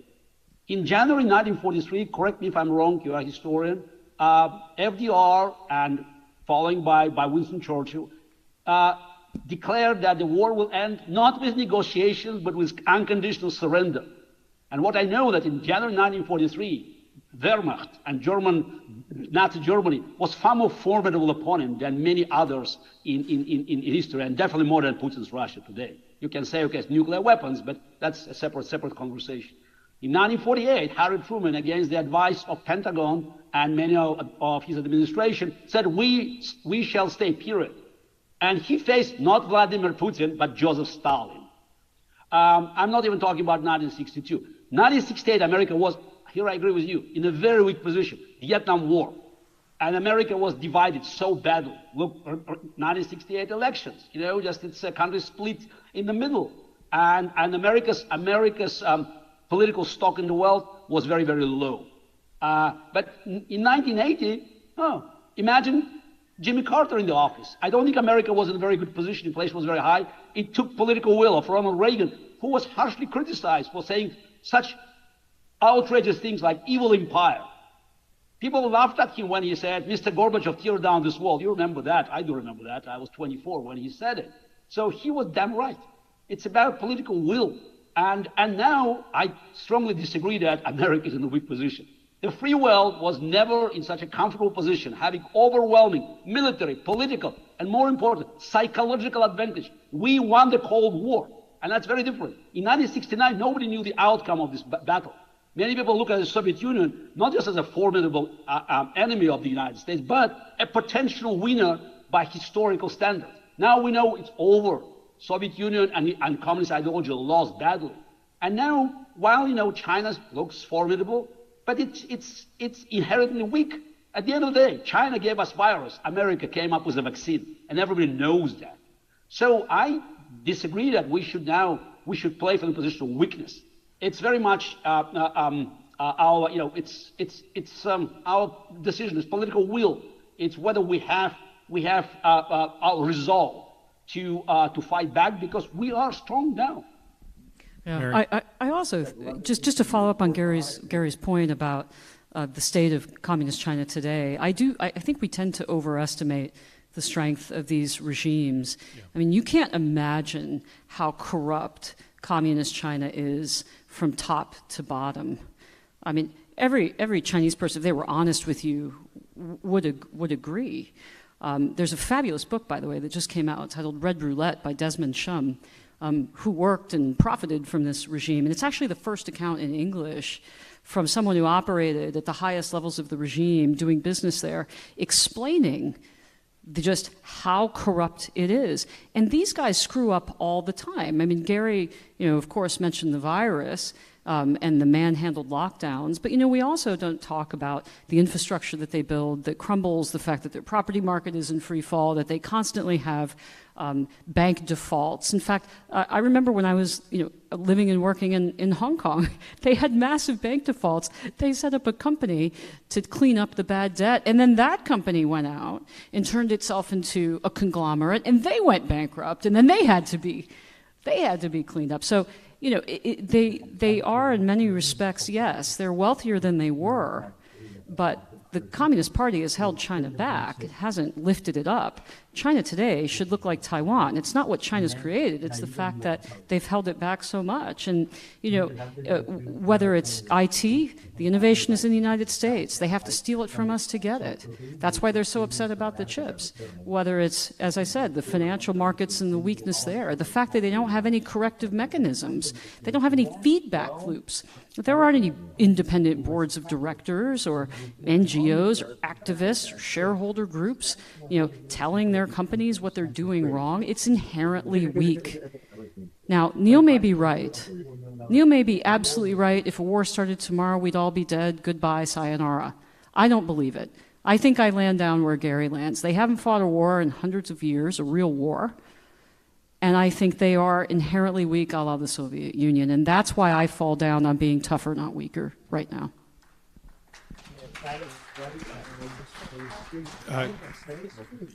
I couldn't agree more about that. These are the arguments that Neil, go ahead. Were made against Rich. Sorry, I hope I'm audible. These are just the arguments that were made by Richard Nixon's critics on the right, particularly in 1972. When he went to Beijing and also did the SALT agreement with the Soviets. So it's quite ironic that at the Richard Nixon Foundation, these same arguments should be deployed. The thing is that while it's clear that China has many structural weaknesses, and I've written about them extensively, it's still a vastly larger economy with much higher levels of technological sophistication than the Soviet Union ever was. At best, the Soviet economy at peak was about 41% of US GDP. On a PPP basis, China overtook the US in 2014. And even at its slower growth rate, it stands some chance of catching up with the US on a current dollar basis in the next 10 or 20 years. Now, I don't think it will, because I think the problems that we're all talking about and agree about will ultimately drag the Chinese system down. And time is on the side of the West, as it was in the Cold War. But are you telling me that Joe Biden is Ronald Reagan? Because I must be suffering from historical analogy of derangement syndrome, because this administration doesn't seem to me at all the administration that's going to carry out the foreign policy of Ronald Reagan. If it's anything, it's the Carter administration with dementia and Yale Law School providing the grand strategy. So you're encouraging a quite weak administration, which has completely bungled its Middle Eastern policy, failed to deter Putin last year, made a complete mess of the abandonment of Afghanistan, and yet you talk as if Reagan's in power and we should play hardball with all our adversaries. It seems to me that it's a much riskier strategy that you're implying than the one I'm implying, which is avoid a showdown at this point of weakness and wait till President DeSantis is in a position to address this problem in his second term. Mary, do you want to respond to that? Gary? Yeah, I think it's, I'm not sure there was any direct comparison between Reagan administration and Biden administration. I think it's more likely that we're talking about Carter administration that was followed by Reagan administration. And that's why we have to look at that in 2024 elections and 2025 new presidency, expecting that it will be someone like Reagan, and we have to prepare the strategy. I think the overreaching agreement in this conversation is that there was and there is no strategy yet, and we are now to decide how we're going to move into the future. There and I believe, agree that it's time to actually show strengths. And while Biden administration is no comparison to Reagan and many other administrations during the Cold War, it's still doing something good in Ukraine, and the fact is that they have so many opportunities that were not available back in 1969, 1970. It's not just about GDP, though we had to add probably other countries, smaller countries. And the fact is that Soviet Union, though the GDP was relatively small compared to America, if you look at China, US today, but it was not just a formidable foe, it was a competitor that could oppose America, and nobody knew the outcome of this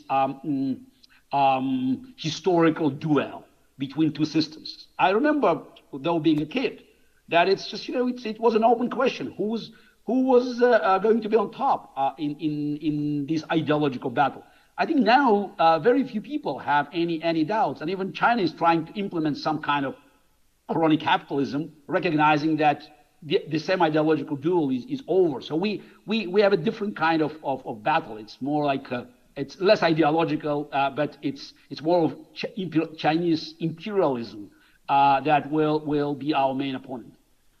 I also think it's important to understand the steps Nixon took in the context of the time. I think reaching out to China at the time made perfect strategic sense, whether it was the backdrop of the Vietnam War or the threat that he perceived from the Soviet Union. And I'm not sure that you can look at that time period today and say, well, we should come to the same conclusions, because we're facing just a fundamentally different type of enemy. I referenced earlier, just to give you one example, the influence operations in the United States. They're larger than any of you realize. You have people going to PTA meetings to identify the next generation of political leadership in the United States so that they can start cultivating them now. I can't express to you where they are. They're in our universities, in our corporate suites, crawling all over our political offices. Look at what just happened in Canada, where you had a revelation that, 11 MPs' offices were effectively infested with spies. I mean, if it's happening to Canada, it's happening to us. That was a joke. A good one. But we have to recognize that the nature of what we face today is very, very different from what President Nixon faced. And I would never deign to project what Nixon would say today, but I am confident in one thing, which is that he would recognize not just the reality of the nature of the regime, but their vulnerabilities, and think about how do we position ourselves to move in a direction where they get weaker, we get stronger, and we're safer in the long run. And look, it's no coincidence that you've seen Iran acting out, Putin invading another country, North Korea starting to test again. That's because America showed weakness. That's why I think Gary and I are falling down on the side of showing strength today rather than weakness, because this isn't just a given, it's something that we can influence. And it's unfortunate that this White House doesn't want to do that, but maybe the next one will. Neil?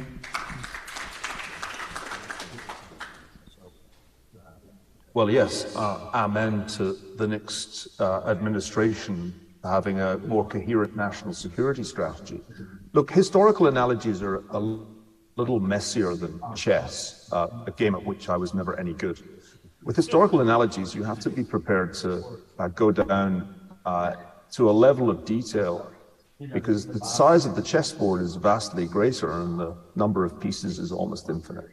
Let's just think about where we are. The US lost the neoconservative wars, failed completely in Afghanistan, pretty badly in Iraq.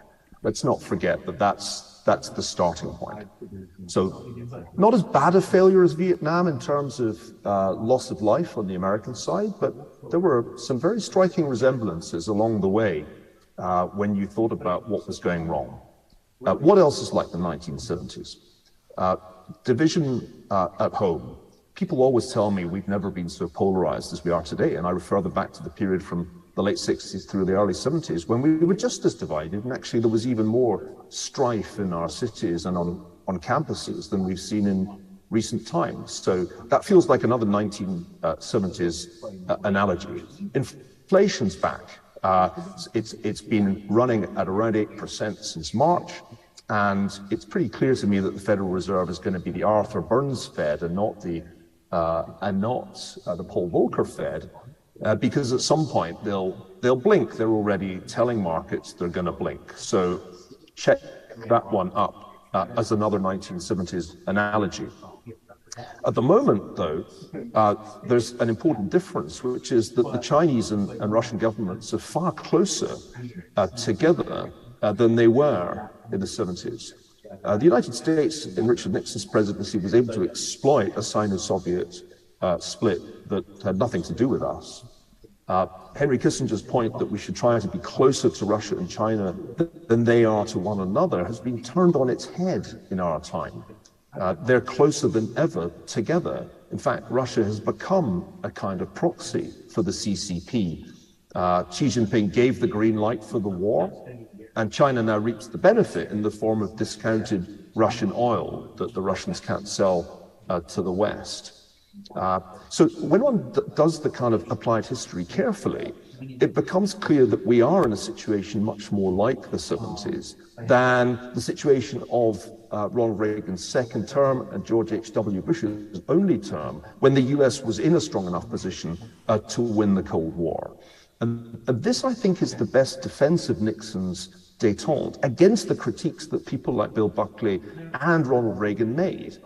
In 1969, you couldn't be Ronald Reagan, and I don't think you can be Ronald Reagan now. In fact, I think telling Joe Biden, be Reagan, is in fact inviting the United States into a strategically very dangerous situation. I come back to a point I made earlier. The United States has no credible plan to fight a war to defend Taiwan today. The recent war games are a consistent story of China winning and the US losing. My great fear is that the United States gets itself into a war that it actually can't win, or can only win at great cost. And this is why détente arose. It was Nixon's realization that World War III would be absolutely catastrophic that propelled him towards SALT. It was his realization that you had to somehow strengthen America's position that led him to Beijing. So I would strongly urge everybody debating US foreign policy today to realize what the real lessons of Richard Nixon's presidency were. And I think lesson number one is recognize when you're not in a strong position and don't pretend that you're in a stronger position than you're in. And secondly, once you recognize that your position is relatively weak, that it's more the 1970s than the late 80s, take appropriate strategic action and don't rush into a showdown, which, apart from anything else, probably legitimates the regime of Xi Jinping more than anything else. Change the subject, go back to strategic ambiguity. I don't understand why we gave it up, and focus on the war that we're fighting, or the war that Ukraine is fighting on our behalf. And to go back to Gary's point, make sure that war gets won. I'll say one final thing, which I caught Gary saying the Russian economy was in terrible trouble. Yeah, it's down 3 point something %. in 2022. The Ukrainian economy is contracted by 30%, and that was before the attacks on critical infrastructure in the past month. We should not ignore the fact that while Ukraine is winning the war in the battlefield, its economic situation is really quite dire. And that's why this war can't be prolonged far into next year. It seems to me important to focus on getting the war to a successful conclusion in a time frame measurable in months. Focus on that, get that victory, because before we know it, there's going to be trouble in the Middle East, and we should certainly avoid a confrontation in the Far East while all this is going on. And that's the argument I'm making. The CCP is a dreadful organization. I agree with what Mary said about influence operations. They're better at espionage than the Soviets because they do it on a larger scale. None of that is an argument against détente today, because détente today buys time for the United States to get a stronger president, to get a better administration, and to get into a stronger strategic position. I think there's absolutely zero evidence that the Chinese want a détente with the United States. Zero. And as for strategic, and they matter, because to get cooperation, you need both sides. Well, there's no evidence at all, not a single bit of cooperation. And in fact, if anything, they're more aggressive on every front. Secondly, on the point of strategic ambiguity, only professional foreign policy guys think that the Chinese ever believed in strategic ambiguity. They have always prepared and assumed that the United States would come to Taiwan's defense. That's the whole point of the military buildup. So did Joe Biden change strategic ambiguity in rhetoric? Yes. In practice, no. Will the Chinese side take a different lesson because of what Joe Biden said? I very much doubt it. Gary, I saw you had your hand up. Yeah, I don't think it's fair to appeal to Richard Nixon because he was a realist, we all agree. Now, our disagreement today is based on our difference in evaluating the situation. And I strongly disagree that America is in a weak position now. We don't have time to debate the outcome of the wars in Afghanistan and Iraq. Clearly, the disaster in Afghanistan is different from Vietnam for a simple reason. The war in Vietnam was unwinnable. Afghanistan was a stalemate, and staying there with 3,000, 4,000, 5,000 soldiers could preserve the same status quo for many years. So there was no threat of Taliban taking over. But now let me talk about something I know a bit better. It's Russia and Ukraine. I'm here just to tell you that next year, and it's, I don't know, 50-50, 30-70, 70-30, Putin's regime will collapse. Ukrainian victory will mean the end, not just Putin's regime, but probably the whole history of Russian Empire. Again, we have a few minutes left, and I would like us to have more detailed conversation. But you know, as well as I do, dictators, they always, base their power on myth. Crimea is the staple of Putin's regime. The loss of Crimea means the end of Putin. And we should probably spend more time thinking what will happen in this new Russia and whether we can make this new Russia an ally against China, because I couldn't agree more. China is the target, is the main antagonist in this new Cold War. But I don't think that we should now talk about China and Russia getting closer. Nixon couldn't imagine the situation where Russia was on the verge of the most decisive military defeat. And that's where we're now. Just today, Ukraine is celebrating taking over Kherson, and I don't think the war will go beyond next summer for a simple reason. Ukraine will win. And after this win, the Russian economy will collapse. And it's not just about numbers. Numbers are relevant. In February 1917, Russian economy was in a much better shape than in 1915 or 1916. It's about the mood in the country, and the mood is really, really dark. And that's why I think we are just one step away from the greatest triumph of the free world. And it will be probably an unforgivable mistake not to capitalize on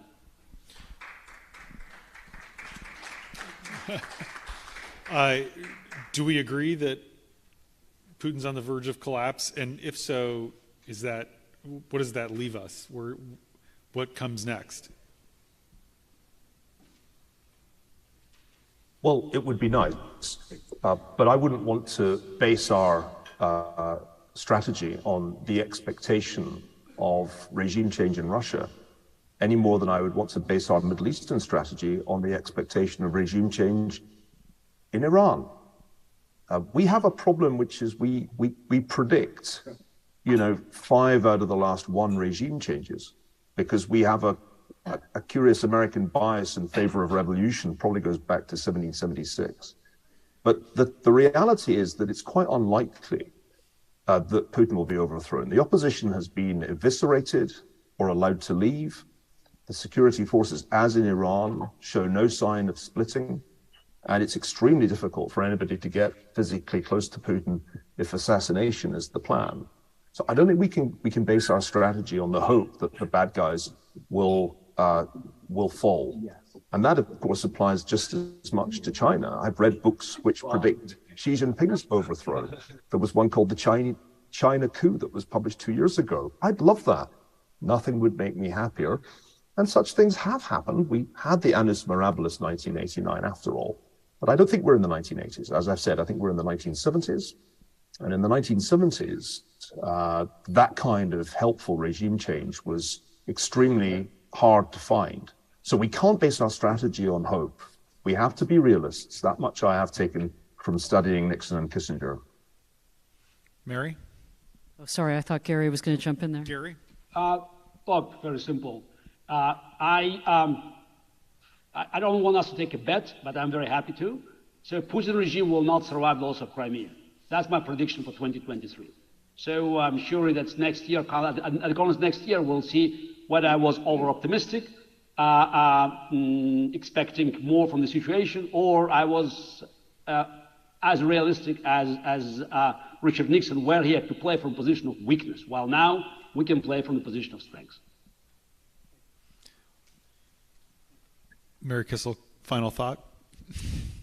What Gary I'd be said. very amazed if I'd be very amazed if in any peace that Jake Sullivan tries to negotiate next year, Crimea is returned to Ukraine. So you're making an assumption there about the outcome of this war that seems to me quite low probability in itself. Excuse me, just Crimea will return to Ukraine no matter what Jake Sullivan thinks about it. This is Ukraine will take it by military force, and it's Ukrainian issue, and I don't think that any American politician can stand in the way of victorious Ukrainian army. Well, we better have a bet on that. It's the kind of bet I love to lose, but what are we betting? One of your chessboards signed. Dinner in New York. And I think give I you a prefer the chessboard. chessboard. In any case, I give you my chessboard signed. So if I It's a lose deal. the bet, it will, I will confess that I was wrong. But if I win, I will have many nice words to write on it. If you win, I'll buy you dinner in Yalta.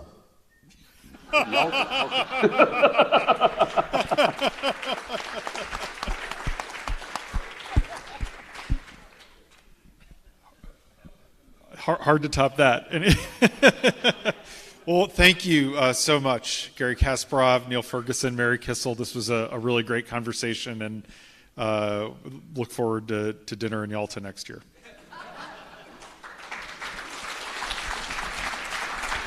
I'll bring to that. Ladies and gentlemen, that concludes our third panel. We'll take a short break and gather back here at 2:45 p.m. for our fourth and final panel, A Nuclear Middle East, Preventing Proliferation, featuring John Alterman, Morgan Ortegas, and moderator Elbridge Colby.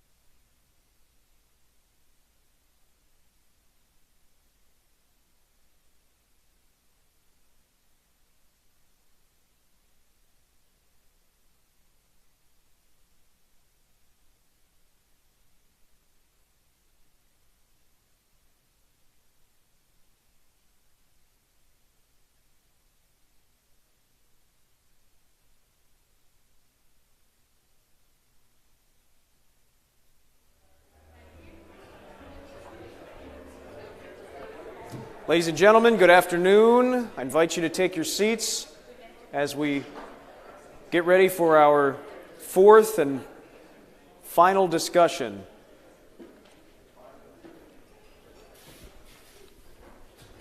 The so-called third leg of the stool of the Nixon grand strategy attempted to tackle the tumultuous problems in the Middle East that were mounting in the early 1970s. The Yom Kippur War in 1973 provided an enormous strategic opportunity to weaken the global position of the Soviet Union while strengthening and saving Israel in the process. In its final months, the Nixon administration began the first Middle East peace process that would become the Camp David Accords under President Carter. More recently, the Abraham Accords continue to build on that work, dramatically positioning former foes together against a rebellious Iran. Here to talk the future of Western relations in the region, please welcome John Alterman, Director of the Middle East Program at the Center for Strategic and International Studies. Prior to joining CSIS, he served as a member of the policy planning staff at the State Department, among other distinguished roles. He teaches Middle Eastern Studies at the Johns Hopkins School of Advanced International Studies and at the George Washington University. Morgan Ortagus is the former spokesperson for the United States Department of State in the Trump administration and served in both the Obama and Bush administrations as well. Elbridge Colby will moderate this discussion. He is the former Deputy Assistant Secretary of Defense for Strategy and Force Development. From 2018 to 2019, he was the Director of the Defense Program at the Center for a New American Security, where he led the center's work on defense issues and can boast of a strong background in the study and formulation of grand strategy. Would you please join me in welcoming our final panel?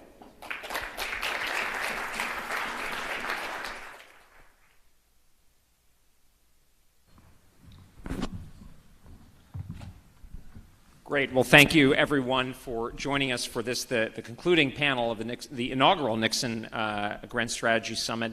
And it's great to be joined by my good friends, Morgan Ortagus and John Alterman. You heard about their distinguished bios, and I couldn't imagine a better duo to join us in a discussion about the Middle East. I think the purpose of this summit, as I understand it, is to really kind of bring the Nixonian perspective, if you will, to the toughest problems the country is facing now, but also going forward, to kind of look forward over the longer term and not be kind of caught up in the specifics of the day-to-day, which has so often in the past happened in discussions about the Middle East, but really to think, as President Nixon and many of his lieutenants like Henry Kissinger so famously did, think about the long term, the kind of tectonic shifts that are happening in the world and that will happen in the world, and to put America in the best position.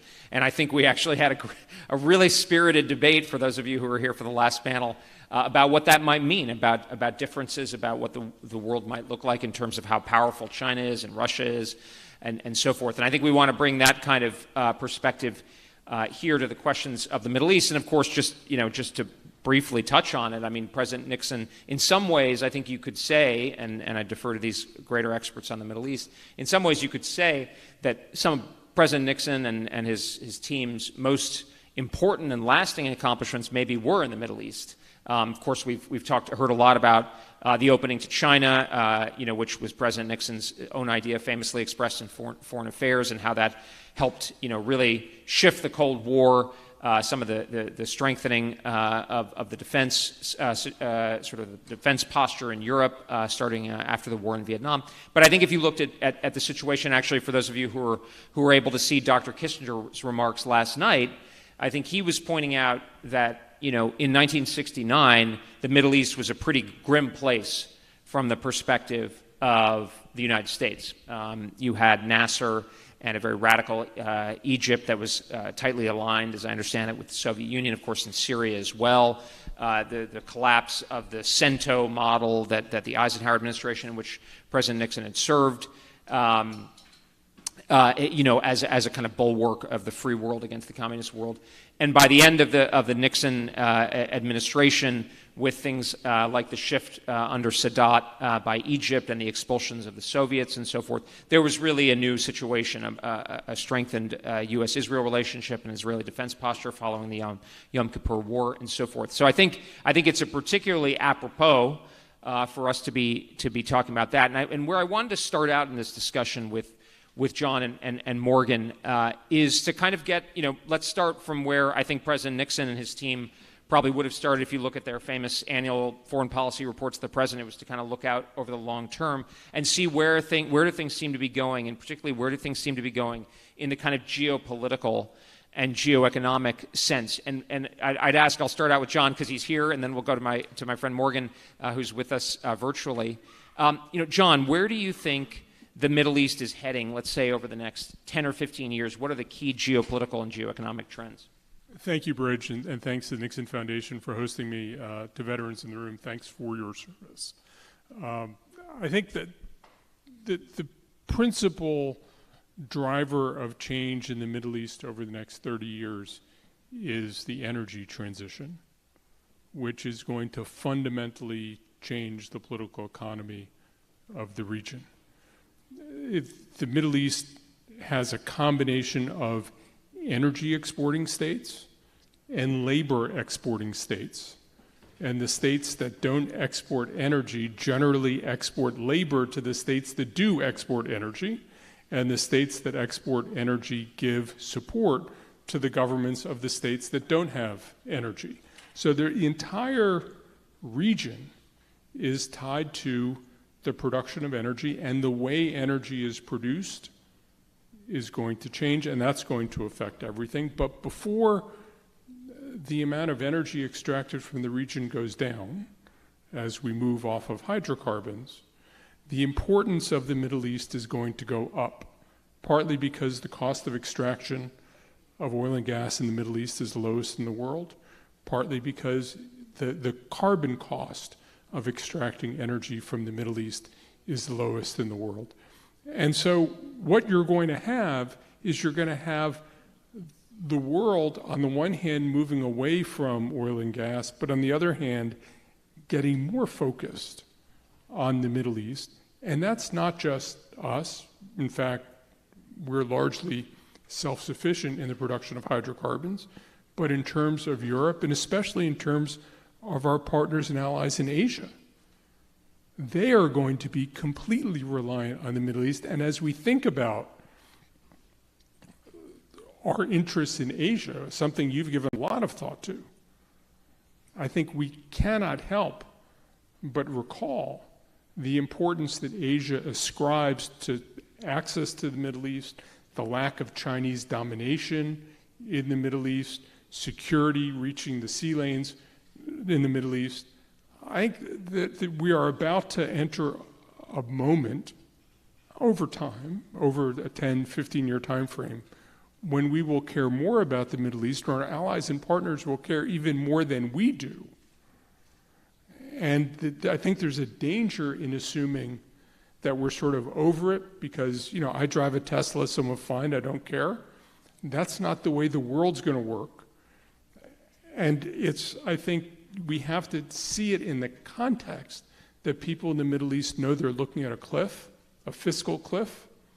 And I think things are going to get a lot more sporting there, perhaps in the middle of this transition and perhaps afterward. Well, great. Well, thank you, John. Morgan, let me ask you the same question, maybe pivoting off some of the things that John is saying. What's your take on where the Middle East is heading geopolitically in the next kind of decade or two? Yeah, I apologize. I had some problems, so I got kicked off. I'm back on. So I missed what you said, John. I'm sure it was brilliant. I guess I see our engagement relationship in the Middle East a little bit different from him.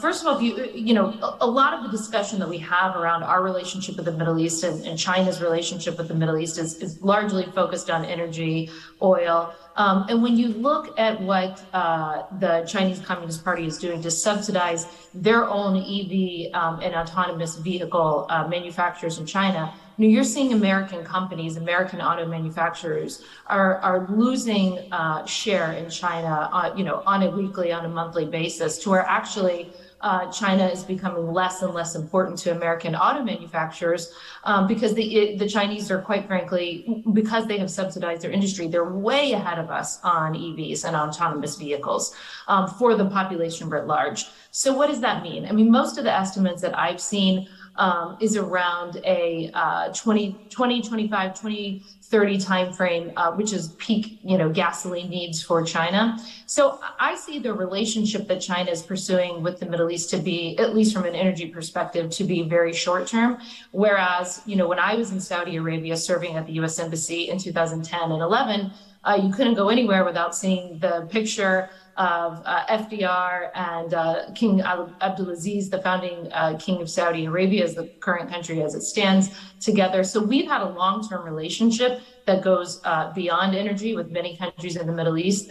Any of us who worked in the Middle East from an intelligence or military perspective know how crucial those relationships were, the intelligence sharing relationships and the war on terror.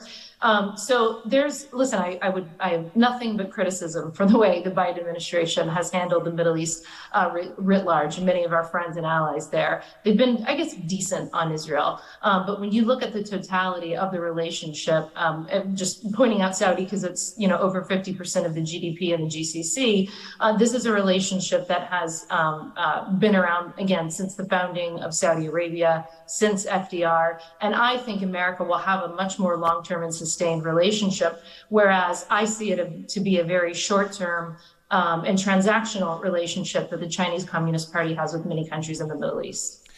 Morgan, let me because you've emphasized and John did as well. So I think there's a kind of a common assumption that the China relationship, and you've been a real proponent and a vocal, effective communicator and policymaker on this point, that we got to focus on China, we got to deal with China.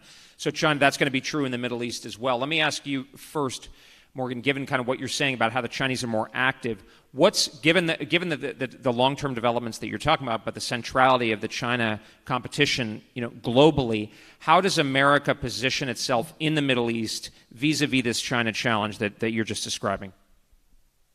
I think the challenge is very similar to the challenge that we faced during the past 20 years on the war on terrorism, which is that we all of our relationships around the world can't just be transactional.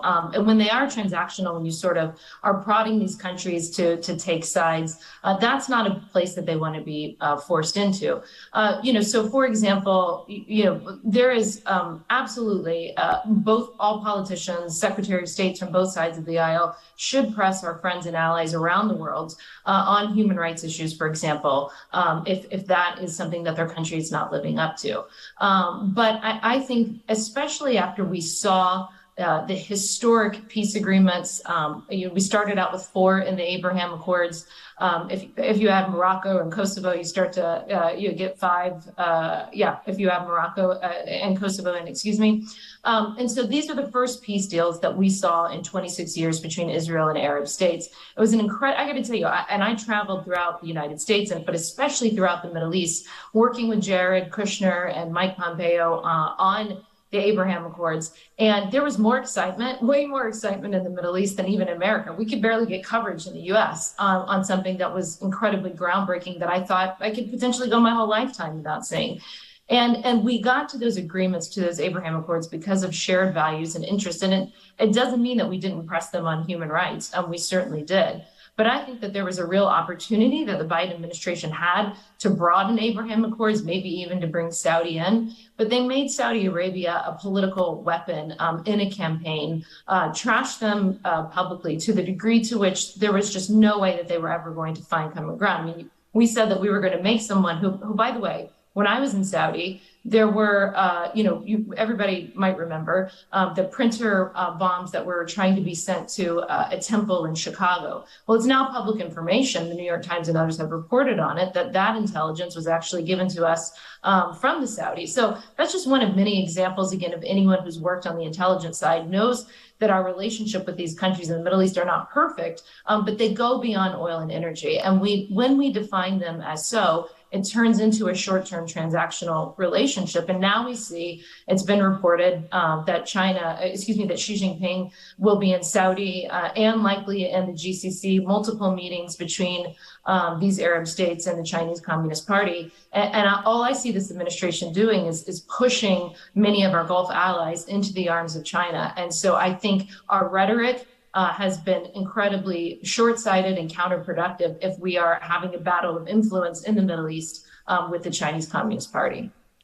Well, great. Well, John, let me turn it to you. I mean, I think you also were suggesting that China is going to be a big focus. How do you suggest dealing with the problem that you laid out, and that you laid out in a piece for CSIS, I think in September, where you're saying we've got this medium-term problem, but then you hear people talking about urgency, and at the earlier panel, Mike Pillsbury and Patrick Cronin were agreeing there's a near-term problem. The administration's focused on that. I don't think enough, but how do we juggle the things that you're describing? Look, I think there are near-term issues and there are longer-term issues. I think it would be lovely if we were driven to partnership with the Gulf states because we share values, but we don't share values with the Gulf states. I think we just don't.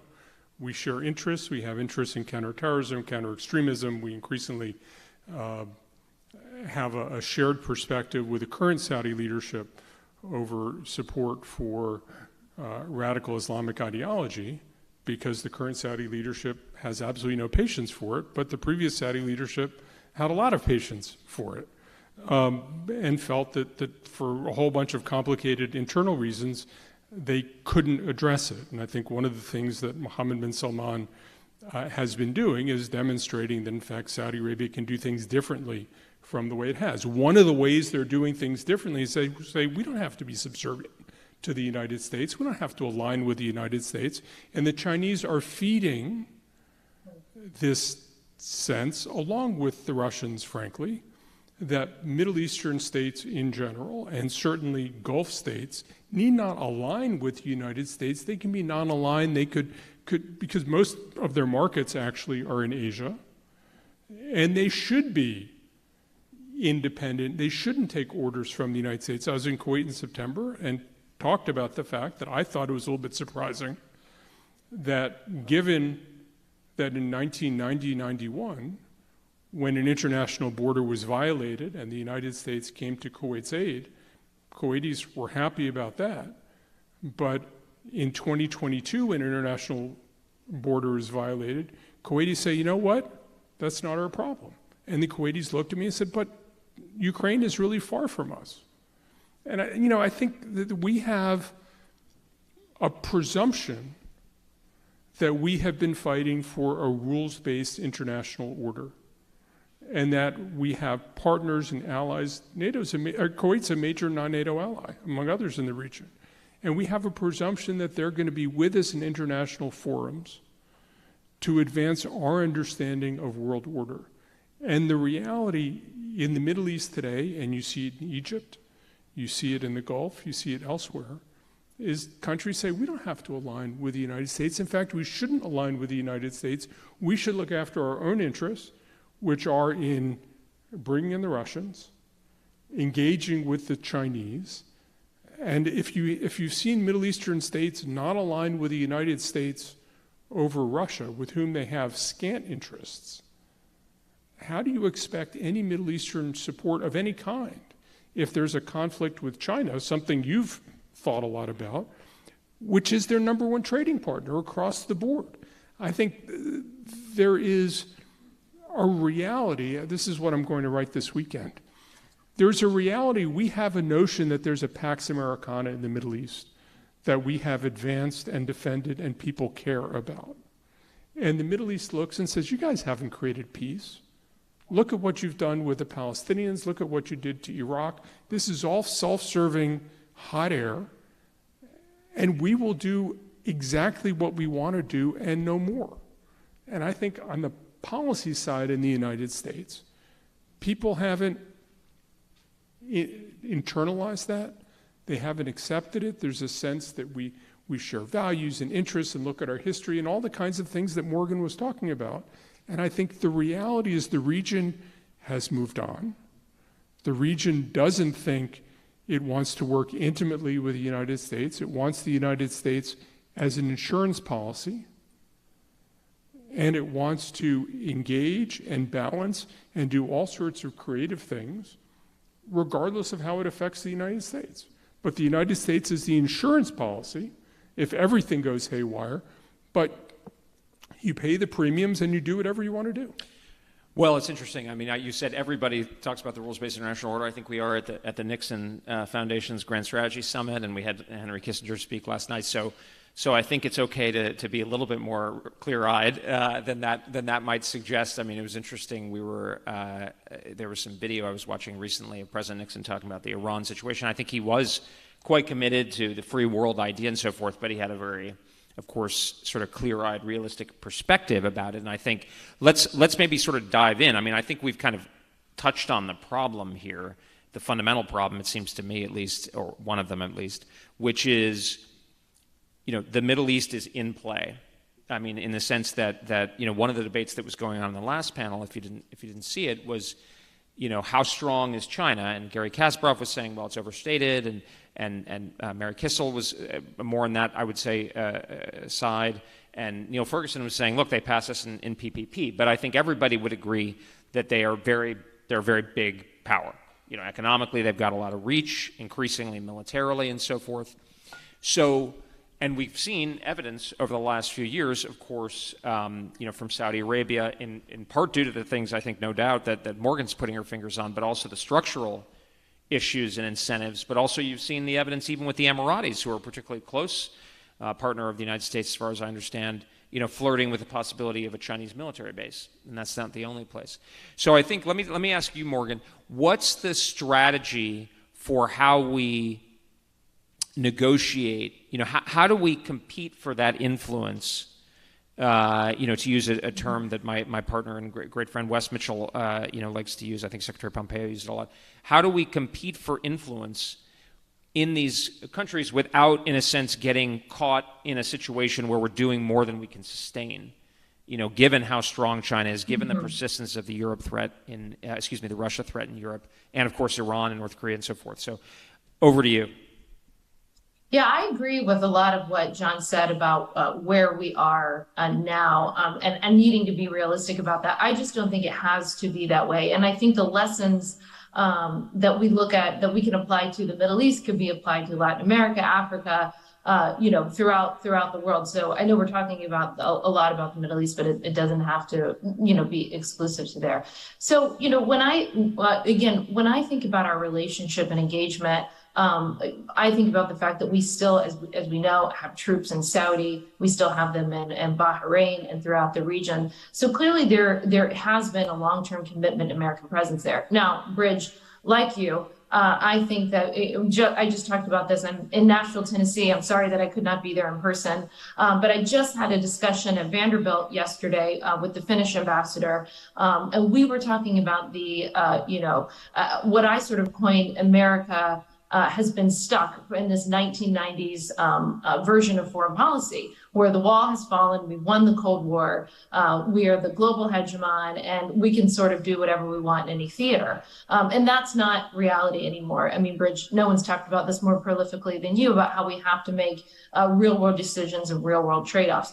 But I don't think we have the luxury of ceding the Middle East and saying, you know what, they're probably not going to take our side in some sort of competition with China. I mean, I am what John, for example, said about what the Middle East and especially the Gulf countries may or may not do in some sort of, God forbid, fight with China. I have that same attitude towards most of the Europeans. I'm not sure. I mean, look at what Olaf Scholz is doing with the Chinese Communist Party, and how German business, has gone back intensely. I mean, I know the French and the Germans are having a fight over this right now, but I'm not convinced that the French and Germans will be with us in a way that we needed. We have, in the Biden administration, obviously should have never, in my mind, failed completely at deterrence when it relates to Russia and Ukraine. However, they have done a good job since then of trying to get the allies on board, but we're still at least double what the European commitment is to the war between Russia and Ukraine, and it's on their continent. So the point that I'm saying is I don't disagree with John that there is sort of an ambivalence to take sides, but I just don't think that we have the luxury of saying, oh, well, they're not going to take our side. And in fact, we're going to have to compete in every theater. I think it starts with the little things. So it's not the big things that lead to foreign policy successes, right? It's not just because Jared Kushner was good looking that we got the Abraham Accords. It's all of these small things that you do every day. So for example, I'm not seeing in little things like the readouts that you will see coming from ambassadors or from the Secretary of State when you're looking at them from the Middle East. I'm not seeing the mention of China. I'm not seeing the mention of Huawei as an example, which we know is a strategic and a very real intelligence threat to the United States. I know, and when I went around the world with Pompeo, I was probably in 90% of his meetings. He was very good to me. I learned a great deal from him just from absorbing and sitting and being in those meetings. And so there was not a meeting in the world anywhere that we went to where he didn't bring up the threat of authoritarian 5G networks, of Huawei, and the economic and intelligence threat from the Chinese Communist Party. It was brought up in every country that we went to. In fact, he was probably harder on our closest friends, like Israel and the United Kingdom or others than even some of maybe our more distant friends. So it was so for us. And again, this is just a minor example of what I think that we all can do, whether it's a Democratic or a Republican administration. Every meeting that we went in, there was a focus. Huawei, China was a talking point. We also directed our diplomats everywhere in the world that China needed to be at the top of the list of their engagement if they were at the embassy. So for the ambassador and his staff, we expected constant weekly, daily engagement. We did this on the policy side. We did this on the messaging side. You just brought up Mary Kissel. Mary Kissel, one of my best friends, spent 2 years together traveling the world. And all she and I did every day was to think of ways, no matter if we were talking about Iran or if we were talking, about the border in El Salvador and Northern Triangle countries, right? We were still having that discussion about China, having this discussion about Belt and Road, about Huawei. So for us, it was a real and present and literally every day it was a part of our conversation. That's just one, of many things. So again, I guess my thought is I don't disagree with John about the state of where we're in and that we know that many countries are ambivalent, but that means that we're going to have to put our diplomacy and our engagement in overdrive. Another quick way, and I don't want to take up all the time, so I know we have a lot of time to talk in, but just another quick thing where I think the Biden administration is really failing, but there is still an opportunity, is when you look at Africa, when you look at Latin America, they have been dying for energy investments to be able to export and be able to exploit their own energy resources. But if it isn't quote unquote climate friendly, if it doesn't fit the climate agenda of the Biden administration, these infrastructure projects, these energy projects are not getting funded through the DFC the way that they were prioritized for us. So who's going to fund them if we don't? The Chinese Communist Party. So we need to be a little bit more realistic, I think, about what our friends and allies need around the world, and especially where there are opportunities for us to be helpful on the economic side and not commit more U.S. troops or equipment. That's where I think we could focus. So, Morgan, if you talk to folks in foreign governments, and I've certainly spoken to a lot of people in a lot of governments in the Middle East, they don't complain the U.S. isn't raising China enough. China is at the top of the U.S. agenda. But the reality, too, is that the U.S. is at the top of the China agenda, and the Chinese come in and they say, here's what we propose, and if you go to the United States, it's going to take this much time, and they'll ask for this many sets of restrictions, and they'll do that, and they won't do that. And the Chinese present themselves, they red team us, they put themselves in contrast to us, and it's partly, you could argue it's a misguided policy, but there are lots of policies that we pursue from administration to administration where we won't do things with countries. We have an arms sale process, which is long and convoluted. We have a tech transfer process, which seeks to protect things. I mean, there are reasons we do things, and you can talk China, China, China as much as you want. Countries on the receiving end are interested in what they can get. And the Chinese explicitly say, this is what you can expect from the United States, and this is what we'll do. And as a former senior military official told me, the Chinese solution oftentimes is an 80% solution at a 60% price. Nobody thinks that China is the same as the United States. Nobody thinks that Chinese infrastructure is going to last as long as U.S.-built infrastructure. But you can actually get it. And that's because of our processes. That's not the Biden administration. That's us as a government.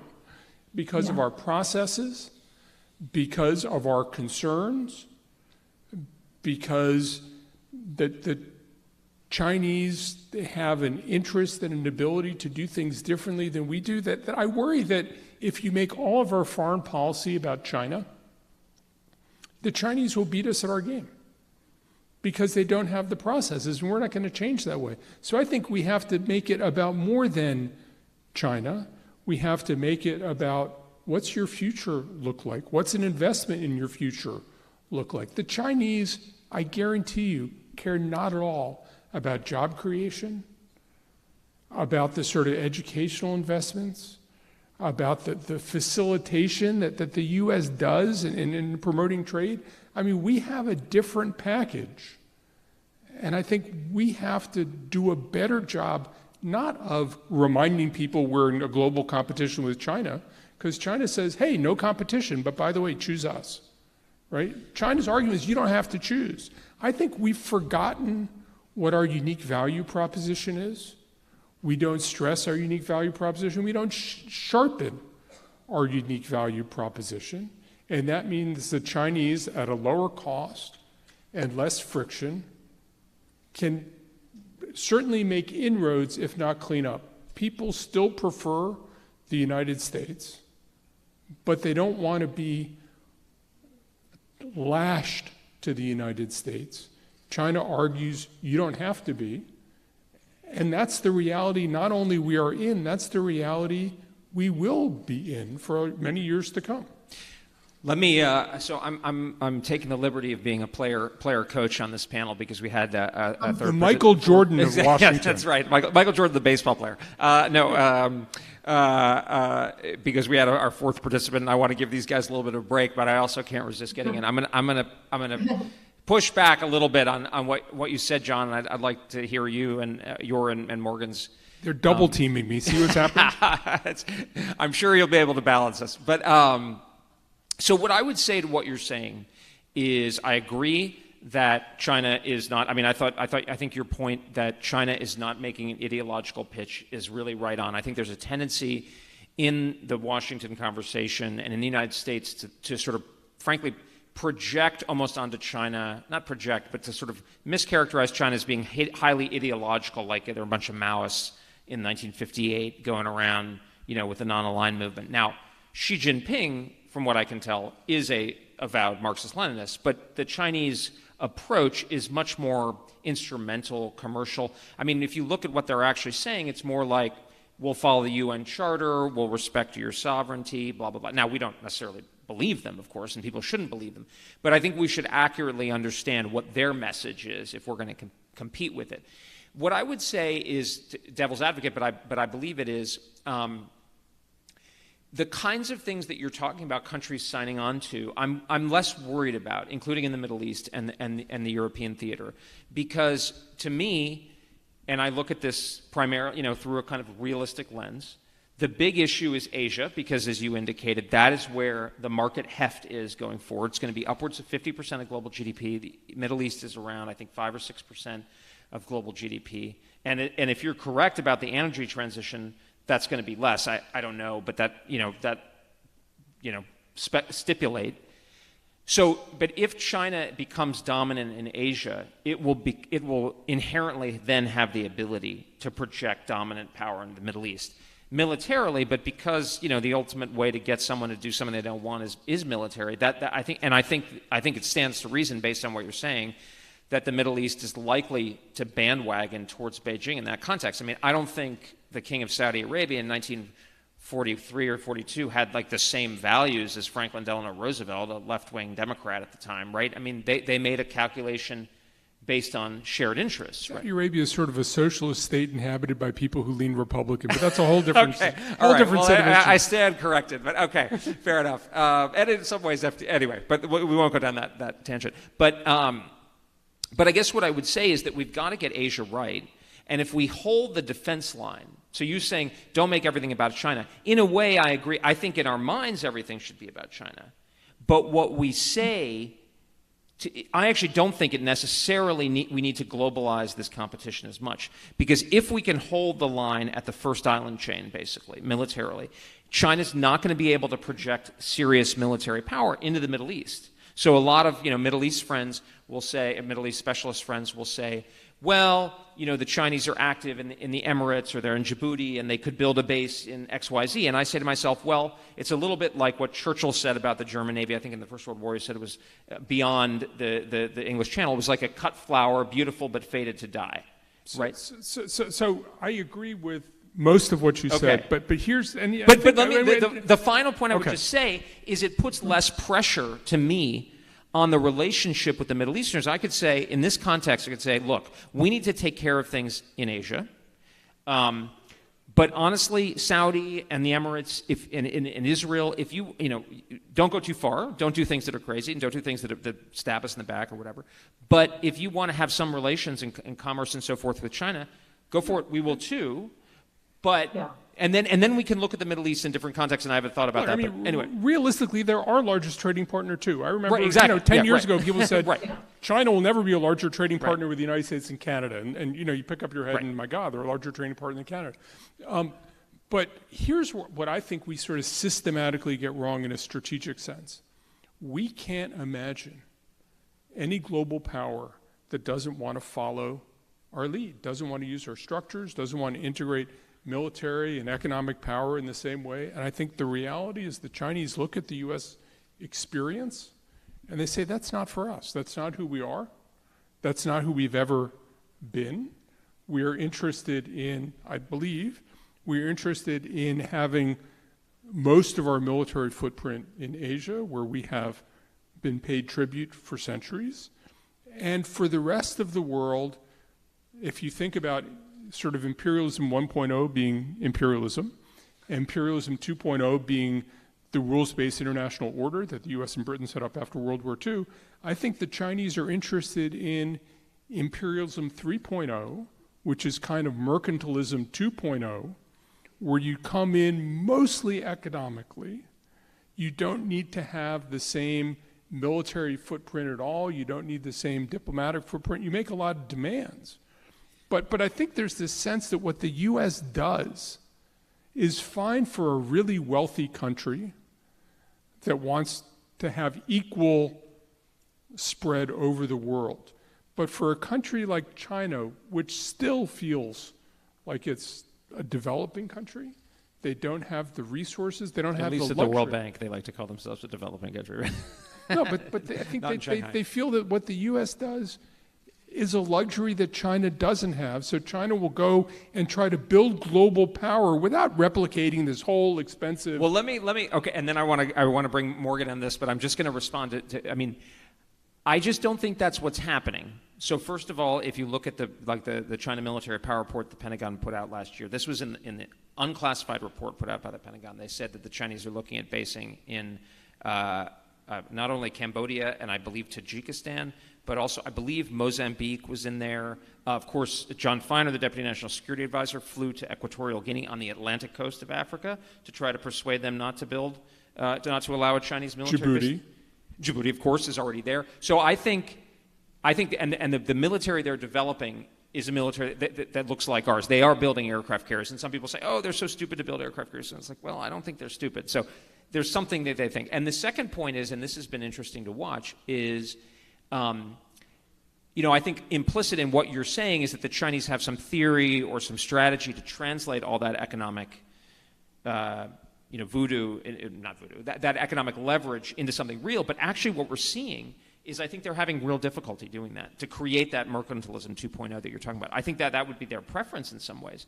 But if you look at Belt and Road, they're having reactions in countries that don't, Kenya, Sri Lanka, that don't want to be under the Chinese thumb. And by the way, their economic model, they seem to actually want to make money out of Belt and Road, which is different than, say, the Soviets. So that leads me to think that's good news in the sense that it's one of the reasons why I'm more sanguine about their growing influence globally, because I think they're going to find it very difficult to translate that economic leverage. And of course, our experience with sanctions and how little effect they can often have is illustrative here.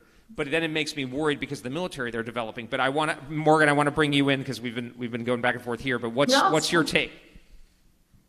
I don't know. Ask me a more specific question. What's your feeling about? You've been thinking a lot about the economic influence piece of this, and you've had a lot of experience. What do you think about? Am I being too sanguine about the dangers of Chinese economic influence? I mean, I'm just looking, say at the Wall Street Journal. Seems every week there seems to be an article where they're coming up short on Belt and Road, or they're having difficulty translating that influence. And you see the Pew polls of how China is regarded around the world, and for all of our faults here, they are really in the basement. So am I being too sanguine about the dangers of Chinese influence in the Middle East in this respect? No, I think you bring up a really interesting point. I think that there is a big difference on how both China and Russia are viewed globally versus how they view themselves internally. And I bring them both up because, it was, again, just having a discussion at Vanderbilt on this. We really got into the weeds on, on just how close the Putin-Xi Jinping relationship is and remains, right? Even after Russia has quite embarrassed themselves militarily over the last, how many months? 7-9 months now. They have, internally still there's a lot of bravado, and I think there's a lot of feelings within China, within their government, and amongst their people, and the same for Russia as well.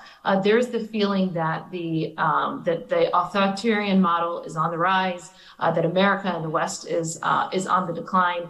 I guess maybe I sort of mistakenly thought that that would have changed with Russia, because again, I feel like the West were looking and thinking, you're losing thousands of troops, your military looks like a joke, you've embarrassed yourself in Ukraine. But Putin really is not paying a political price yet at home at all. So I bring that up because as we go around, theater after theater, whether it's the Middle East or Latin America, I think that we have to start thinking about not only Chinese influence, but in places like the Middle East where Russia has influence. They have clearly sort of taken that number 2 position to China, as long as they will be partners and as long as they won't interfere, with Russian territory or sovereignty. So I guess the long-winded point that I'm trying to make is I don't disagree with you, Bridge, about how the world is viewing China's ability to have economic leverage through Belt and Road. At the same time, though, I do think that conflicts internally with how their government and how their people feel about their prospects. There's still a ton of bravado. They look at our political system. They think it's in shambles. They think it's a mess.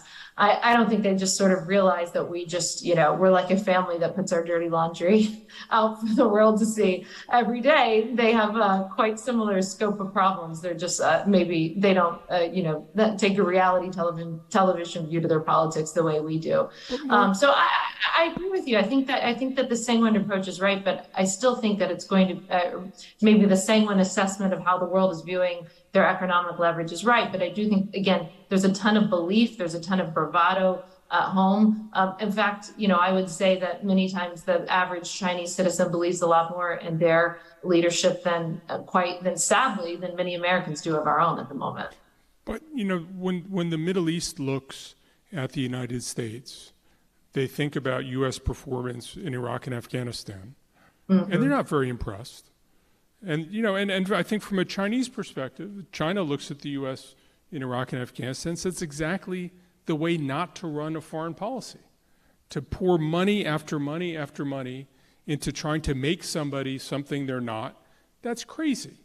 And so, I think in many ways it sort of reinforces this sense that Pax Americana not only is over, never really was. The U.S. isn't really essential the way it was, and we're going to engage differently with other countries in the world, and the United States can go suck eggs. Yeah, it's interesting. I mean, it's this kind of competing for, and I mean, it really does. This came up in the last panel, but the point on which I agreed with Ferguson is that there is a resonance to the 70s, I think, today, in the sense that, it was a similar situation where, the U.S. I hope we're not Britain withdrawing east of Suez. That That's what I fear. I mean, that's what I fear, as I've said a few times before. But in the sense that in the wake of the Second World War, the United States was half of global GDP, mostly because the rest of the world had destroyed itself. But and for the 10, 20 years after that, we were pretty unquestionably in the lead until Vietnam and ultimately stagflation and all these economic problems. But this was sort of the reality that, actually, we can't just assume that we're the sort of global hegemon, I think, as Morgan put it, is exactly right. And I mean, and then I want to shift to something related but somewhat different. I think, in a lot of ways, the problems of how to deal with the Middle East and Europe, I mean, as somebody who's kind of obsessed, I would say, with the China problem, which I think we should all be, but really trying to obsess and bring the focus to the China problem, particularly in Asia, and get that right, because I think if we can get that right, we'll be in a much better position. To quote Churchill again, if you get things right in the decisive theater, you can put everything else right afterwards. But I think that in a way, the challenge of strategy in the Middle East and Europe is actually harder, because in Asia, in a sense, at least from my point of view, it's almost like geometric. It's like Japan's on our side, Australia's on our side, we got to get the military perimeter right, and we should just allocate the resources and political capital necessary to solve the problem. And if that takes more resources, you pull it and you take it, or you spend more and you take it, or if you need to make an ask and you need to ask somebody else to support you, you do it. But then the Middle East and Europe remain really important, but that's where that power scarcity is felt. And how do you negotiate that? I think going forward, just in the sort of the spirit of a grand strategy summit, that I think is a real recipe, because I think you're right, and I think Morgan has said similarly. We can't just wish the problems away. We can't just ignore the problems. But we also have to do it in a way that is conscious, that kind of builds in that sense that this is we can't. We here working on the Middle East, or we here working on Europe or Latin America, we can't expect to call forth and pull the line and have gold coins come out and solve our problem. That's not the spirit. But in a sense, that gives more scope, in my view, for creative strategic thinking. And in the way that my own view is that the idea of the regional sheriff and empowering, the Guam doctrine, that go back to the Nixon administration, and truly empowering allies and looking to bolster them and their capabilities is a source of inspiration. Of course, that had downsides. Didn't work so well with Iran. Exactly. So there you go. And so that leads me. So okay, getting a little bit more topical in the day-to-day. Obviously, there have been these protests in Iran. It looks like the attempt to resuscitate the JCPOA is not likely to go through. What do you guys? Maybe I'll start with you, Morgan. Where do you think this is going, and what should our policy be that's consistent with what we've been talking about, that over the next, really hopefully indefinitely, but certainly over the next 10 years, manages this problem, or possibly solves it, although the skeptic in me is skeptical of that. But how should we go about this, especially given that the deal doesn't look likely to come through, the protests, et cetera? Yeah, so I think there's a short-term and a long-term discussion on Iran. The problem for the Biden administration for the short-term, Bridge, is I don't think that they had a plan for Iran other than going back into the JCPOA. Remember, whenever Secretary Blinken testified before the Senate in his confirmation hearing, he said not only would they go back into the JCPOA, but they would negotiate a longer and stronger deal that, I think presumably was going to include, things like ballistic missile production, support for terrorism, maybe even human rights. And obviously, not only do we get longer and stronger, we actually ended up, before this has been sort of shelved, with a deal that would, I think, conceivably lose 3/4 of the Senate if it was actually put before the Senate, because it was the opposite of longer and stronger. It was weak and pathetic. And so, we can argue all day, and I've done this for many years, actually arguing about the Trump administration position as it relates to withdrawing from the JCPOA and our max economic pressure campaign, whether that was the right, smart strategy at the time. happy to debate that. Just did that for an hour the other day with the European podcast. But if we look at, the Biden administration, the only plan that they had was to get back into this deal. The Ayatollah and his henchmen clearly have had no interest in getting back in it. They played them for 18 months, before these protests started. And so there really is. I don't see any strategy what they're going to do for the next two years. Finally, begrudgingly and incredibly late to the game, they've put out incredibly supportive statements for the people in Iran, for these women who are, by the way, just some of the bravest women in the world. Especially, if anything should inspire us, it's the young women, the teenage girls in Iran, which have shown more bravery and courage than many people that I work with and deal with. So they basically have been shamed finally into shelving this really weak and pathetic deal that they were negotiating, and mostly, by the way, from their own party. I mean, I was in the conversations that I was in with many Democratic senators and House members, it was clear that this was not something they were going to be able to support. So where does the Biden administration go from here? I mean, I don't think that they want to listen to me probably about Iran policy, given, my position on max pressure. But I think that is the only alternative. If the diplomatic solution failed, which I think it's failed, and by the way, how could it not? How could you even try to go back into it at this point after what we've seen the regime do to their own people? I mean, how in the world could you financially empower the very oppressors of the women and of the teenagers that we're supposed to be standing up for and standing with? Secretary Blinken again said in this confirmation hearing and in his first few speeches as Secretary of State that he was going to lead with human rights at the forefront of his foreign policy. And as it relates to Iran, they've done anything but that. It has not been a smart record. So I think diplomacy has failed for many reasons, right? Maybe the Trump administration, maybe we put up too many barriers to where they couldn't get to their goal. That's fine. Happy to debate that. It's also failed because the people of Iran have rejected this negotiation, have rejected this deal. So I don't see any room or any space for them to go back into it. It would be a political disaster in the United States, and it would be a disaster for the people of Iran who are clearly rejecting this regime. So the only thing that we can do, I think, is to go back to some version of max pressure.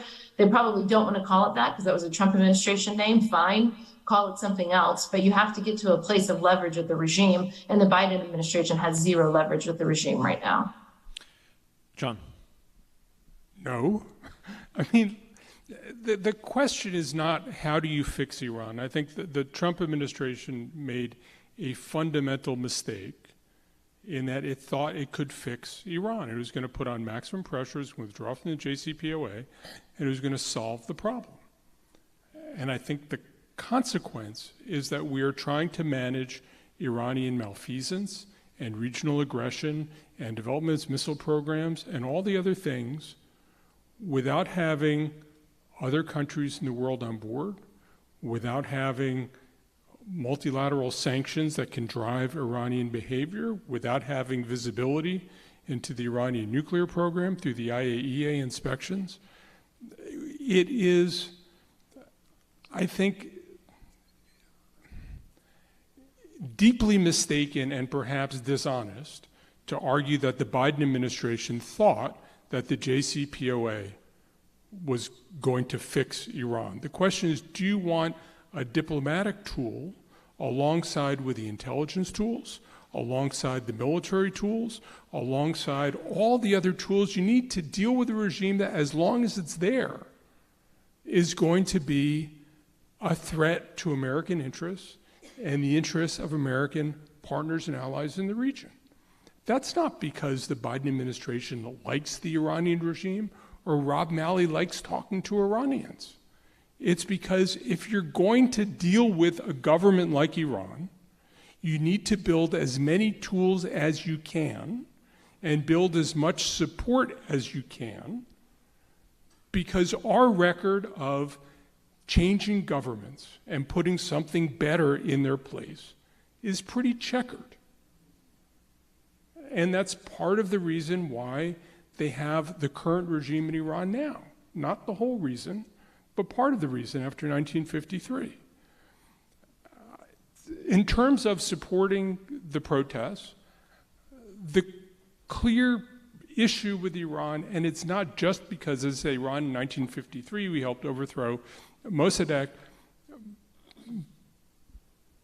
but there is a sort of xenophobic history in Iran about foreigners trying to foment revolution. And in my experience, I know very few instances when foreign governments can appear more patriotic than even the repressive governments governing states. There's something about the sense that foreigners are trying to undermine us. Nobody wants to be undermined by a foreign power. Nobody wants a foreign power to insert some group of people from your country into power. And I think the Biden administration actually has been walking a reasonable line to criticize the Iranian government for its abuses, but to be careful not to speak for the protesters, not to advocate for the protesters, because from the protesters' point of view, that undermines their standing with other Iranians. Look, I don't want this government in Iran to last any longer than it has to. But I'm also realistic that I think our ability to dictate who the government of Iran is low. And I think we need as many tools as we can, arrayed as strongly as we can, to deal with a whole range of absolutely heinous behaviors that this government engages in, not because I like it, but because it's only arraying all those tools that'll help us manage it. So, well, let me put a little bit of a fine point on this question. Kind of looking forward, I saw my friend Sean Derns is in the audience and wrote a piece for the National Interest. I think the magazine of the Center for the National Interest, which is affiliated with President Nixon. He pointed out that the chances of an Israeli attack on Iran in the coming months or maybe year or so is pretty high. And I think I'll take that bet. You think it's not going to happen? I think it's very low. Okay. All right. Well, could you elaborate? And is that what's involved in that assessment? I think several things. First, Benjamin Netanyahu, as a politician, is very cautious. He just is. That's his history. He speaks aggressively, but he's very deliberate about what he does. You can argue it goes to his military. You can argue for any number of reasons. I think, A, he's a lot more cautious than people assume him to be. B, it's unclear what Israel could actually do. It's unclear what the response would be, and Hezbollah, with Iranian support, with Syrian support, has arrayed an incredible arsenal in Lebanon that certainly could overwhelm Israeli defenses. I think that there will be a sort of tit for tat, probably in Lebanon, to some degree in Syria, where there are Iranian troops. But I just have a very, very hard time imagining that soon-to-be Prime Minister Netanyahu is going to risk a rain of missiles from Lebanon for something that actually might not, or is unlikely, to decisively change the environment. But you're assuming there isn't like a breakout? So, I mean, let's assume that the deal there's no deal, and you're assuming that there's no Iranian breakout or perception of Even if there's an Iranian breakout, I think the Israelis feel they have other tools. The Israelis, if there's an Iranian breakout, the first thing the Israelis would worry about is why weren't they able to prevent it? And they're concerned about the intelligence failure, which I think would make them less likely to try to attack, because they wouldn't be sure they were getting what they need to get. The Israelis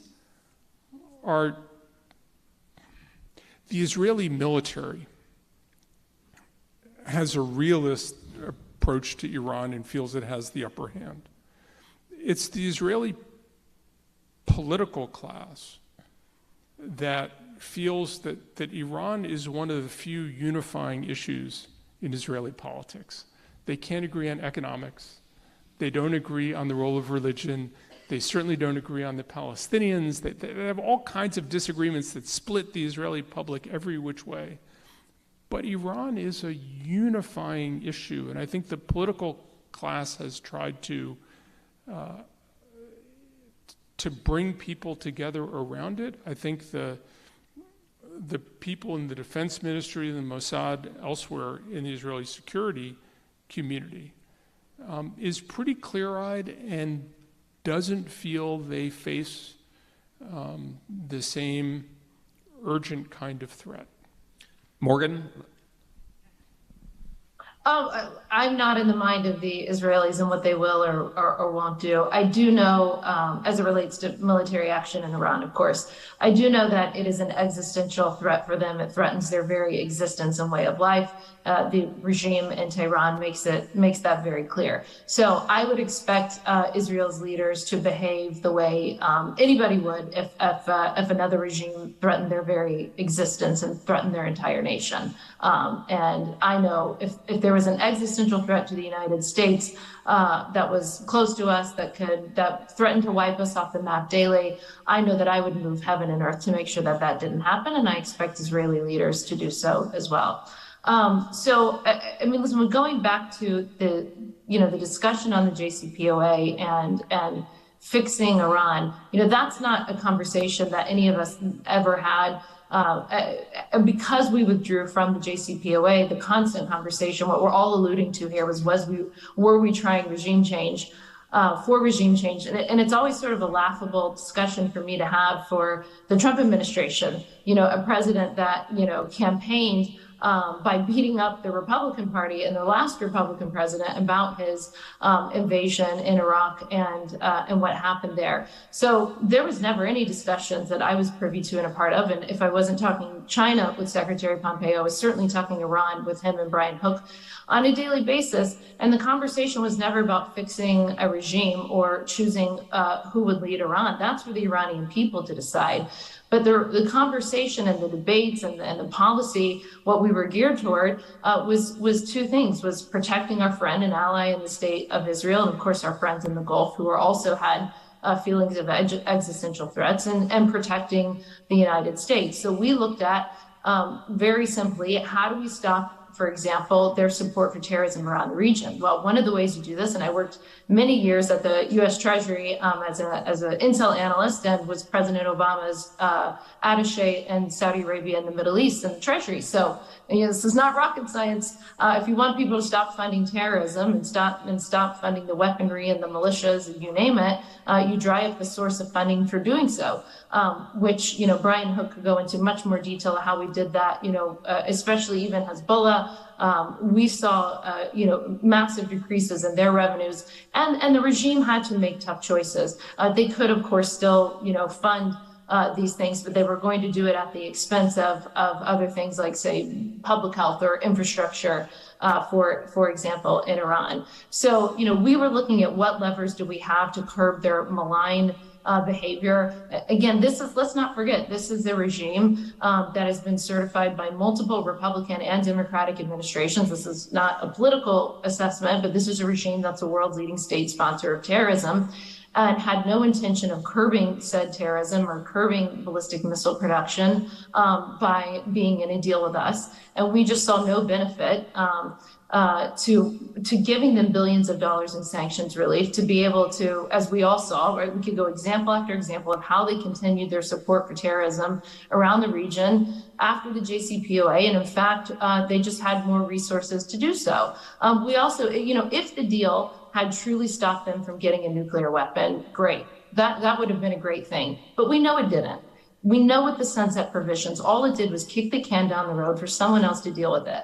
I will definitely see the point that it delayed them getting a nuclear weapon, but it did not prevent them from getting one. And we have to be clear-eyed about that. So you have a deal that didn't prevent them from getting a nuclear weapon, just kicked the can down the road for someone else to deal with it. And then you had a deal that gave the world's leading state sponsor of terrorism billions of dollars to continue to build ballistic missiles and continue to foment terrorism and continue to threaten the existence of the state of Israel. that's not a winning deal for us. So I want to reiterate that it was very much not about fixing Iran, but instead about finding the levers and the mechanisms that we could to try and stop their behavior. I would also say, there's always a lot of talk about that we did this without the support of allies and friends, and that's just wrong. We did it. Of course, it was very public when we withdrew from the JCPOA. The E3 and the Europeans were not happy with us over it. But there's a lot more people in the region that are affected by the Iranian regime than just the Europeans. We all know quite well the people in the region, like the Saudis and the Israelis and the other Gulf Arab states, were deeply unsettled and unhappy about the JCPOA. You had a deal that was negotiated the first time and the second time without anybody at the table who's actually a neighbor of Iran and who actually is affected by their behavior. There's almost nothing like more imperialistic than that. To have a bunch of Americans and Europeans, of course, we have the Chinese and the Russians, but to have all of these powers sitting at the table, negotiating a deal without having the Israelis or the Gulf Arab states having any real or meaningful buy-in. So to say that we withdrew from the deal without support of friends and allies, sure, I'll give you the Europeans aren't happy about that. We all know it. They complain about it to this day. But we certainly had support in the region from people who are directly affected by the Iranian regime. Well, very. We can go on, Yeah, I know. No, eloquently stated. I think our task was to be forward-looking. That was. I think the audience has seen the finest presentation of the views on the perspective. What I'll maybe kind of sort of moderator prerogative on this point is. I mean, I think this question of, in light of the desire to focus on China, which I think is pretty widely shared, the possibility of an Iranian breakout, if there's no deal, if it can't just be eliminated, if there's not a change in the government, et cetera, and the consequences geopolitically and militarily in the region is a tough riddle, right? I mean, and the other piece, and I think it's a really important piece, the Chinese delight in U.S. tensions with Iran, right? I mean, to the extent that the U.S. confrontation with Iran, certainly during the Trump administration, split the U.S. from its allies, drew military attention toward the Gulf and away from the Western Pacific. The U.S. sanctions made Iran a great place for investment because there wasn't competition. I mean, I think the Chinese delighted in the Trump administration's tensions with Iran because as far as China was concerned, those advanced China's interests. Well, I think what you're seeing now, I mean, is, and just kind of looking at closing the conversation in the coming minutes, but I think what you're seeing now is the Iranian supplying of the Russians with the drones. I mean, my own view is that we, whether we like it or not, and I don't think we're seeing a sharp block divide between in the world. It's kind of permeable and sort of fuzzy, but the North Koreans apparently sending artillery shells to the Russians as well. It seems like there's greater investment in Iran by China, presumably there, and obviously the oil purchases that you mentioned from the Russians. We are seeing a sort of again, block is sort of too sharp, I think, from what we're going to see, kind of people playing footsie, if you will, across the But the Indians do too. I mean, the Indians do too, and I think that's Well, and the Saudis are a good example. I mean, people are, and I mean, I think the Indians are a good example, John, of what you're talking about, which is like, well, that's far from me. I know the Indians also like to point out that we complain to them about the Russians, but we enabled the rise of China, which they've actually fought a border war with in the last couple of years, a small border war, but the possibility of more. So I think that's sort of, I mean, my sense is that we're moving into this, especially as Chinese economic heft and as countries see the shadow of potential sanctions coming out of not only the Iran experience but also the Russia experience, and sanctioning them makes sense. But people look at central bank reserves being frozen, and you're wondering if you're going to get on the wrong side of the Americans or others in our sort of sphere, if you will, and you start to say, well, maybe I'll take some inefficiencies to have the to be able to do more with the Chinese. And I think the Saudis were potentially talking about doing some oil deals denominated in yuan. I don't know how that panned out, but I would expect to see more of that. And so I think that's sort of... I think they have not, but the Egyptians issued a bond and nominated in yuan. Yeah. And that's actually, I mean, the Egyptians in a way are... that actually surprises me more, given the treatment in the sense that I mean, I would say pretty unsuccessful policy on the Saudis over the last year and a half. I would expect to see more of them, but maybe their relationship was closer. Last kind of quick sort of topic that I'd like to is I mean, I think Turkey is a country that is kind of a swing and has significance on both sides. Any sort of thoughts before we close on how to handle Turks? Maybe Morgan, I'll start with you. I mean, given Erdogan seems to be moving all over the place, and it's a complicated one, but it seems to kind of capture the difficulties of dealing with the region. You gave me a hard one, Bridge. Okay. Morgan, can I save you?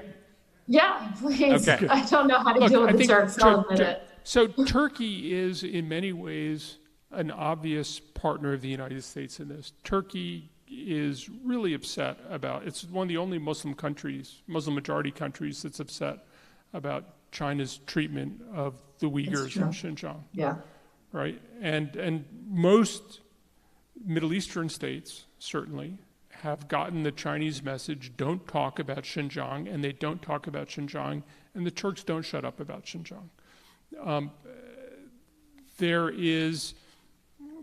Turkey is a member of NATO, right? I mean, this should be sort of Turkey all in our court, and yet Turkey sees interest in not total multipolarity, but opening to Chinese commercial deals, interested in engaging in Central Asia, working with Chinese capital. I mean, there is this sense that even many of our closest partners who have issues with China are interested in seeing, can we fashion a relationship?